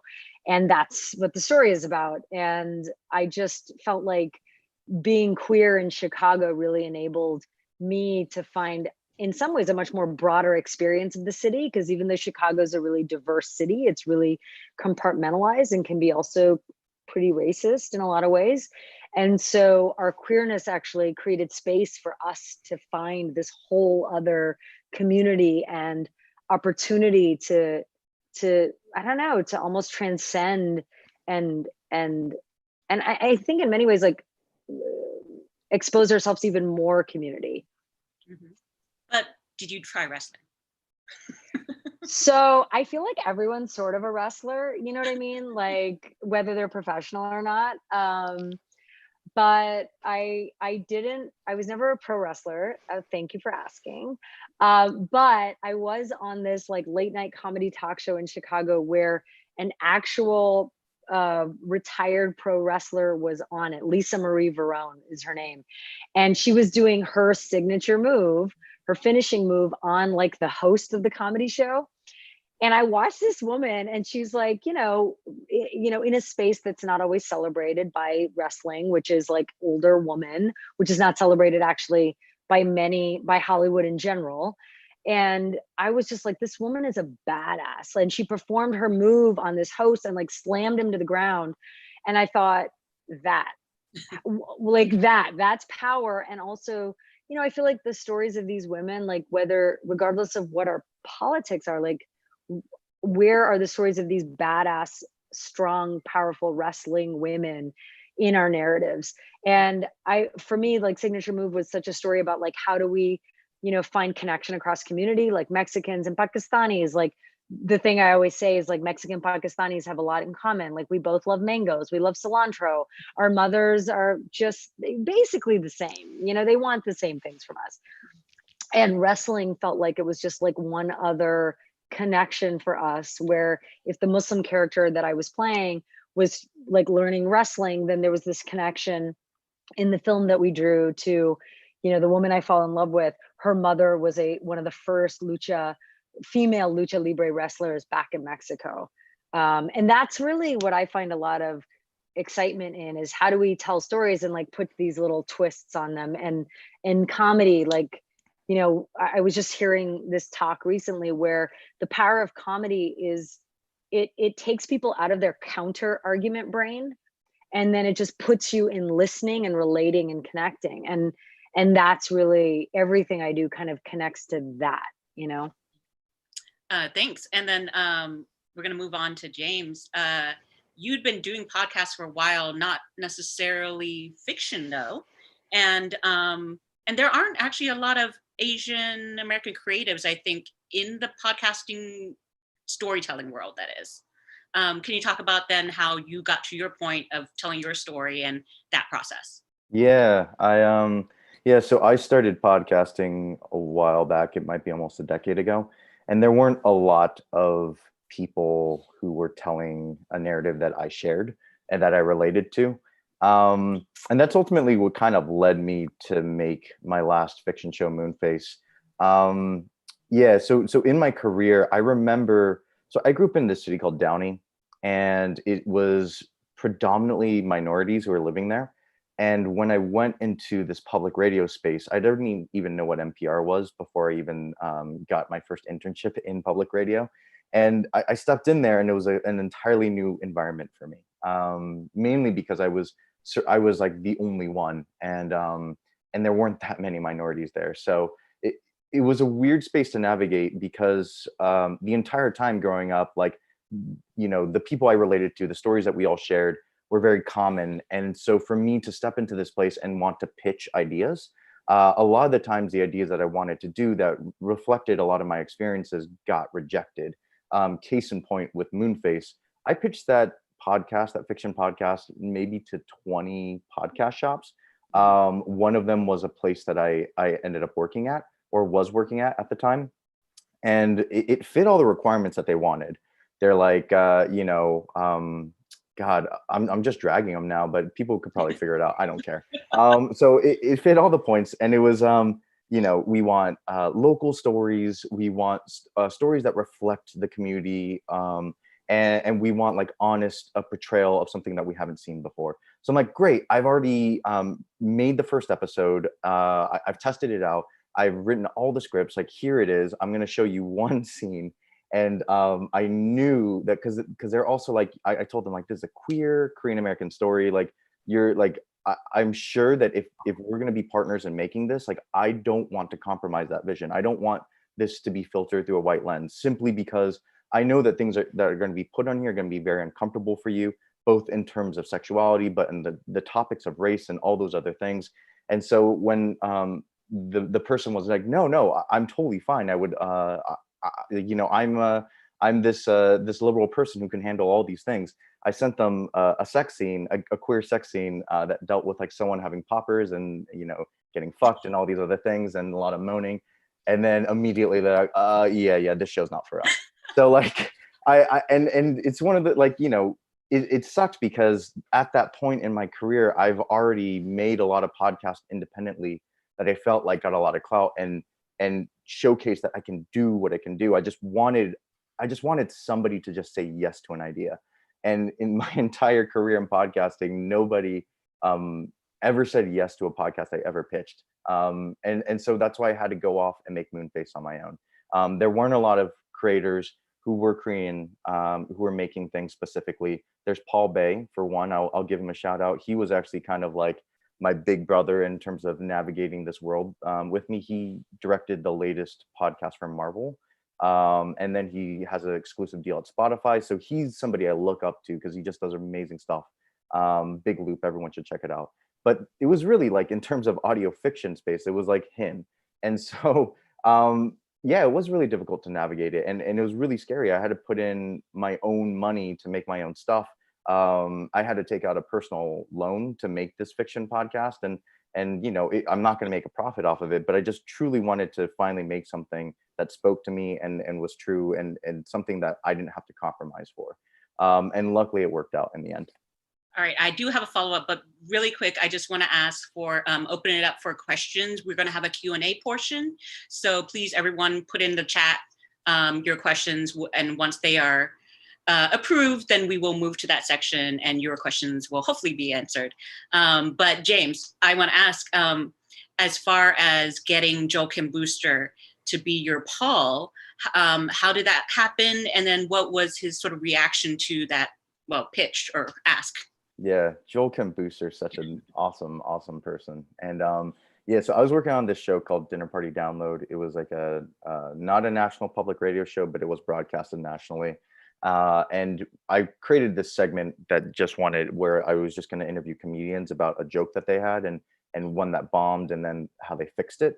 And Joel Kim Booster was the first person I wanted to interview, simply because I remember seeing this joke about him talking about coming out to his dad in a really, but it's such a funny story just because it was more about like a crimping curl pony doll, and that's more of like the indicator that he was queer. And he did it on Conan, and it was really funny.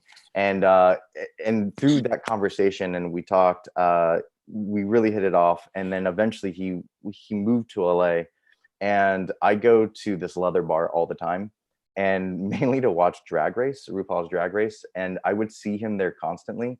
And then I would always just nudge him and go, "Oh, what's up, Joel?" It's you know, and we would just kind of catch up. And then eventually, when I was further along in this process, I kept seeing him around Los Angeles at these different bars, and mainly at comedy shows, but also at, like, you know, queer bars too. And I just kind of was like, "Hey, I have this podcast. You want to do it?" And he's like, "Great, shoot me an email." I shot him an email with all the stuff, and then he just said yes. He was really, he was just stoked. And I think mainly because he gets comedy jobs. Like his last show, Sunnyside, was pure comedy, and this is far from that. And so, yeah, he was really stoked and just awesome to work with. Yeah, I was saying earlier before this Zoom that I was listening to this podcast, and there was the first episode is called Moaning. So that is probably the example that you just gave where someone was suddenly turned off. But I was just like, this is fascinating because the sounds were amazing. So I just had to, you know, make sure that my neighbor was like not getting the wrong idea. But yeah. Yeah. So a little bit just for anyone now. Can you talk about any of the challenges you had making your project, or even just finding maybe your voice, or if you have any sort of funny stories that go into making or being creative? And then we'll move to the Q&A portion soon. I think, like, just going along with what we were talking about, a big challenge I always have is casting. Just because I usually or many times cast many Asian American actors, and casting directors have every Asian American actor on one list in a singular type without breaking people up into, you know, like types. So every Asian American or like biracial like playwright or writer, like showrunner, like we have to make our own lists and like put like extensive notes and like have like secret databases, and like it's just really bleak out there, like because I think that somebody was saying, you know, we're not like a monolithic race at all, like especially me, like I'm biracial, like I have yet to like really work, like be able to find like actors who are specifically like white and Japanese. I find them, but like if I ask for a biracial white and Japanese actor, I'll get like every biracial actor in one list without like any regard to ethnicity or type. So it's just like that's definitely been a challenge, and something that the community has been really useful for. Just coming together and like doing the work like by ourselves, like helping each other, like supporting each other's work, and also like learning who we're working with. I think like building our own community of artists has been the solution to this challenge. Does anyone have any? Oh, go ahead, Fazia. I was gonna say, I mean, there's probably a million things we could all talk about. I was just thinking of like a funny story I could share, and this was something that happened in 2017, which, you know, we are in a different market in 2020 for many reasons than we were in 2017. But when my feature Signature Move world premiered at South by Southwest, you know, and it has like Pakistani queer Muslim woman as the lead and this Mexican love interest in Chicago. And there's this like huge Indian film star like Shabana Azmi, who plays my mother in the role. That's the movie, right? And there's wrestling. And when I encountered the buyers at like, there was this party, and I believe it's one of my favorite festivals. I love the festival, and it really was a huge springboard for us. And at the same time, we were at this party and there was all these buyers and, you know, people who are like making decisions, and, you know, we're doing the thing. You got to drink the drink with everybody and you're touching shoulders, but like I'm so short that I don't really touch anyone's shoulder. So it's awkward. So I have to stand like a foot away. But like people were like, tell me about your movie. And I tell them about my movie and they're like, oh, that's just like The Big Sick. And that is, I think, really encapsulates some of the struggle of how people see us, you know, just kind of springboarding off of what you were saying, Leah. It's like, even then, that was again 2017, but still there's this thing where you are, oh, you're brown, you're South Asian, you're in Chicago, and you're telling something that's a comedy. Those movies, your movie and that movie, are the same. And I think one of the things I think a lot about is we need artists, right? We need us, like all of us, to create, and we need to encourage our people to take those gatekeeper jobs and be the heads of studios and run the podcast companies and own those spaces, because then we won't hear that, because they're going to be like, no, first of all, Asia is huge. And Asia is like a million things, and see the importance and the power of all of those stories. And I have to just say, James, I love, you know, I know Joel from Chicago, and I love the podcast. And, you know, I'm not Korean, and, you know, identifying as a queer woman and as a queer man, there's a lot of, but like, it didn't matter. Like the story was so relatable to me. And I would just like weep listening to the story, and I would listen to it walking from here to there. And it was so beautiful and that's exactly like the specificity of our storytelling is exactly how we find that like connection and power and relatability. And I found that in your podcast, like a millionfold. Damn. Wow. Thank you, Fazia. That's amazing. Yeah. And to Fazia's point, I agree 100% on all the things. Same thing with Leia. It's like, especially with the whole gatekeepers and people just easily relating your body of work and whatever story you're doing to just something that simply stars people that just kind of look like you, but the story doesn't even match up at all. You know, with the gatekeeper side of it, that was like really truly the hardest part for me to get over, simply because I'm sure that all of us have gone through this, where we pitch something and the people we're pitching to don't understand why the story is important or why it's interesting. And then it's so easy to then just go, fuck, I guess this story sucks. And like, just be really hard on yourself. And then, you know, cause that was like my experience too, with like a lot of the things that I made. And you know, which is why I had to step outside of my job just to make my own stuff. Cause I just kept getting tired of hearing the no response. And that it sucks that is kind of like my conclusion, because you know, to be expected to do your passion project when you get home and you're tired as fuck and you have to like go do your errands and cook, and then it's like fucking 9 o'clock at night, and then you're like, okay, now it's time for me to put in my energy on my passion project, and then you got to make sure you get enough sleep so you wake up on time so you're doing your other gig. The standards are, it sucks. Like you're put, like, you know, if you make something and you don't achieve it to the level that you want to do, but you're so passionate to make it because nobody else wants you to make it, but you just don't have the resources, people don't care. They're like, we don't care what are the circumstances that you made. But unfortunately, it's like that's just a hurdle we have to get over, because like from my experience, not a lot of people are saying yes and still not saying yes. And it's just so important to just get your first project out there and be ruthless with yourself and say, this is exactly what I want to do. If it takes a year, if it takes 4 years, who cares? Just do it.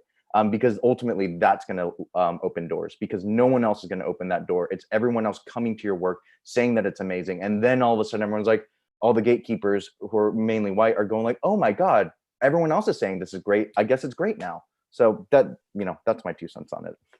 You know, yeah, kind of following on that, you know, it's so great to hear the praise from a fellow creative, but also I wonder if you have any like really meaningful stories about people who told you what your work meant to them. Yeah, I feel like that's one of the most rewarding parts about, like, you know, we were just talking a little bit earlier about, like, you know, you put all this passion into creating this project, you hear so many no's, and I love what everyone has had to say about, like, you know, Leah, you touched on like the challenges of finding actors when you're writing a play, and Fazia, you touched so much on, like, you know, you want to create this, but people are relating it to because they don't have a point of reference, and James, what you're talking about, like, you know, I want to tell the story, but there are people telling you, like, you know, the validation of hearing like, oh no, your story is not relatable enough, or doesn't resonate with these gatekeepers enough. And I think it comes with nuanced steps of where you want to see those editors, the producers, the people who have the power to say yes, the people who have the resources to say yes, to hear you, to see you, and at the same time for people to have the courage and the determination to continue writing these stories. Like, it's so meaningful when, like, you know, to have, like, I get letters from like queer teens who are like, they're like, I didn't see myself like getting to have this questioning arc, or to see like have this like positive, you know, romance, or just have it not be a weird, like, it's just so, like, Leah, what you said about normalizing, like, it's just that fact of like saying, yes, we exist. Yes, my story is powerful. Yes, it's valuable. And, you know, wanting to be able to continue to do that, to write these stories and to put them out there, to say, like, you know, and doing creative work is hard, but it's going to come at the point of like the writers writing the story to create the, like, and for actors to, you know, it's kind of like when you're like, oh, I don't see enough like people in these, you know, big movies or media, and the actors who are trying out for these parts, they do exist, but it comes from like how many, like, there's so many levels of like yeses that need to happen from so many people, and a lot of that starts from the creator, where it's like, oh, I'm going to create this project and this is going to inspire so many people down the line.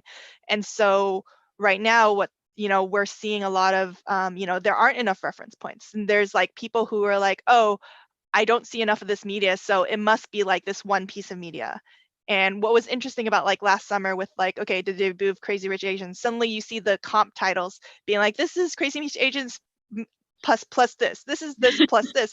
And that's because there wasn't, that reference point needs to be out there. And the more reference points we have, the more you can say like, oh, this is like 16 Candles, but gay and Asian, or like, this is like, you know, and having like, okay, this is like a coming of age story in Chicago with people of color. And so like having more brown stories, having more stories where people are like biracial, and getting the, like, it takes so many steps from so many different directions. And I'm so glad that we're having these conversations with like podcasters and actors and writers and directors and producers, because I think everyone does want to see these stories, but there's a level of like where you want to, like, you know, take that step. And a lot of it comes from like, I worry every day about like, everyone has a story to tell, but who has the privilege to tell it? Who has the privilege to quit their day job and to continue, like, not even the courage, like the resources, like not everybody has the means to support themselves while they do that. Not everyone has a partner who can support them, or a family who can support them while they're doing that. And a lot of people are struggling with like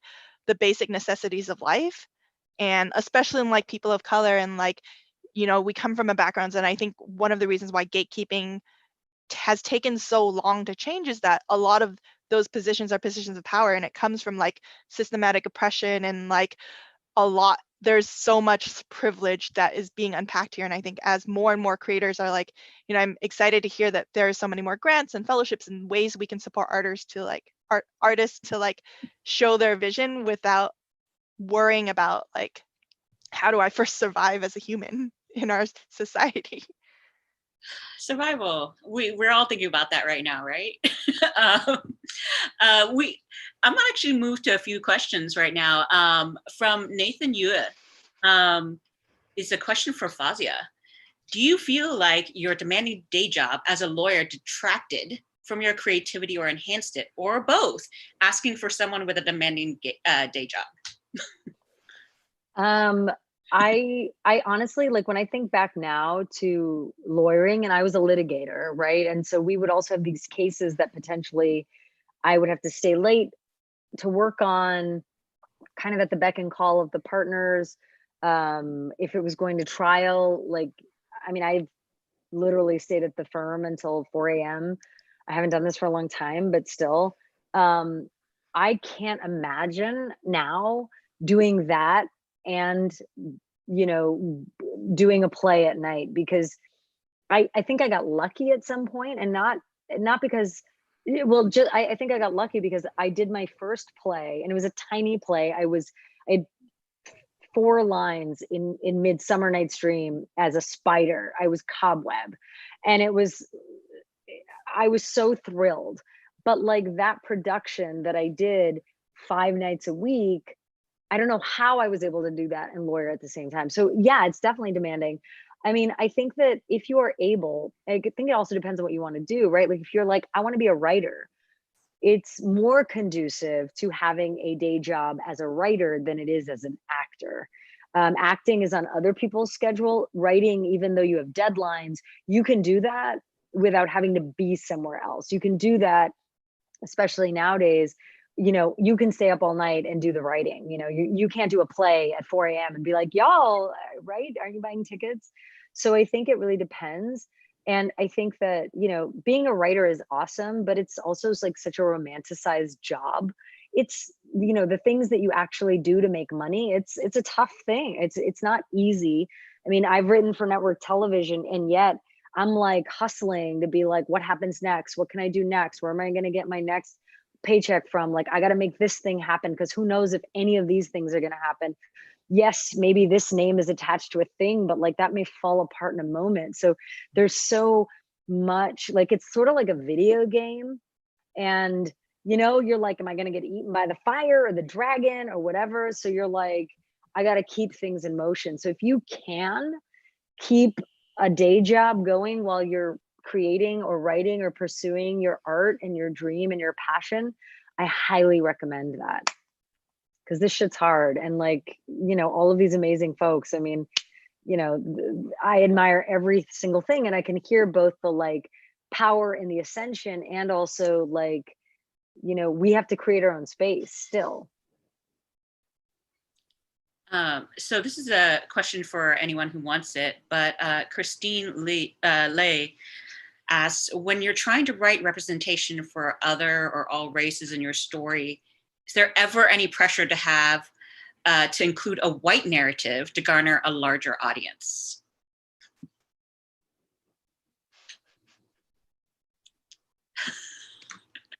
Has anyone heard that sort of feedback? That's very interesting, because that was not where I was expecting the question to go. Right. I thought it, like, I was prepared to be like, answer the question of like, how do you write outside of your experience?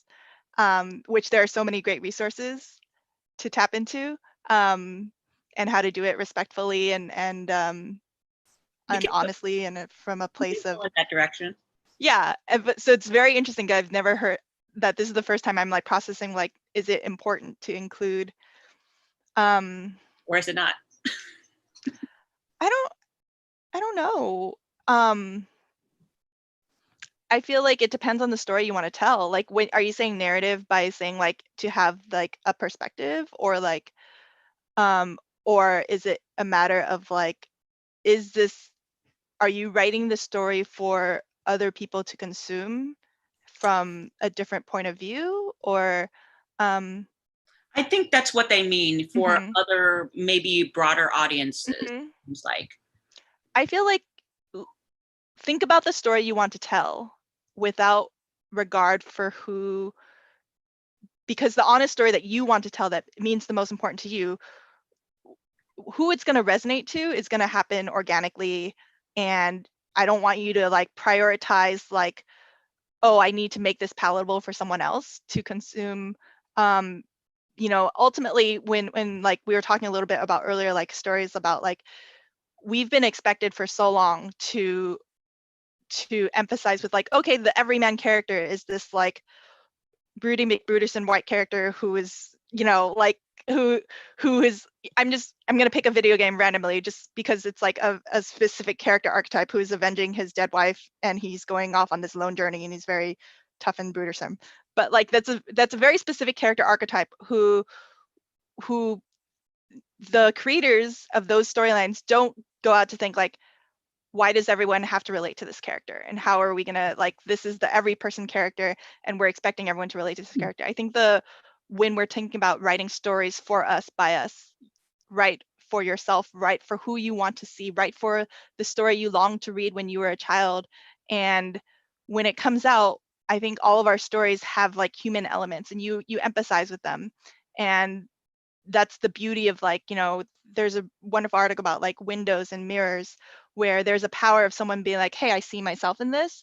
And there's a power of storytelling when you're like, oh, I'm getting a glimpse into another life. And so I think that comes down the line when how people are gonna, what parts of the stories are gonna resonate with people. I think the first question is like, what resonates with you most? So kind Yeah, of, oh, go ahead. Sorry. Oh, I was just gonna second that so hard. Like, I completely agree with that. Like, emotion, if you feel it truthfully and are able to convey it truthfully on the page, it's gonna reach people.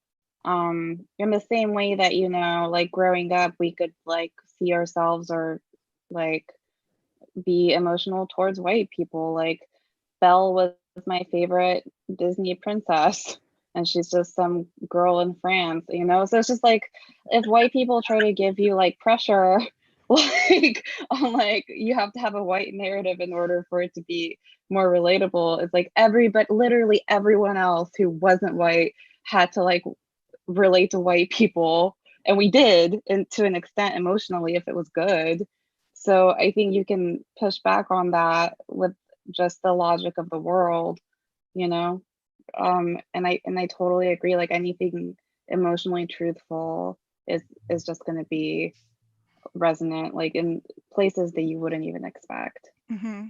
And people are going to find value in like, you know, oh, the power of this story is like, oh, I really enjoyed how this character, the family dynamic, this reminds me of my relationship with my mother, or this is a relationship about finding strength and more confidence in yourself. And whatever the background of the characters, whatever their stories, it's going to be, it's a human experience and they're going to connect with it because it's human. And so first step first, write what you believe to be most true. So kind of following on that, actually, we have a question from Living Arsenal and asking for tips about getting your work seen by a wider audience. Because this is the quote: "I feel like I produce great work, but I don't think I'm reaching the audiences that the work was created for." If anyone has advice for how they got their, I don't know, work out there in front of people. I could take this a little bit. It depends too on the medium that you're in, but I feel like this generally speaks to kind of getting your foot in the door, and it's I guess it's a thing that I hate admitting because I hate doing this thing. But it is knowing people in your industry and building a community and essentially just that word networking. But because it's true, it's like starting off. You know, your work potentially is as good as the people who are getting their work viewed or seen or listened to by millions. And it's simply that you either don't have the platform, like you don't whether if you're in film and you don't have a distributor or a studio backing you, or if you're in books and you don't have publishing, or in podcasting, you just don't have a company, and you're just doing it independently, it's tough to get that reach. And for me, at least the way that I felt like it got easier and easier for me is simply because I just knew more people in the industry, both in like my colleagues of just like people who are also creating, and then they would support my work socially, like they would tweet it out and do those things. But then ultimately, like people who write about the industry and review work, like in podcasting, they started to get more familiar with my work and then became more willing to write things. Like, for instance, for me, for any project that I did, it was once it got mentioned in some sort of publication, all of a sudden that work got big, or at least it blossomed and it reached a new audience. And then the more I did it, the bigger the publication, and then the more people saw it. But it all started from really people who I respected a lot, then talking about it, and then like a natural buzz starting. And so that's how it helped for me getting more people to listen and to my stuff. Awesome. Maybe this question might be for Fazia, but Raymond Eugenio asks, what are some resources for beginner writers to hone their work in comedy, like an Upright Citizens Brigade, but for Asians? I mean, I have definitely not all the answers, but I guess, is it something you want to attend in person, which seems more difficult right now, but something remotely? I think like one thing, and I feel like somebody already said this, like and honestly, I just said that, but I'm like, maybe it was another Zoom I was on earlier today. I don't know right now. But the idea of reading everything, actually, that was my phone call with a friend right before this. But reading scripts is a great way to see what works, you know, or whatever medium you're in. Is it a half-hour comedy? Are you sketches?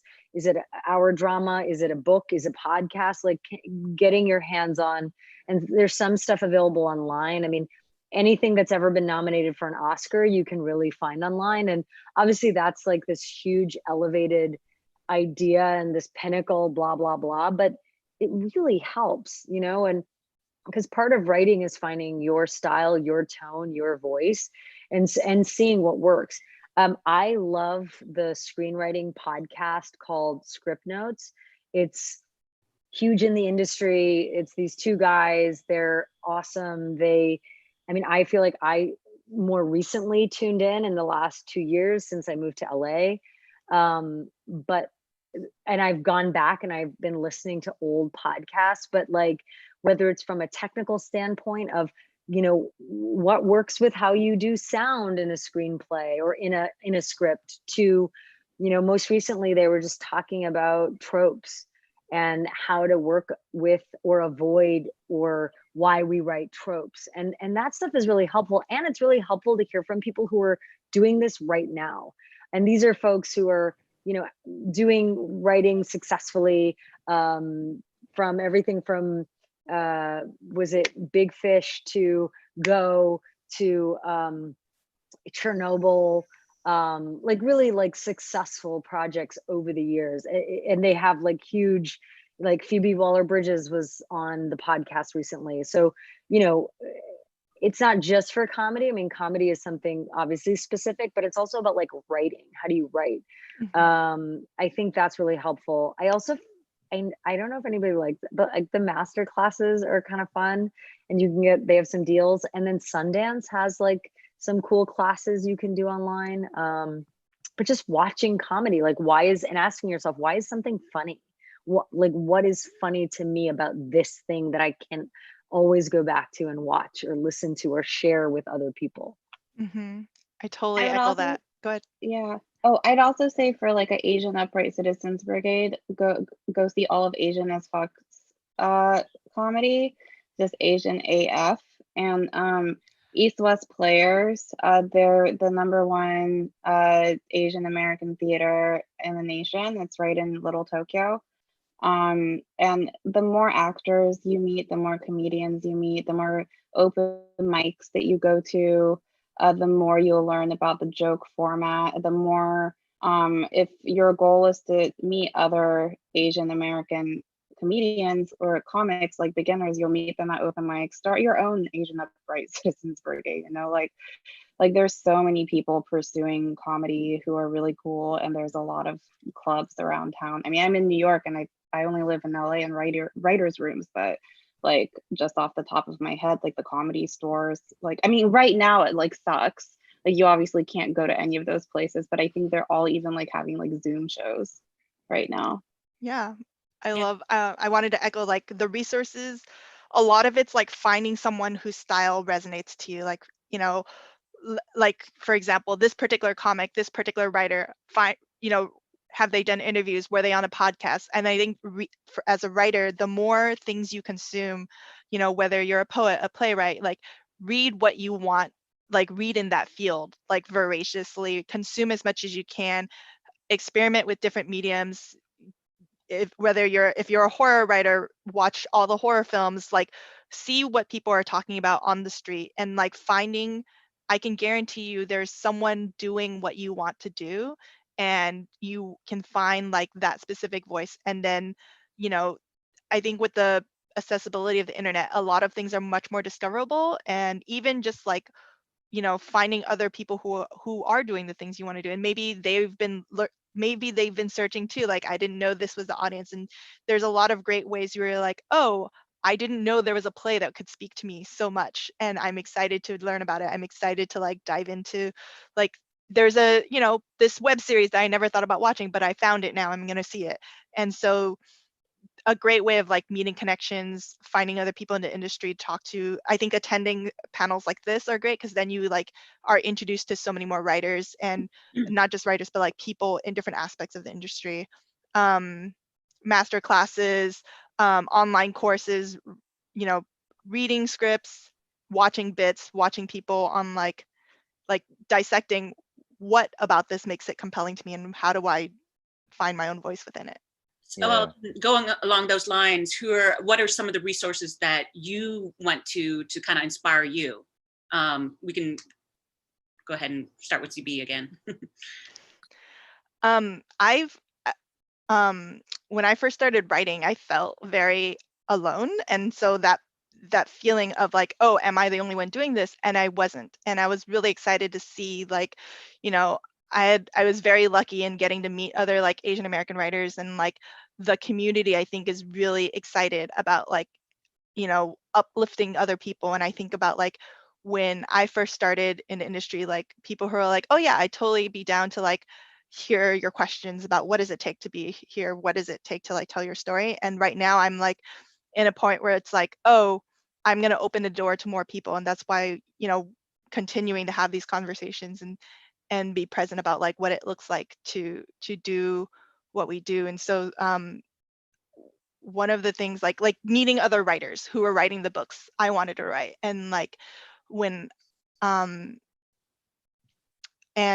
being able to talk about like what were the realities of you getting to where you got to, and how did you do it, and also, you know, as James mentioned, like other people like giving you a shout out, sharing a boost. And like I'm doing this, I try to do as much as I can for other writers to be like, hey, check out this new debut writer, check out this new podcast, this work.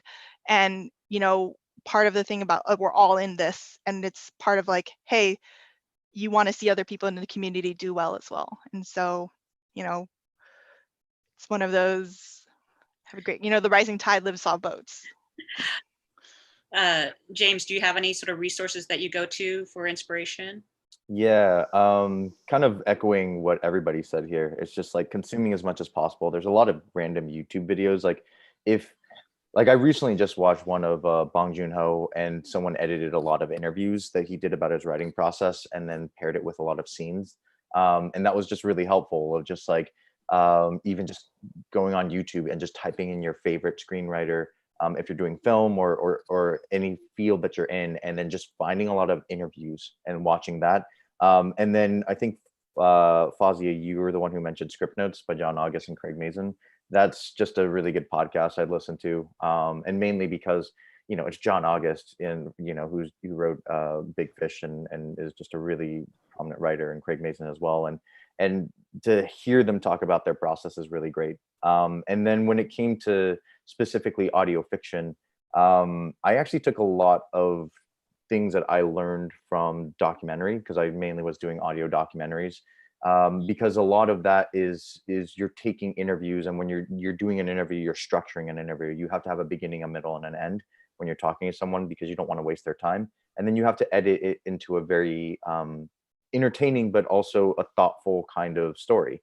And it's a lot of structure that you have to play with. So I'm taking actual people's words, what they're saying, and sometimes like restructuring that interview to make it have an emotional arc.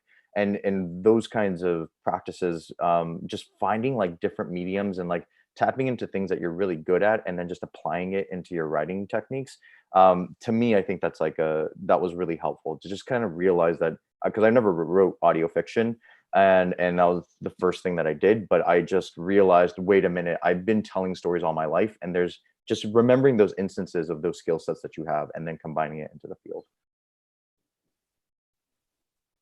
Anybody else want to jump in with their resources or no? More podcasts. This is specific for novel writing.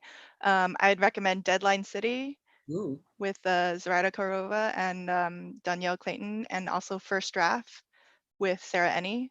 These because and specifically because it breaks down a lot of like chatting with a lot of different writers about like their process writing a novel, and like what it looked like just from a story perspective, and how do you get from like an idea to a novel, and how do you cope with different aspects of the story. Awesome. That's super helpful, actually, for a frustrated creative like I am. So we're going to wrap this up a little bit, but I want to make sure that everyone is able to kind of plug themselves. So if you can tell like where you're available to be found online, and or your, the big project that you want to plug. If you also have something coming up that they need to look out for, that'd be great. So yeah, Leah, first of all, did you have any resources do you want to share for playwriting before we do this? Oh, I think in terms of like playwriting or any sort of writing, I echo James. Do not wait for anyone to give you an opportunity, and try not to be so neurotic about it, and just write. Okay. Put it out in the world. So where can we find you, and what would you like to plug before we go? You can find me on Twitter at Leah Nanako. And you can listen to my play in the Nevadaton on Audible for free until I think mid-June. And my play, God Said This, is now available on Yale University Press. Oh, cool.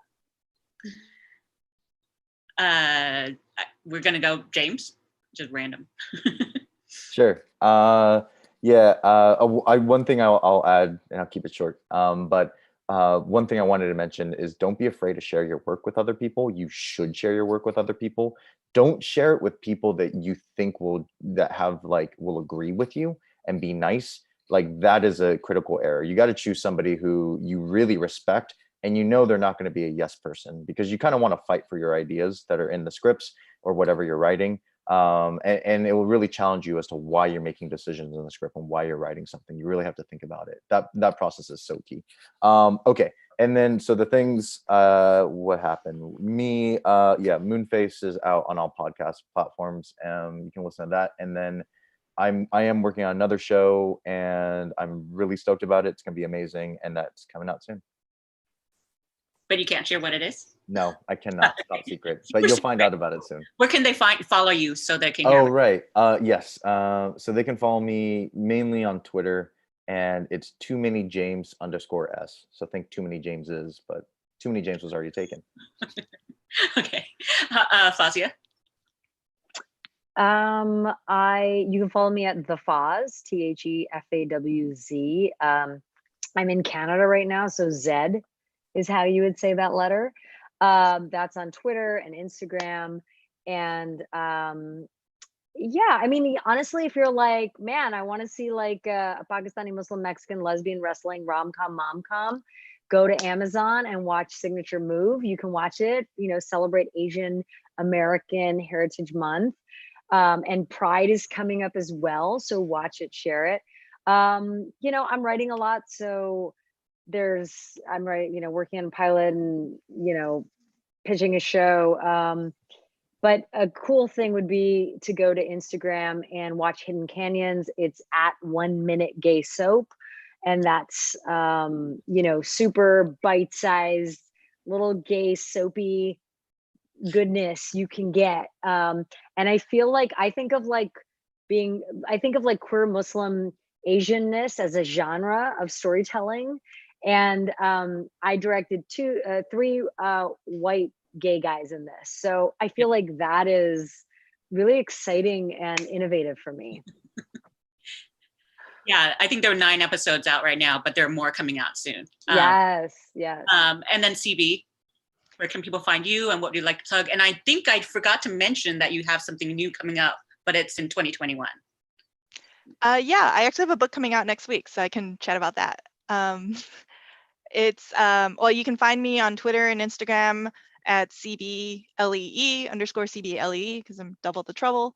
And there's my book out on Tuesday is it's a short story, part of an anthology called Out Now, Queer We Go Again. So it's a collection of fun, different perspectives from so many talented writers. And I'm really excited to be a part of it. So that's out soon. If you can support your local indie bookstore, you can, because a lot of them are having a tough time right now. So if you can order from your local indie directly from them, or if you go to like bookshop.org, that's a great way to support an indie without, if that does all the breakdowns of delivery and all the things. I have a lot of new projects on the line. There's going to be more queer superheroes. The last book in the series hasn't been announced yet, but Not Your Hero, which will conclude the Sidekick Squad, is a project I'm working on. I'm also working on a queer Southeast Asian retelling of Treasure Island as part of a number of classics that are being reinterpreted by marginalized writers. So there's a lot of cool stuff in the works, but just definitely keep in touch. I'm excited about everyone's upcoming projects. And that's awesome. Yeah. I'm so excited all of you guys were able to participate today. I've consumed many of your things, and so now I'm like excited to get all of it done. And I've been having a blast doing it too. I am Han Nguyen from salon.com. You can find me at Hanonymous, HANHONYMOUS.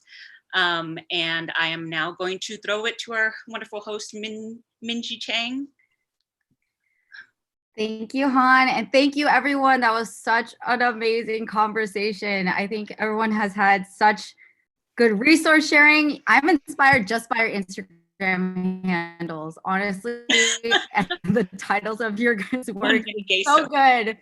This is like where all of the gold comes from. People don't understand the writers, man. You guys are so incredible. So thank you. And congrats to all of the achievements you guys have done so far. We're really, really excited for what the future holds. We're going to keep an eye on all the works that are coming out from this group.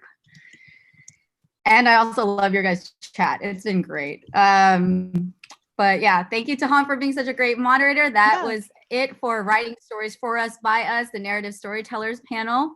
And up next, we have our Intersectionality panel, which is our closing panel for Empowered 2020. I don't know how we got here, but we're closing it out soon, followed by a performance by MC Jin. So do not go anywhere. This has been such an amazing conference so far virtually, and the chat has been amazing too. So we're just glad to see all the connections and light bulbs going off. So the next panel will be at 3:20 p.m. Pacific Standard, so stick around for that. And quick shout out to all the donations that have comment. Thank you to Aaron, thank you to Casey, and thank you to Tony. You guys are wonderful. Thank you for supporting collaboration and the works that we're doing to create these conversations, because it's so much fun. And if you'd like to donate, please go to PayPal collaboration@gmail.com, or you can Venmo at collab. I'm like trying to talk and smile because Spot's speaking for us. Great. And thank you to our sponsors. I didn't do it at the top, but thank you to Sony, CBS, to Low & Sons, and Boksu. And thank you to our community partners, Visual Communications, CAPE, Asian Creative Network LA, the 2020 Project, the United States Census, to Hate is a Virus, and Live from Home Show. We appreciate everybody putting the word out about this event and these conversations. It's been so heartwarming for all of us to experience this. I keep not looking at the camera.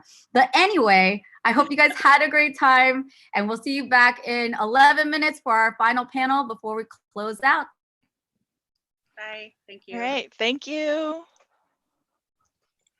Thanks. Thank you guys. Bye.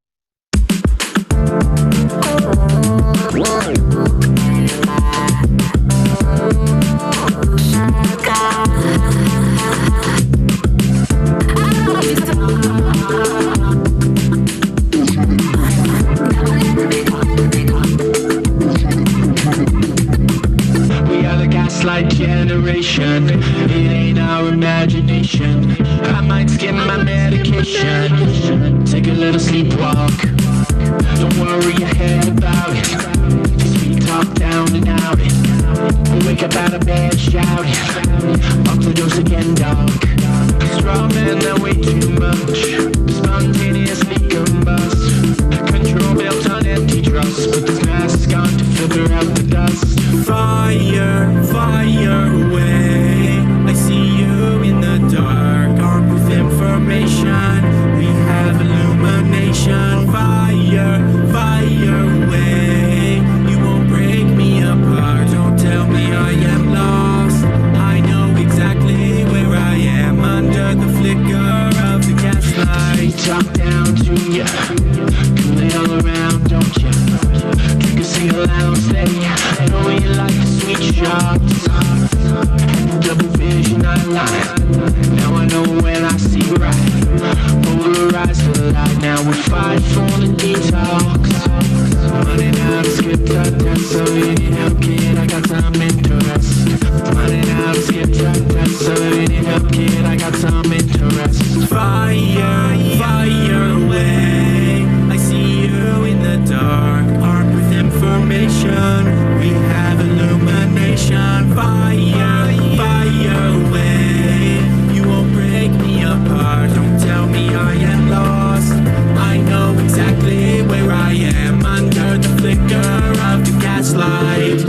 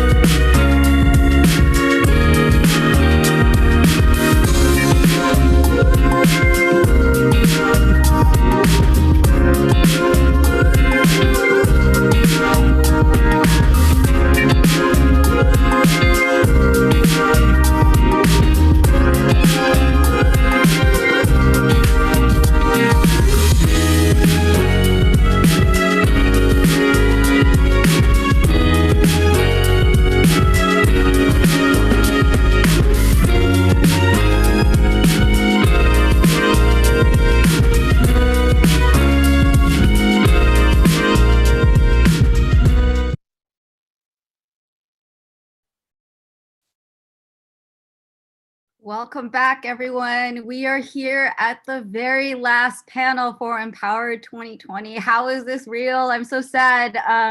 Thank you to everybody who's been following along the last 2 days of amazing panels and conversations. And if you're just joining us for the first time, welcome.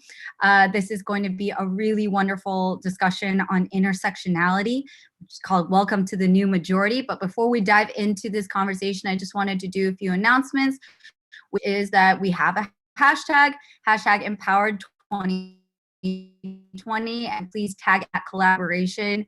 We're so excited to see how much everyone's enjoying the conference. It's giving us all the feels, and we definitely need that oomph since we're not able to be there together in person. But thank you to everyone who's joining on the chats and everything with the questions. It's so fun to see how encouraged and inspired everybody is. So please keep that up.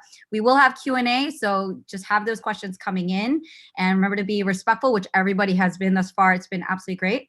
And we really quickly want to do a thank you to all our sponsors for helping us bring Empowered 2020 together. We want to thank CBS, Sony Pictures Asian Community Empowerment, Low & Sons, and Boksu. And we'd like to thank our community partners, Visual Communications, CAPE, Asian Creative Network LA, the 2020 Project, the United States Census, Hate is a Virus, and Live from Home Show. And if you guys have been following us on Instagram, on all the socials, we're doing a giveaway of our Empower t-shirts.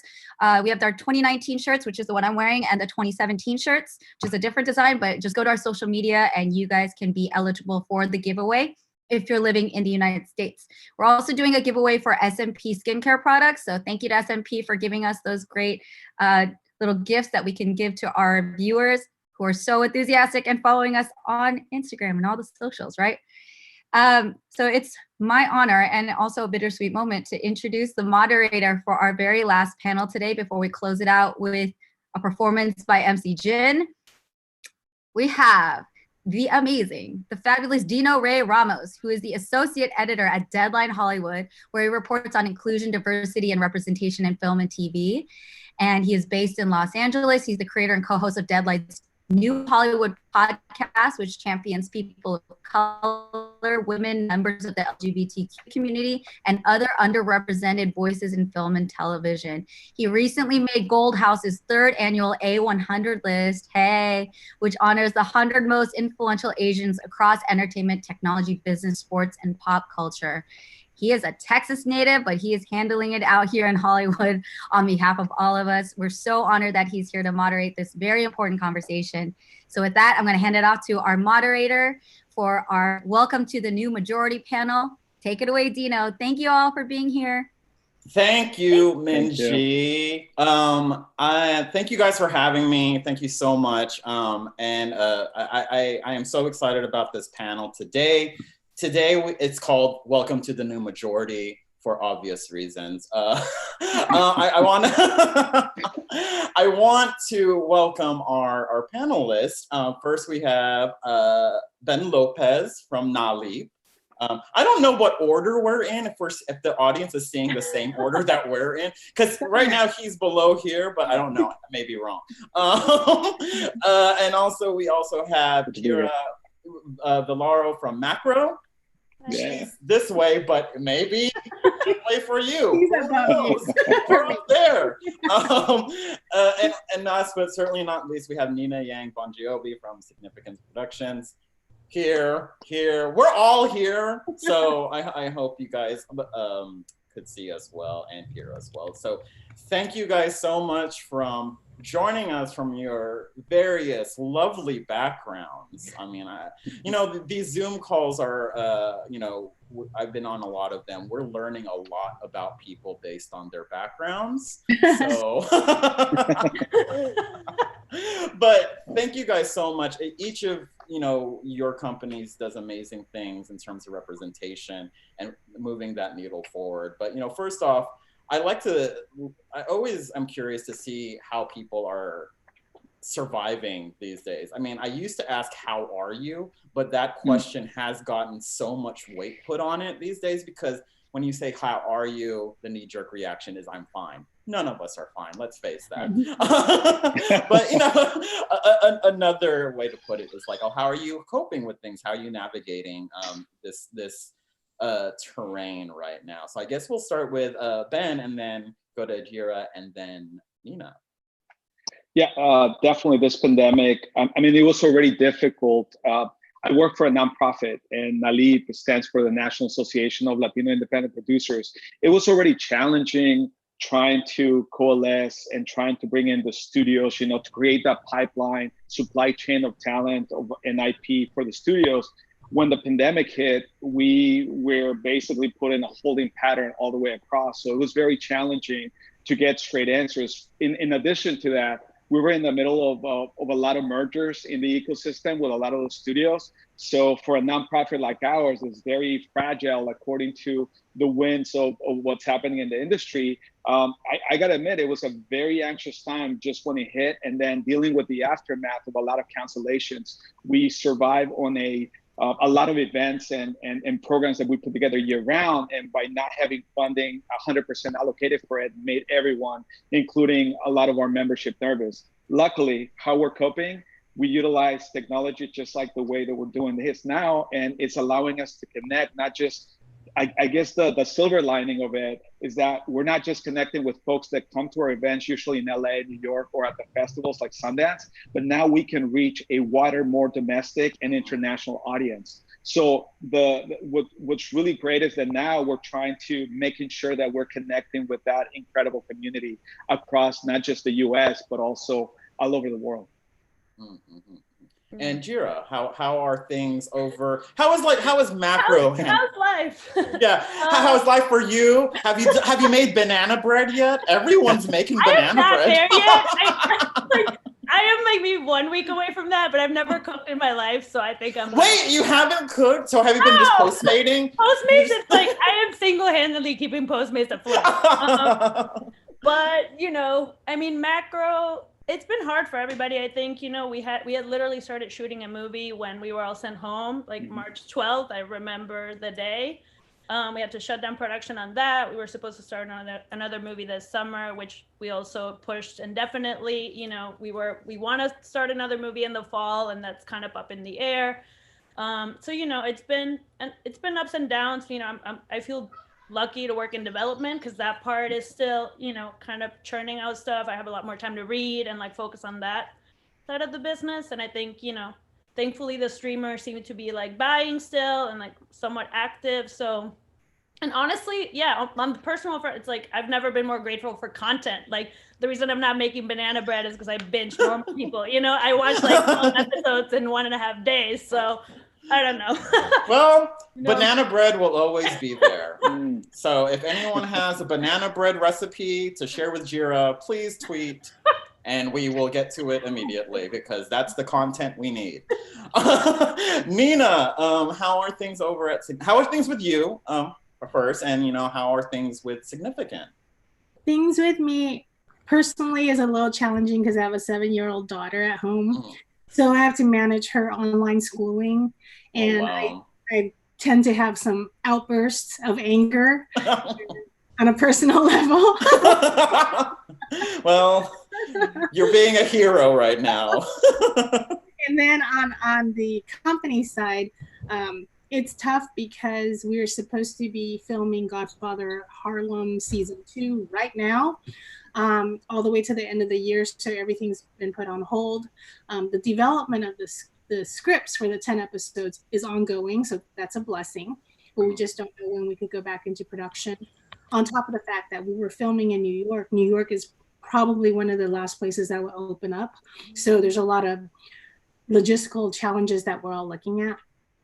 And then I was supposed to be in production on a film, but thank God that we didn't start and then get stopped. Like what Jira is saying, that's another level of stress. But I have one film in post-production. We're just waiting for post-production houses to open up to do some final mixing, sound design, color correction. So we're kind of at the mercy of what's going on in the world. But the blessing of it is the development aspects of reading, developing with writers on projects, and still moving those aspects forward to keep me sane. Well, it's good to hear that, things are moving along, but not as, I guess, fast as the normal kind of process would be. I mean, I was talking with someone, it was, you know, name drop, Yvette Nicole Brown during an interview, and she made a good point. She was, oh, this is just a way for us to hit pause and take inventory. I mean, granted, like, you know, we do wish that theaters would open up. We do wish that we can provide more content, but I just think maybe, it sounds horrible. I don't want to say it's horrible, but it's like, it's good to kind of just take stock. But I'm glad to see that everyone's safe, that, you know, things are still moving along. You know, I was, before we were in the virtual green room, I was talking to Jira and Nina about, you know, about something that happened to me. I'm not going to repeat it. But, you know, everyone is working at these companies that champion marginalized, underrepresented stories and voices. But during y'all's career, how have you dealt with hurdles, you know, that, you know, a lot of minorities are always told to put their head down and not ruffle feathers. But I think this new generation, they're learning that it's not. You know, I'm part of a generation that was like that we weren't allowed to talk, you know, just do your job and stay there. But now that, you know, I'm figuring out, oh my God, I can have an opinion. Things are changing, but how have you navigated the landscape of Hollywood in a place where, I'll just say it, a lot of white, hetero, cisgender men, you know, are used to getting their own way, and we're not, underrepresented voices are not, but now you guys are in these positions to kind of help further those needles. Jira, we could start with you. Great. I just called you out. I mean, right now, it honestly, it hasn't been easy, especially in the beginning. You know, when I was starting out in the industry, I think it was a very different landscape than it is now. I do feel lucky to work at a company like Macro, you know, where like speaking out and is encouraged, you know, and like Charles is amazing. He really does kind of like live what he speaks. And, you know, and I even think the industry has just changed so much, even since the launch of Macro, you know, and then it was like Oscar So White and the Me Too movement and this push towards like diversity and inclusion that just honestly hadn't been there before. Like my first 5 years in the industry, you know, it like hurt me that I was Latina, you know, and like I didn't get the same opportunities as my peers, you know, and I had a boss that called me burrito when like that was like acceptable, you know. So, wait, like, yeah. Wow. So, you know, wait, that is some tea there. We're gonna have to talk off camera about that.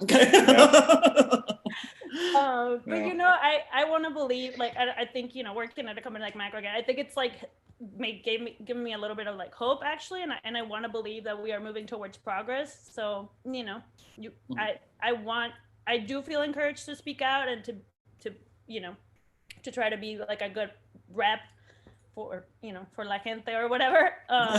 So, you know, I just hope that we keep moving in the right direction. And like, I do think Hollywood likes to talk a lot about the D&I talk and about representation, but we're not where we need to be. So, you know, we'll just got to keep pushing.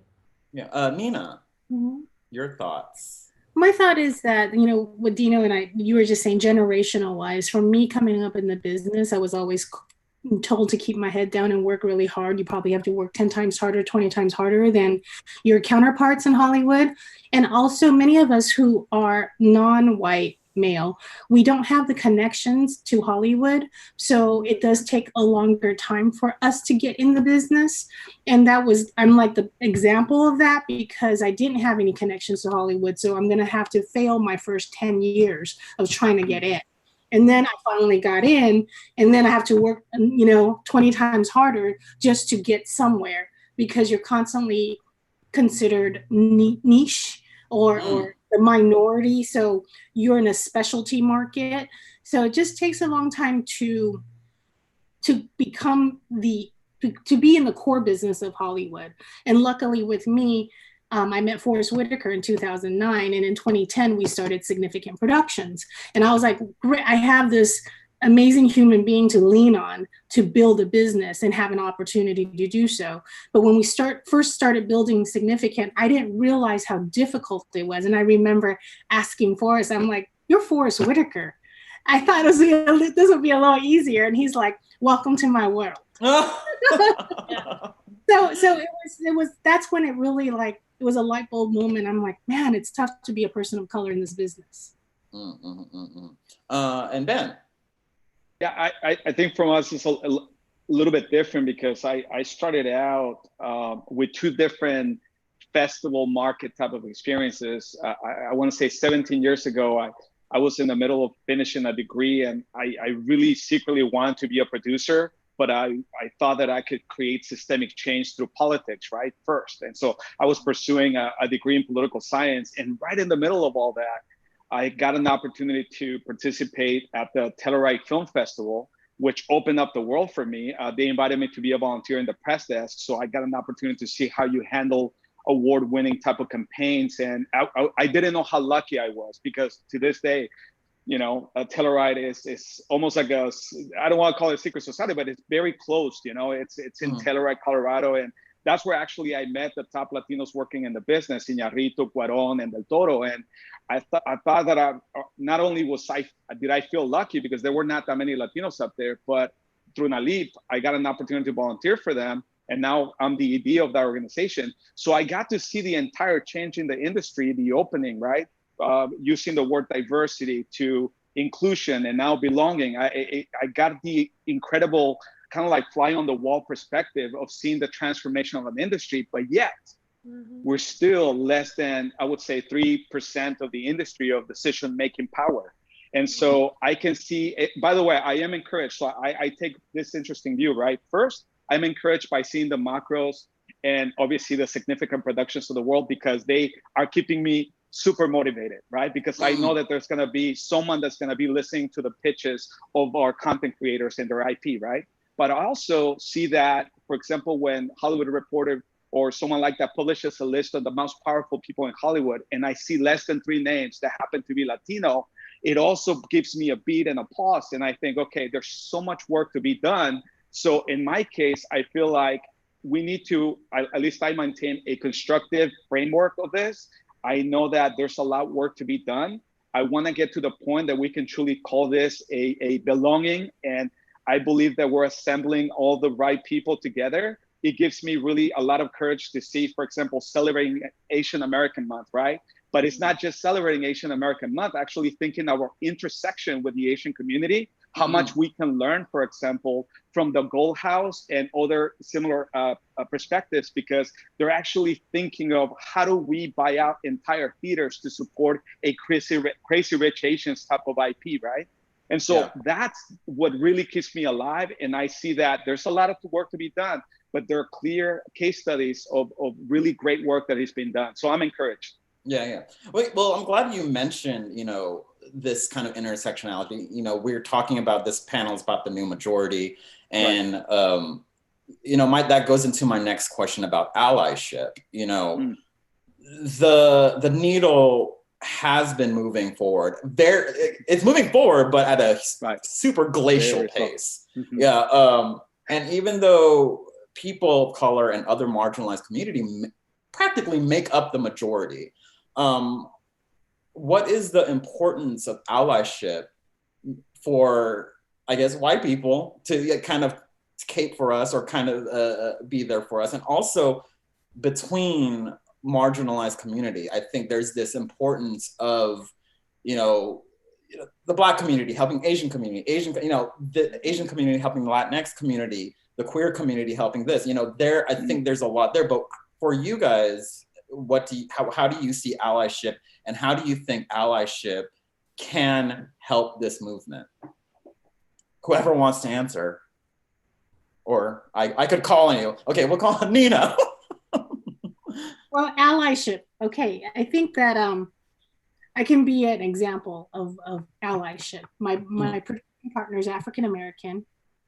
My film fund and my core investors of every film we've done are Asian American, and showcases a lot of African Americans. Launching a female Chinese director who's now directing Eternals for Marvel. You know, so it's really cross cultures and in so many aspects that a lot of people didn't realize. And now we're a little bit more vocal about it because we do want to promote that, hey, when we work together, we're a lot stronger. And also we empower each other to tell each other stories and also show up when the theaters and whatever's launched or premiered. And it was an educational process in the last, I say 7 years, from launching Fruitvale Station all the way to Sorry to Bother You, and then having a lot of great Asian films that came out in the last 2 years. Sometimes, you know, a couple of my friends would say, can you ask all your African-American star friends to show up for our Asian films? And I'm like, oh yeah, well, you guys are gonna have to show up for theirs, you know? So it's true though, it's true. It's true. But I have to make it a point. Like I go, it goes both ways. We gotta really support each other. And I'm proud to be at that intersection and calling out some of the inequities and then also bringing people together. Ben, do you have, what would you like to add? I guess from the narrative perspective, I always love seeing when collective, bringing a coalition of folks together to create something that's bigger than themselves and achieving systemic change. So I love the narrative. I guess I know Disney folks will be pleased because I love like when the Avengers unite, right? I always picture all of us having this incredible niche superpowers, right? But when combined together, we create like the most incredible noise, but also systemic change. So for example, I know our numbers. Data for us has been so freeing, right? I know that 25% of the box office, obviously this is in pre-COVID times, was 25%. I know that combined with the Asian American community numbers and African American, it's now basically the premise of this session. It's a new majority. So I feel so encouraged by that because now with this data and the numbers and the fact that I know Latinos are about $2 trillion of economic impact on the domestic side of the US, combined with all the other communities, we're basically larger than many GDPs of entire countries. So now the question is, how do we leverage that power? And that's where I'm encouraged by this coalition. And also it's important to understand our allies, and our allies can also come. You never know, and I think especially embracing, for example, interfaith communities and other folks, like for example, on the Jewish side of things, I got an opportunity this year to visit, Israel last year, right, and to see that tech community and in the television community out there, and that was really encouraging because we can learn so much from each other, and I think it's important for us to really now take it to the next level. What does that mean? First of all, we need to know your numbers. Like on the Asian side of things, we need to know how do we do that and how do we empower you. I'm also, the other part where I think it's important is to, on the data side, I'm guided by 3, I guess you want to call them oracles or data scientists that are really, really amazing. I would say Dr. Montanera out of Colombia, Dr. Ramon out of UCLA, and Dr. Smith from USC. Based on those numbers, this is allies across all this intersection where they're providing us numbers that are very empowering. And now that we're working with Asian American and African American allies, we're now really taking the time to deep dive into those numbers and the way to activate that into true power making. Wow, are you reading my notes? Because you basically said what I was going to ask next, but we'll get to that later. I still want Jira to jump in. Jira, what about you? Your thoughts on allyship? I mean, I agree with what everyone has said. I love like the data. I mean, it's funny even when you say something like the new majority, I think, and you can Google these, I'm not, Google these stats or whatever, but I think, Latinos are like what, 13% of the population, Black people are 10, Asians are like 7, so we really are only the majority when we are together, if you count us as like one, and like we do, like Nina and Beth said, we do have to show up for each other. So, like when Get Out, breaks records, or like Crazy Rich Asians, it's like, it really is a win for everybody, but it's also like, I think we need to move towards an era of also like what you mentioned earlier, like intersectional storytelling, because I feel like even Hollywood right now tends to think in narratives as like blocks, like an Asian story, a Black story. We need like a Latino Get Out, and that always drives me freaking nuts because like, the Latino, we're gonna find the Latino unique thing that's gonna be Latino Crazy Rich Asians, and it's like we're gonna find the thing, it's gonna be awesome and unique. But it's also like, why can't you just have a story that has, gay, Muslim, people of color together, like how the world is, and it doesn't have to be like an X story, it's just like, the world is a multicultural, intersectional place. So like, let's move towards making that more of the norm too. Yeah, I think it's totally true of what you're saying. I always go by this mantra of like, if one of us wins, we all win.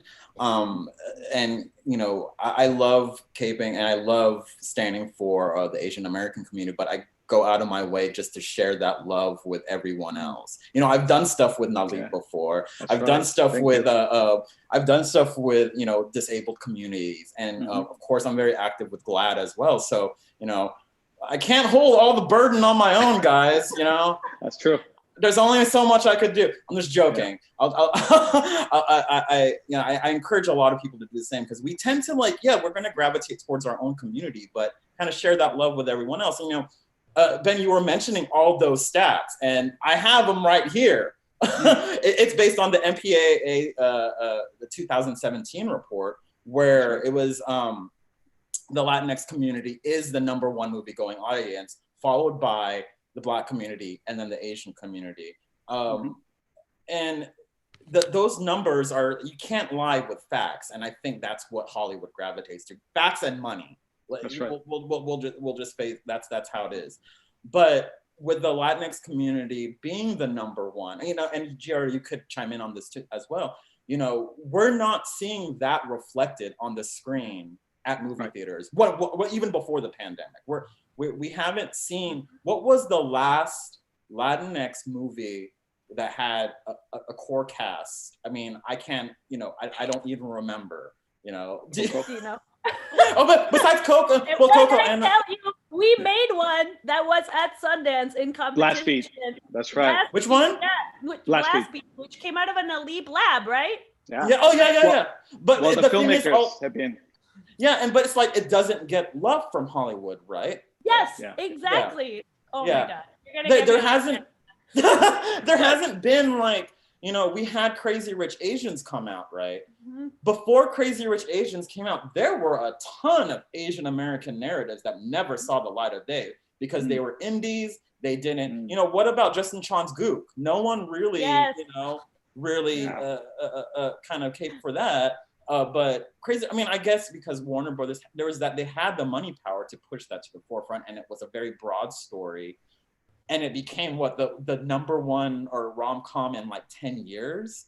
It's like, I'll leave it to Asians to fix shit. and then like, I am looking forward to In the Heights. I mean, that's an example of intersectionality. You have John M. Chu with Lin-Manuel Miranda, and this entire Latinx cast of a musical that, you know what, will attract so many people. But, you know, Giora, if you want to just rant for a minute or two, feel free. You know, we're here, we're sheltering in place, we're ranting in place. You know what? #1, I'm confident that the movie is going to get distribution and people are going to see it, but it is that problem that you don't even get a chance for people to see the stuff in the first place, you know? And it's kind of a vicious cycle where it's like, oh, you know, there's no comps for this, you know, so we don't know if it's going to be successful. So it's risky to make these movies, and like, we're not going to invest in them so they don't get made, you know, and of course there's not going to be any comps because there's no movies, you know? And it's like this kind of thing where it's like, you have to be the one to break the cycle, you know? And even when we made, like, Blast Beat was made on a shoestring budget, you know, and it was, we got the we wanted the cast to be, the movie set in Colombia, it's about a Colombian family, so we wanted the cast to be authentically Colombian. We got the biggest Colombian names, like, working in Hollywood now. Like, it was Wilmer Valderrama, Diane Guerrero, the Arias brothers were incredible. And even still, you know, we did hear feedback from streamers and stuff that, like, the cast was not big enough, you know, there weren't like any stars in the movie. And it's like, how are they going to be Latin stars if you don't make them, you know? Like, I literally can count them in like one hand, you know, the female actresses that are Latina that would be considered like known or even like A-list, you know? And it's like, you can think like of 50 white women, you know? And it's just like, really, it is systemic, you know, on every level. So I don't know. I'm just like, we need, again, because we need people of color in positions of power across the industry, you know, and like in the hierarchy and in the studio system and in, you know, at agencies, at production companies, at financiers, because otherwise, like, there is this, you know, people talk the talk, but when it comes to it, they don't really care about like telling you. Yeah.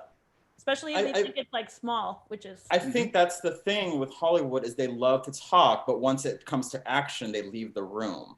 And I think, I think we may have lost Ben. He'll come back. There you are. I'm good.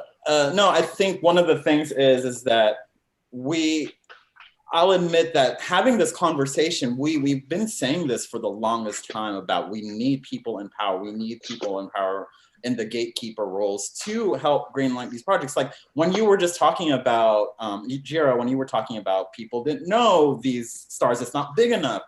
I look at something like, let's say, Girls. Remember when that came out? Right. I had no idea who any of those girls were. People. Right. Yeah, but they gave it a chance and they became stars. And I think we are seeing that more and more. Like we did see that with Crazy Rich Asians. They got a chance. No one knew who Henry Golding was. People only knew Constance from Fresh Off the Boat. But still, there needs to be, I think, more opportunity. We see people like, I think someone who's a good example is someone like Ryan Murphy, who is giving trans people of color chances. If you look at Hollywood, his latest Netflix series, that cast is generally, the younger ones are generally unknown, but you know, you make such a good point. Do you guys get tired of kind of just vocalizing this all the time? I mean, it is a cycle and we have to move with that cycle.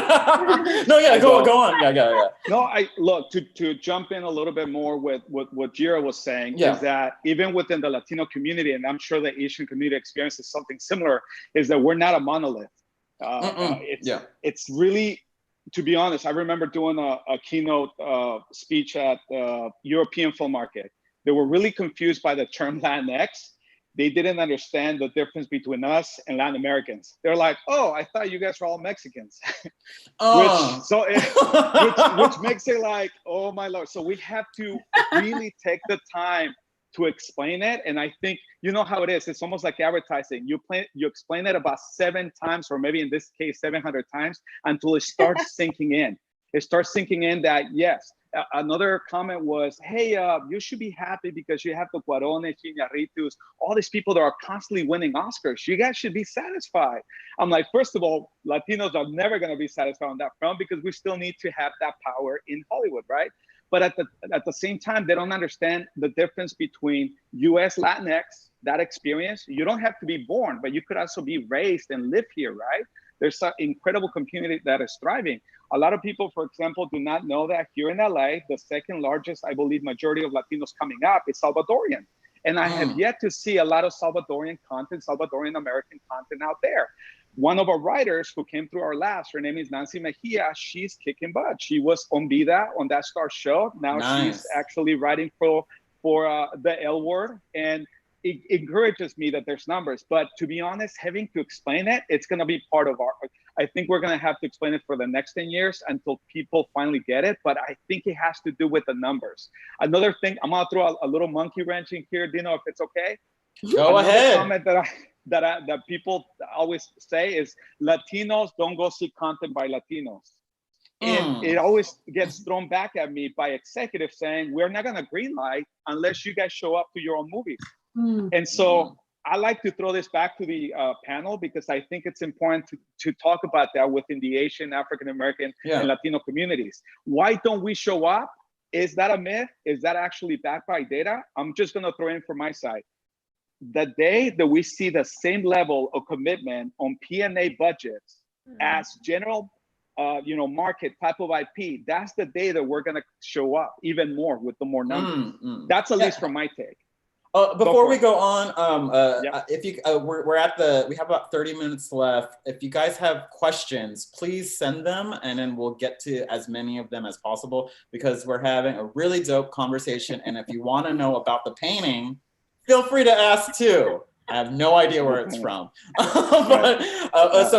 Sorry to interrupt, but if anyone wants to address what Ben was talking about in terms of that. I'd like to say, because Ben, I've run into this issue a lot through the last decade, last 10 years, building out the company. And then I would do several Asian American panels, and I would have Asian audience members that say, why are you making Black films only? And that was like a kind of a, they're trying to come at me. And I'm like, I'm making excellent films by people of color and championing filmmakers of color so they can create an authentic POV in the storytelling. And I remember turning around to audience members and I'm like, what are you? And he said he's Vietnamese. I go, great. I go, would you go support a film that's Korean? Would you go support a film that's Chinese? Would you go support a film that's Hmong? Would you go support a film that's Filipino? You know, I start going down the 20 types of Asian Americans, and all of a sudden everybody sat there and goes, oh shit. I'm like, that's right. So you have to show up. So why don't we see us as a collective of Asian Americans? So whenever it comes out in Asian American storytelling, show up, show the fuck up, instead of going, well, that's not my story.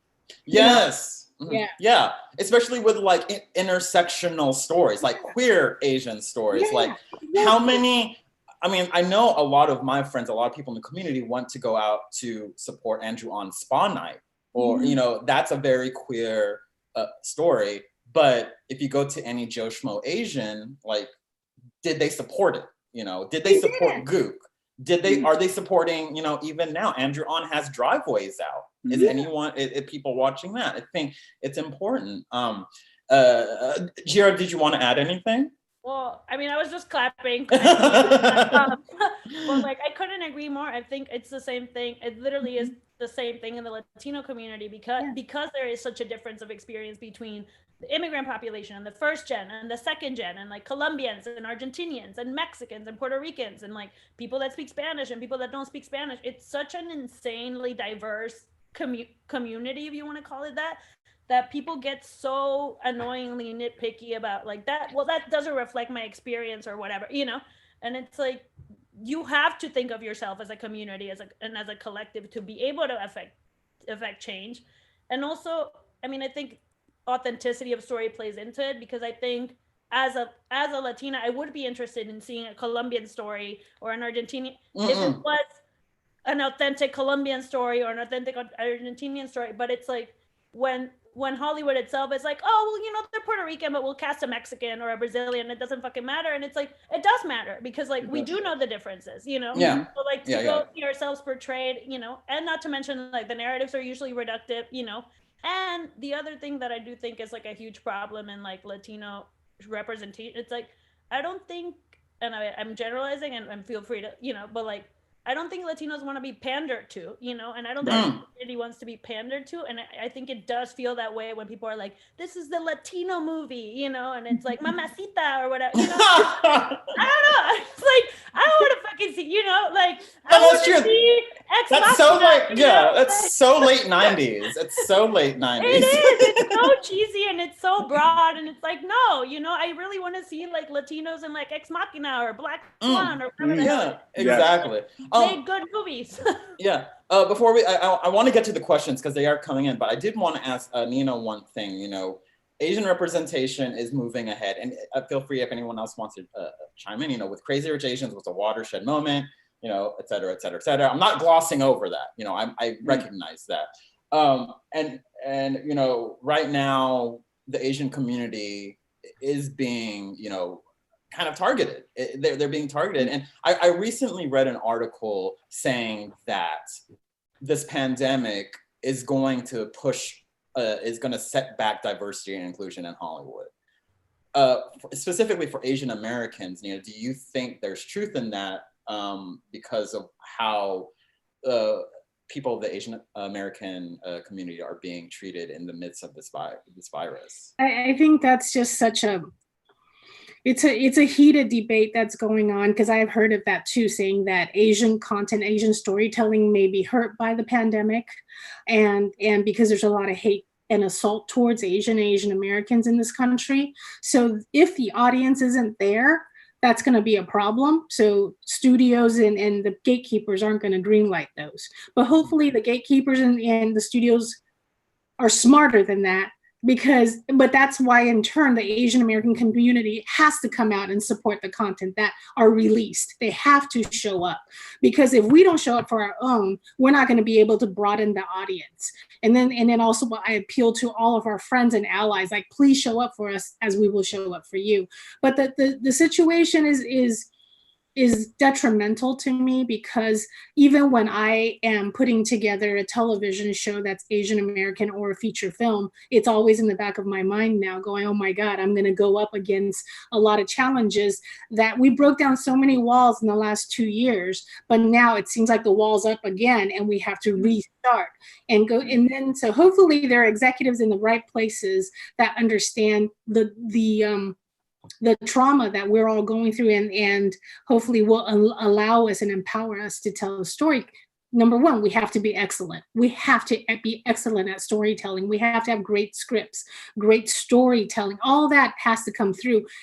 Meaning what we were talking about earlier, working 20 times harder, 100 times harder, because we can't push out anything mediocre at this point at all. You know, so that's a tough thing. I mean, I'm scared to go to the American supermarkets. I mean, that's how crazy it is, where a lot of my friends wouldn't know that, who are non-Asian. They'll be like, what? I'm like, I don't go to the Ralphs and the Trader Joe's because I do not want to get into a fist fight with somebody if they're being racist towards me.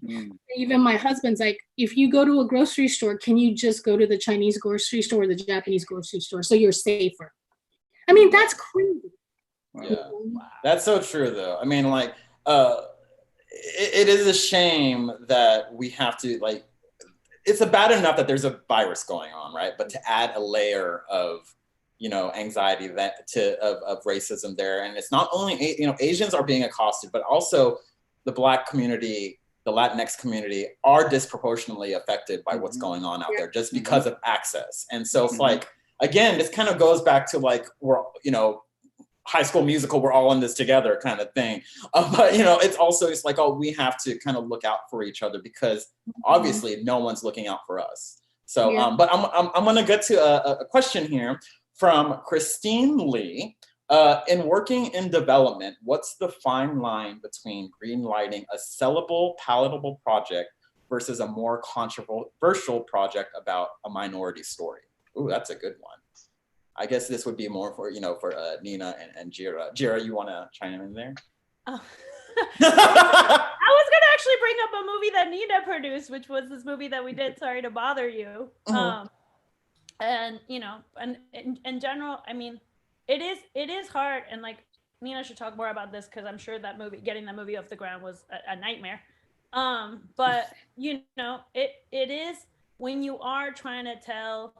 That's the thing about being, you know, a person of color in the industry. Is like it is reductive, the kinds of stories that you're expected to tell and kind of like allowed to tell and encouraged to tell. And like if it doesn't fit the narrative of like what people think a story about a person of color should be, it is very hard to get those movies financed. And again, because there's no comps for them because they're not being made, they're just like extra risky, you know. So it's like if you make like an absurdist satirical comedy about, you know, about capitalism starring Black people, you know, or you make like, you want to make a story that's like loosely touches on immigration, but it's not about immigration and it's more a coming of age story about Colombian brothers, you know, or like just narratives that don't fit in a traditional box, you know, that it is, I mean, I don't even know if I'm answering the question. It's hard, you know? Yeah. It's hard to try to find the balance between like what people will, you know, think is financeable and will sell and is commercial enough while still trying to push forward in terms of like narrative, you know? Yeah, I think for that question, when it comes to development, there's two paths, right? Something that this creator think is more palatable and something that's more controversial. The thing is, you got to tell the story of what you know, that you know best, and that you can tell. And it doesn't matter if it's controversial or palatable, because when somebody reads and goes, this is so real, this is amazing, I've never seen this point of view, or I've never seen this world, that becomes the importance for me. You know, I'm like, I haven't seen this world. And I love the fact when I see filmmakers, they'll send me decks and the comps are my movies. I'm like, yes, I did to break the mold because for the longest time there were no comps, right? But at the same time, you don't have to rely on comps if it's your story to tell and you know it so well.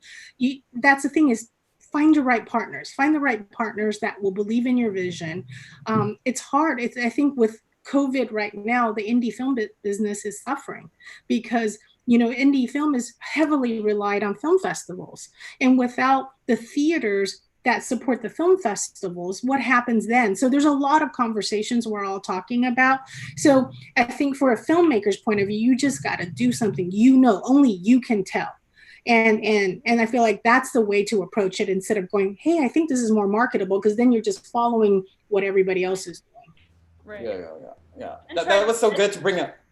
I was gonna say it's so good to bring up that movie because there was a social component to it, but the way it was told, we've never seen before, and it was super bonkers, which is up my alley.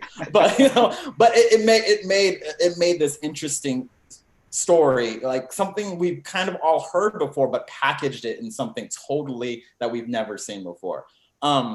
We have a question from Josh Koh saying, how can the Asian Pacific Islander Desi creative community be better at supporting and collaborating with Black, Native, Brown creators?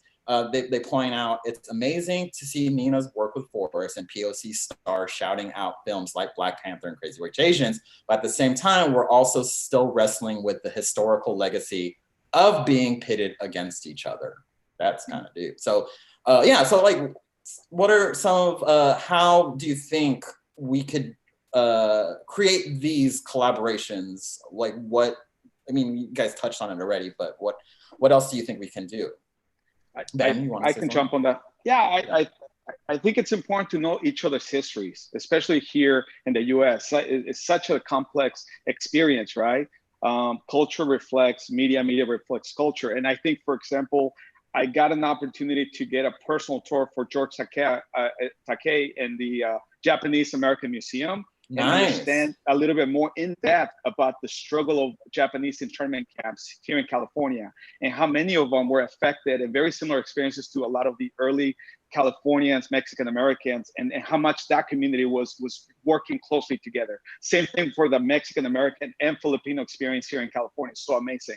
It's also important to know, for example, about the Chinese Exclusionary Act and the permutations of that, because it affected, we were living in these territories. You wouldn't believe how many times when I look at Westerns or period pieces and I look at these territories, right, the extras, and in the background, there's hardly any Asians, hardly any Latinos. Somehow it was all populated by a one experience. And so I think it's important that we also hold each other accountable for making sure that we empower each other with our histories, because we were living in this area for such a long time together. It's not a separate experience. So it by the way, it does irk me sometimes when I see, and I'm rooting for a specific, for example, Asian American or African American content, and I see that sometimes they use Latino characters still in the same way that mainstream media does. So I still see maids, and I won't say the show, but for example, there's a show that's on a mainstream, thing where the characters are a very much empowered minority, right? That they're kicking butt. But then in the background, the Latinos are the ones cleaning, and they're the dishwashers and the nannies. They don't transcend in the story. So I think we need to be better with each other and making sure that it's not three-dimensional just from your perspective, but also everybody around you. I recently read a screenplay for a television pilot. I can't say the name right now because it was part of a film contest, and it was based in that Desi experience, right? Based in the, like experience of a restaurant, and most of the characters that happened to be in the background were cooks, and they were Latino, but they were not three-dimensional, and something was lacking there. So I think it's important for us to make sure that we see each other. Even back then when California was being put together, I don't know, I recently asked someone that knows all the history of Hollywood, right? Especially here in LA. And I asked them, did you know what Hollywood was called before? And they were like, what do you mean? You mean like California? It's like, Hollywood, the actual land, the ranch here, it was actually called La Nopalera, which is the place with nopals, cacti. And many people didn't even know that. And I asked him the history of Anthony Quinn, right? An incredible actor that from the 50s to the 60s, actually from the 40s all the way to the 70s, him and alongside Ricardo Montalban, they transformed the Latino American experience on the acting side. And a lot of people, for example, if you're asking me, and this is to tie in the last question, how do you create a complex story that will be palatable? The Anthony Quinn biography, that would be one, because it's a glamorous man, someone who acted, someone who represented, you know, the Mexican experience and Mexican American experience in an incredible way. And it's also populated by a very diverse cast. And this is where we can all work together. That was a correct answer. No, it's like I'm constantly learning stuff about the Filipino culture, my own culture, and you know, I do go out of my way. And also, we're living in an age where Google exists, so if you don't know something, you know, Google it. Google's there. Or if you have a Latinx friend, if you have a Chinese friend, if you have a Black friend, ask questions. You never know. You know, I mean, like just a few years ago, I learned about Larry Itleong, the grape. It's slipping my head. I'm really sounding smart right now. Sorry, guys. I know I should be better, but I've also had like a 3-shot espresso, so I'm like a little jittery. When you said espresso, I was like, damn. I'm a little jittery. Sorry. Let me go back to the questions. They're doing a better job at asking questions than I am. This is a good question, actually. When starting out in your career, and especially in a big corporate company, it can feel like you can't speak up. What tips do you have for fighting for representation from that kind of position? So quickly, let me answer that, because I have a lot of my friends who are Asian Americans who started in the business that are my generation. We were all kept pretty quiet because we wanted to get to a point of authority, then we could speak out. Because when you speak out too early, you're going to get squashed. So friends of mine who are agents, who are producers, who are writer directors, I think that because we come from a different background, that if we speak up too early, it is too easily to be dismissed. But once you get to, I'm talking about my generation of people, then when we get to a certain point, now we're fearless. We're like, yeah, because we need to create a path for the next generation. But what's so refreshing is the new generation of Asian American storytellers I've met, and also people in the creative field, are so unapologetic that sometimes I get a little intimidated. I'm like, yo, keep it down, you know, but then they're like, we're the best. And I'm like, okay, then. But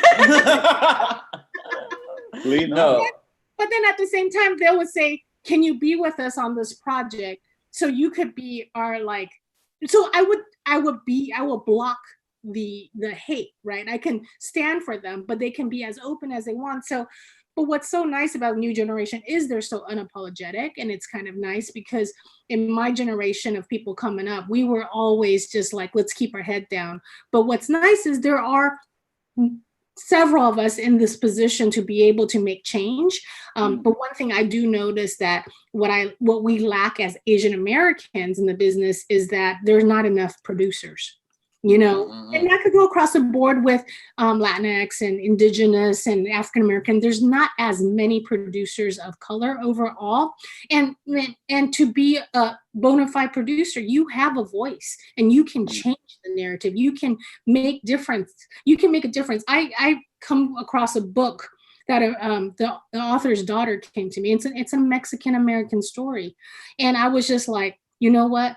I'm not the one that's going to be able to champion you all the way to the end, but I'm going to get somebody for you, because at least at my level, I know these people, and I will get these people to come on board with us to make sure your story is told, right? But it's that type of allies we're talking about, but really it's the younger generation is unapologetic, and I think it's the new world. It's actually kind of nice.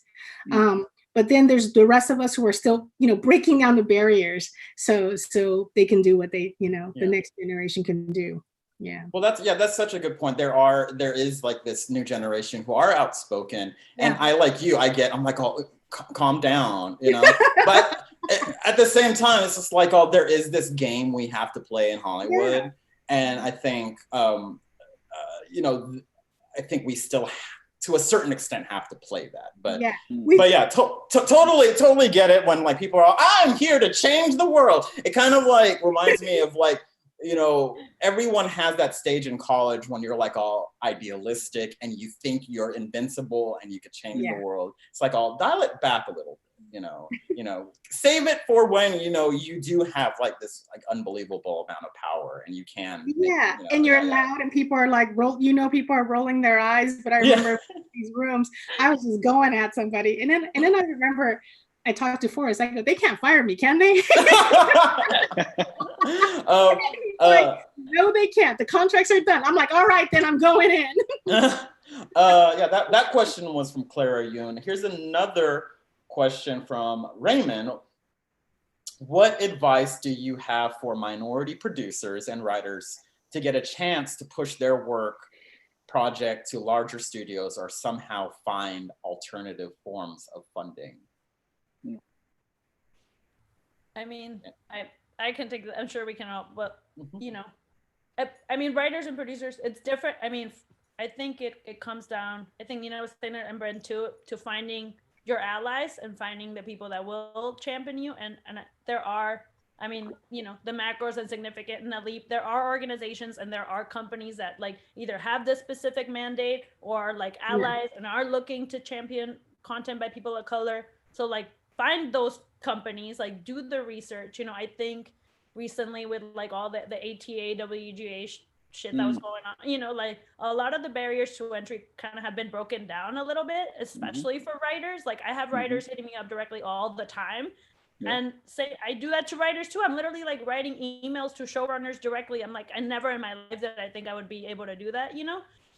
So I think it is a little bit of resourcefulness. And if you are a producer or a writer, it's like getting to the people that you know can be an ally and can help you and can, you know, which I don't know. I think it's more accessible now than it was before. Or I want to believe that at least. I'd love to add to that. Yeah. If we can. So for me, I always give the advice to filmmakers of know your history, right? I'm gonna be the history guy, okay? That's fine. So here's the thing, not just know your history of what people, know other people's history, but also understand Hollywood ecosystem history, especially the studio system. And I don't talk from the perspective of like being nostalgic about the Hollywood system, which is good for some people, you know, but I think it's important to understand, for example, the Paramount consent decrees, right? Which are gonna be challenged in, you know, not just through Supreme Court, but a lot of things. That's gonna have a potentially disruptive wave across the entire ecosystem. And it is going to be affecting us as, you know, Asian American communities, African American communities, Latinx. The other part of it is embrace tech. I think that filmmakers could be very similar to a startup company, right? If this was the Wild West, like Silicon Valley, every single filmmaker needs to figure out what their specific group of people that's going to empower them. This is not a solo type of feature. You're going to need to have even allies within your company, even before you form a company. So whether it's a writers group that's helping you to improve your writing, whether it's a group of producers that you're kind of getting feedback before you provide the final pitch. I would try to get to know the people that know Yira before you pitch to Yira. You know what I mean? Like I would try to get to know the folks that know, you know, anybody else that you think you're gonna sell this content to. And another one is most people wanna be, let's say in the startup, like unicorns. They wanna rise so fast and sell content right away. I recently heard about the concept of camels. Camels are built different. They're built for the long term. In fact, instead of going for that rapid rise and try to monetize right away, they're actually built for the long term. So they can actually go through the waves, such as what's happening with COVID, what's happening with the studio being disruptive. You need to build yourself like a startup, a camel, someone that can outlast all and withstand and be resilient through all these different disruptions in the systems. So that's why I think it's important to know your history. We can disrupt this game. And now at the layer of us all working together as a new majority, we'll be unstoppable. Oh my God, the camel. I want to make that a t-shirt, be a camel. But it's so true, right? It's like this longevity, you know, because a lot of people want to get it like in a snap, like, oh, I made it, yeah. Right. Do you want to add something, Nina? Were you gonna add something? Yeah, I was saying what Ben was talking about, the longevity is like, play the long game is so important, because there is a misconception, like a younger generation thinking that you can make it in this business super fast. You can if you're super connected and you're super wealthy and you're buying your way into the process, you know, because we meet a lot of those people, right? But are they sustainable? Do they actually have the knowledge to produce? You know, so the thing is, you know, work like every project, every producer and every project is like a startup. So when you take on a project, it's like, why are you investing your time in this? And why are you time and effort and your life in it, right? So it's a startup, but producers have to have, you know, when you're starting out, you should have 5 to 10. You know, you should have 5 to 10 projects that are your startups. And to see, I always say this is a game of racehorses. You have all these horses running at different times. Maybe one that's towards the finish line and gets hurt and just falls out. And that, you have to be strong enough, emotionally stable enough to say, you know what, it's okay, because I got another 4 that's running at the same time. And let me try one. And just be able to let go on projects that don't work out, you know, but also projects that you go, I know there's something special. And you know, year 12, the project gets made. That's the long game that Ben's talking about. And it's not short-term, super fast turnaround. You're going to be famous. You're going to be rich. It's not like that. Yeah. Right. Really, that's pretty. I mean, like, you know, we have a camel, we have a horse. But it's run fast, by the way. Yeah, they can. I mean, I've never heard that analogy before, and I'm glad that, you know, Ben, you brought that up about, you know, everyone's looking for, you know, everyone wants to be first. They want to be best. They want to have the newest idea, and a lot of people, and you know, and this kind of goes back to this young. I don't want to say this younger generation. That's making me sound like a super old man, but you know, these people who are being very like outspoken and kind of like, I'll be outspoken, but play the long game. That kind of, you know, that kind of mentality. Yeah. And know the market.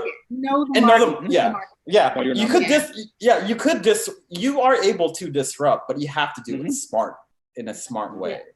Instead of just being all, I'm here and I'm going to take over. That, you know, that doesn't get anyone anywhere.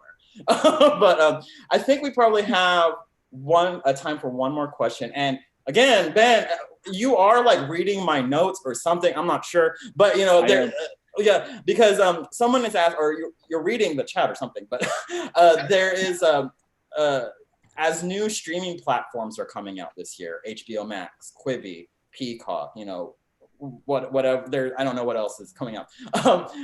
Do you foresee networks and studios wanting more diverse content, or do you think they're going to stick to stories that they know? Oh, this is a hard. I stumped the panel.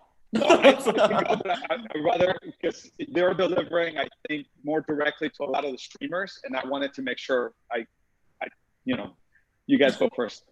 Yeah. Jira, you want to? I mean, I'm like, I wish, I mean, man, I'm really summed, because I'm like, I don't know if there's like predictive trends and data for this, you know, but like, even just, again, and not to be like anecdotal and like take it off, you know, but like, even just how hard it was for the streamers to take on Blast Beat, you know, and like that is just like not encouraging to me, you know, when like people are saying like and like when streamers are saying like our mandate is to like have more like Latino content, and like there's a Latino movie that is made in a pandemic where like no movies are being made right now, period, you know, and you still won't buy it. Like that doesn't inspire a lot of confidence to me. But like at the same time, I have to believe that like there are, you know, that there are trends toward diversity and inclusion in the industry, that we are seeing a more diverse workforce in general. So hopefully the people, you know, and like I know at least like Netflix and Amazon and the big ones are making a big push to like diversify their workforce. So, you know, I mean, fingers crossed there are going to be people, you know, championing on that side. And hopefully there are also white allies too that are like, you know, the world is changing and we need to adapt. But, you know, we shall see. Yeah. Nina, you want to chime in there? I feel like for that question, we don't know. We don't have an answer for it, because it depends on who are the greenlighting committee, who are the gatekeepers at these streamers. So if there are more executives that believe in the process and our stories, then we'll get more green lights. But as long as that group of gatekeepers don't diversify, it's still going to be an issue, like what Jira is facing. And that what she's talking about is something I know so well, and it becomes a fight.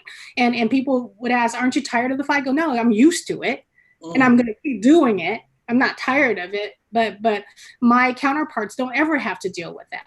They don't ever have to be in conversations talking about why we're worth something and why we're worth more. Yeah. And Ben, you wanted to add something there? Yeah, so I see all the different perspectives, and I think I get most of my feedback and notes from filmmakers and producers that are out there constantly pitching, right? And so I see a lot of disappointed faces after the meetings because they're not really hitting the mark of what the studios are looking for, perhaps. But it's a mixture of things. For us, we see that the streamers are going to be wanting to a lot more content. They're opening the floodgates, but at the same time, at least in our space, we need to make sure we beyond predictive forecasting. We need to know what it's going to be the specific content that's going to be prioritized. My feeling is what I'm seeing is that they're going to first greenlight the projects that they're comfortable with that are similar to them. One example, if you actually do comps, right, the comparative, right, of the numbers, what are the Latino stories that actually resonate across the general market? For us, we know that is the Selenas, anything with music, the music in the Heights, in the Heights. And so my feeling is that the streamers are going to go for content that they know they have comps for. So it is, for me, I call it a multi-tier approach where, yeah, sneak in that musical, but in that same pitch, try to deliver for other business mandates that they have. Make sure that, remember, in the horror genre, Latinos really over-index there. So you could have different producers going there for the musical side, but also look at what some of the folks are doing with, like, Don't Breathe, right? Don't Breathe was a hit by, Fede Alvarez, and now he's going to be creating a lot more things. I know that there's a Latino, Jordan Peele, that is being developed across. I know that there's like we keep talking about James Wan sometimes, right, on the horror genre, because he's such an iconic, director. Well, I think I found the next Latino James Wan. And so now we're got to work with that specific content creator to make sure they're prepped to be able to do the right pitches with the right allies in the industry. So I do see a lot of hope out there. We just got to prep those folks to be able to be cameras. Well, oh my God, I mean, like, it is so true what you just said. You mentioned In the Heights, and then, like, also, I believe Netflix has the Selena series coming out. So Ben, you are smart. You have your finger on the pulse. You got, but I think that is pretty much all the time we have. I want to thank Jira, Nina, and Ben. You guys are amazing. I love what you guys do, and I just hope to continue writing about every single one of you. And I think I can't wait to see a lot of what you guys have in development. And yeah, and thank you so much. This would be the point if we were at the actual convention where the crowd would come and start asking you questions. But unfortunately, we can't do that. But you guys asked some awesome questions in the chat. So thank you guys once again for tuning in. This was awesome. Yeah, it was great. Hopefully we could meet after this for foods. We'll do a virtual drink. But I'm going to throw it to Minji. Thank you so much. Thank you all so much. I was like rocking back and forth in my seat. This was so great. And the chat was on fire. You guys inspired so many people. You dropped some massive truth bombs, and everybody's so fired up. We could not be more grateful to close out Empowered 2020 with all of you. And we're all going to collectively give a round of applause to Dino for being such a great moderator. Oh my God. And if you guys want to know more about the painting, tweet me. I have no idea what this painting is. We all need to know what's the tea on the painting. But thank you so much. This was just so great. And there's so many resources that have been shared, and we will definitely continue to share your work. We are supporting all of you. Please keep engaged with our communities as we move forward, because we want to know what you all are up to. And thank you to Nalip, to Significant, to Macro, to Deadline. You know, all of you guys are doing such important work, and nothing happens in a vacuum. You know, we're all affecting each other and supporting each other's work to elevate this new majority and true authentic stories. So thank you so much. Thank you, Minji. Thank you guys. Yes, absolutely. And I'm so sad that this is the last panel. We are at the end. We could go on. Do you want us to continue? We could go on for another. Well, actually, I have to go back on the edit desk and play Animal Crossing. So there you go. I mean, all of it, self-care, right? I mean, I know you're working so hard. Your memes are so on point. I follow Dino on Instagram. If you guys don't do that, you need to. Oh God, I am such trash. I'm such trash. So good. It's Guys, so good, you know. I just posted this thirst trap of a picture this morning, so go at it. All the more reason to get on that. Go follow. Go follow now. But please follow all of our amazing panelists from this panel, from the earlier panels. We have some great resources coming your way. This will live online, so feel free to share. We have captured this conversation for sharing to the world. And that's the silver lining to this moment of quarantine and being socially distant. Now we get to share with the global audience. So we know that we'll see the ripple effects of this to come. So thank you so much. Thank you guys. Thank you. Bye guys. Bye everyone. Bye. Bye. Bye. We'll connect. So now we are going to be able to close out Empower 2020 with a beautiful performance that has been provided by MC Jin. And Jin was actually part of a previous Collaboration Star performance many years ago, but Jin is, you know, an OG in the Asian American creative community. He's done so many good things. Again, I'm sorry, I've been like looking down the whole time, I'm just calling it out. Now I'm gonna look at the camera. But Jin was so excited to participate in Empowered. He has been such a figure in the Asian American community in our narrative, being outspoken, being talented and raw and real. And so we're just so excited that he's here to close out the conference. We will have some announcements and everything after the performance, so please do stick around. But to introduce MC Jin, he is recognized as many as an Asian American pioneer in mainstream hip hop. He's best known for his groundbreaking performances on BET's Freestyle Fridays in the early 2000s. He's gone on to expand his career as an all-around entertainer. To date, he's released a substantial catalog of music, both in English and Chinese. He has hosted a variety of TV shows in Asia, as well as acted in various films such as Too Fast, Too Furious, and Revenge of the Green Dragons. He splits his time between the US and Asia. He's currently in New York, so we're super grateful that he could jump on for Empowered. And he continues to perform and connect with audiences across the globe. In 2014, he also expanded his repertoire one step further by diving headfirst into the stand-up comedy world. So you guys need to keep an eye on MC Jin. He's got bars, he's got humor, he's got it all. Everyone give it up for MC Jin. Hey, what's up, everybody? MC Jin here. First of all, I just want to thank Collaboration, the entire team, entire family for putting the time and effort into organizing this. Also want to thank and shout out all of the speakers, all of the panel from all the different platforms and different just spheres of life that came together to offer all their insight and wisdom and experiences and guidance. But most of all, I want to send a big shout out and thank you to each and every one of you that tuned in, because ultimately this is for you. This is to empower each and every single one of you. Hopefully you could take any of the information that you've received here, any of the guidance, any of the wisdom, and you can, impart it into your lives, especially the time that we're living in right now. I think, speaking for myself personally, it's a bittersweet thing, right? To see that we're all able to come together, but it's under these circumstances. But I think it's encouraging and it is empowering to know that even in the darkest of times, we can still kind of, be that light in the world. Hence why I wanted to share this song specifically. It's called Glow.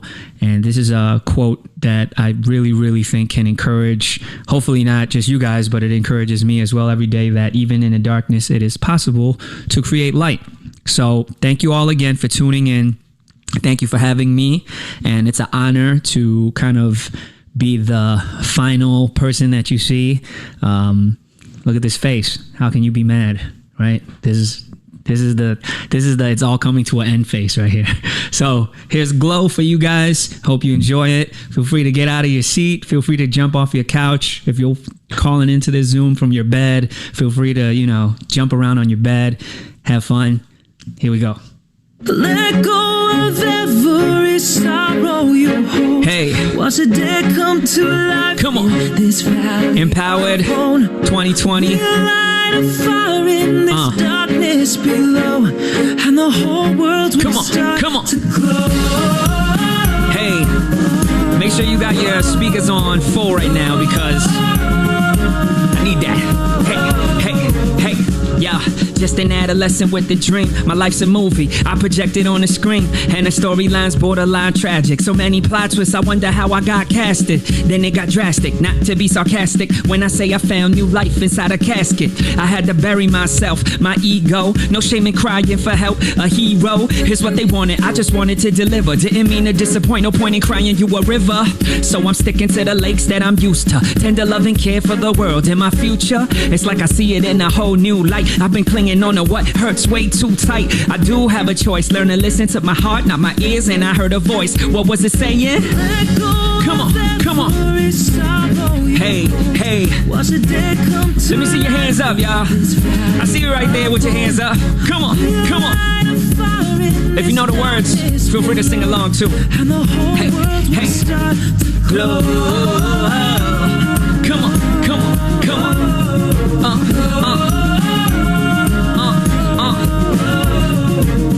Yeah, at times the glow can get so dim. Things are warm and the floors, they just close in. And I know home feels like the worst place. Don't want to stay there for long, like first base. It's like a soap opera, feeling your folks' drama. Thinking why even get married in the first place. On the flip side, you feel so lonely. Waiting for Mr. Right, keep meeting Mr. So phony. He says he'll treat you like a queen. Barely knows what that means. You're a father of 3 and hardworking, trying to make an honest living but not certain. Worry about tomorrow cause you're broke today. They could take your job but never your hope away. You do have a choice, learn to listen with your heart, not your ears, and you'll hear a voice saying, let me see them hands clapping. Hey. Say what? Come on. Hey. Glow.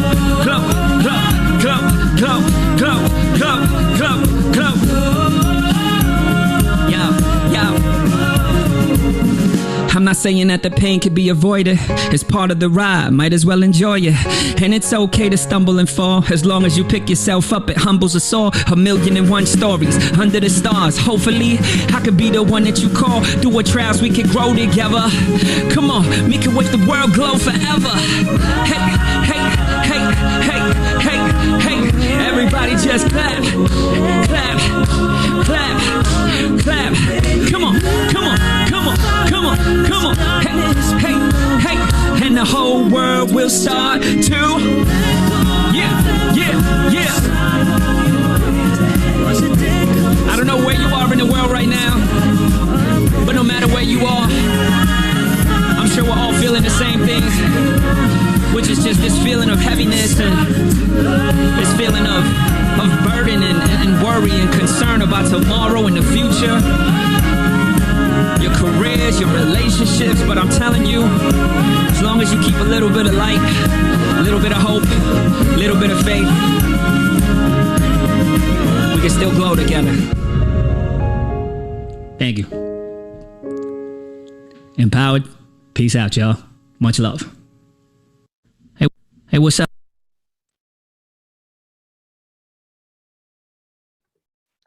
Oh, wow.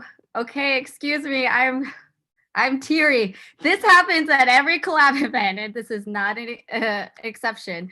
I'm teary and weepy right now, but thank you so much to Jin for such an amazing performance. Thank you everybody who tuned in for this weekend. It was so special. It means so much to all of the staff who put in so much effort into creating this virtual space for everybody. And in a second, I would like to invite these amazing volunteers who helped make this happen. Before we do that, I want to thank our donors that came through, Kay Kanapu and Anthony Mendoza. Thank you so much for your support. Again, this event was our in-person Empower Creative Leadership Conference that was supposed to be in March, and it got canceled. And we rallied, we pulled it together, wanted to celebrate APAM, wanted to celebrate you guys, create a space for us to learn and be inspired, especially in this moment when it's been really, really hard for so many different reasons, for people to find hope and find inspiration and that drive and the strategy, all of the things, the resources to keep moving forward. It is so important that we continue to encourage each other, and we just want you guys to know that we're here for you. We've been here for 20 years. We're not going anywhere. So if anybody wants, we appreciate it. And you can donate collaboration@gmail.com, on PayPal or Venmo @collab. We are so thankful. And I just want to extend the gratitude on behalf of the board of directors. You know, we got parents, they're all floating around doing the thing. And we got a couple on our staff that we're going to bring on in a second. But we also want to thank our sponsors. We want to thank our speakers, our community partners, and especially to you guys, to the audience. You guys are the reason why we came together to do this. We believe in all of you, and it's all going to take one step at a time. We just got to do those steps. So keep the hope alive, keep that fire alive, encourage each other. This conference will live online, so please come back to it. It's a resource. If you missed something, if you want to rewatch something, it's here for you as a resource. And so please share that with your friends. And without further ado, I want to bring on our staff to thank them. I think some of them are getting camera shy because they're not the on-camera few, so we got to thank them. So as they come on, we're going to say hello to Megan Lau. This will live online, so please come back to it. It's a resource. If you missed something, if you want to rewatch something. That's my voice. Technical difficulties. But we have Megan Lau, we have Claire Yoon, we have Christine Kim, we have Josh Ko, we have Sung Cho, we have Dustin Laborde, Juliana Deer, Candy Yee, and we have our MVP, Marvin Yue, who has been coordinating technologically. There's Marvin. This has been such a labor of love. We love all of you so much. And this is where we do woo. Please follow Collaboration. We have an event coming up in June that is being organized as we speak to support the census. There will be more performances. There will be more speakers. If this was just a taste of what's to come, I hope y'all are excited because it was good. Yeah, do you guys want to do a bow? Like, what's the best way? I also don't want to do massive feedback. Marvin, you guide us. I mean, first, can we just all give a big round of applause for Minji? He's been amazing all weekend. We love you. We're so thankful for you. I love you guys. This is so great. I hope someone's screen capturing this because I can't do too many things. But yeah, please continue to support us and support each other. Again, thank you. I feel like I've talked enough this weekend, but yeah. Also, my personal plug, if you want to check out my podcast, I'm going to have everybody here on my podcast at some point. But check out, first of all, check out Collabcast. We have a lot of the speakers that spoke today are on that to know about their journeys. And we're going to keep this going. Okay? So have an amazing rest of your weekend, everybody. We love you so much. Follow Collaboration Empowerment through Entertainment. And see you later. Thanks, everybody.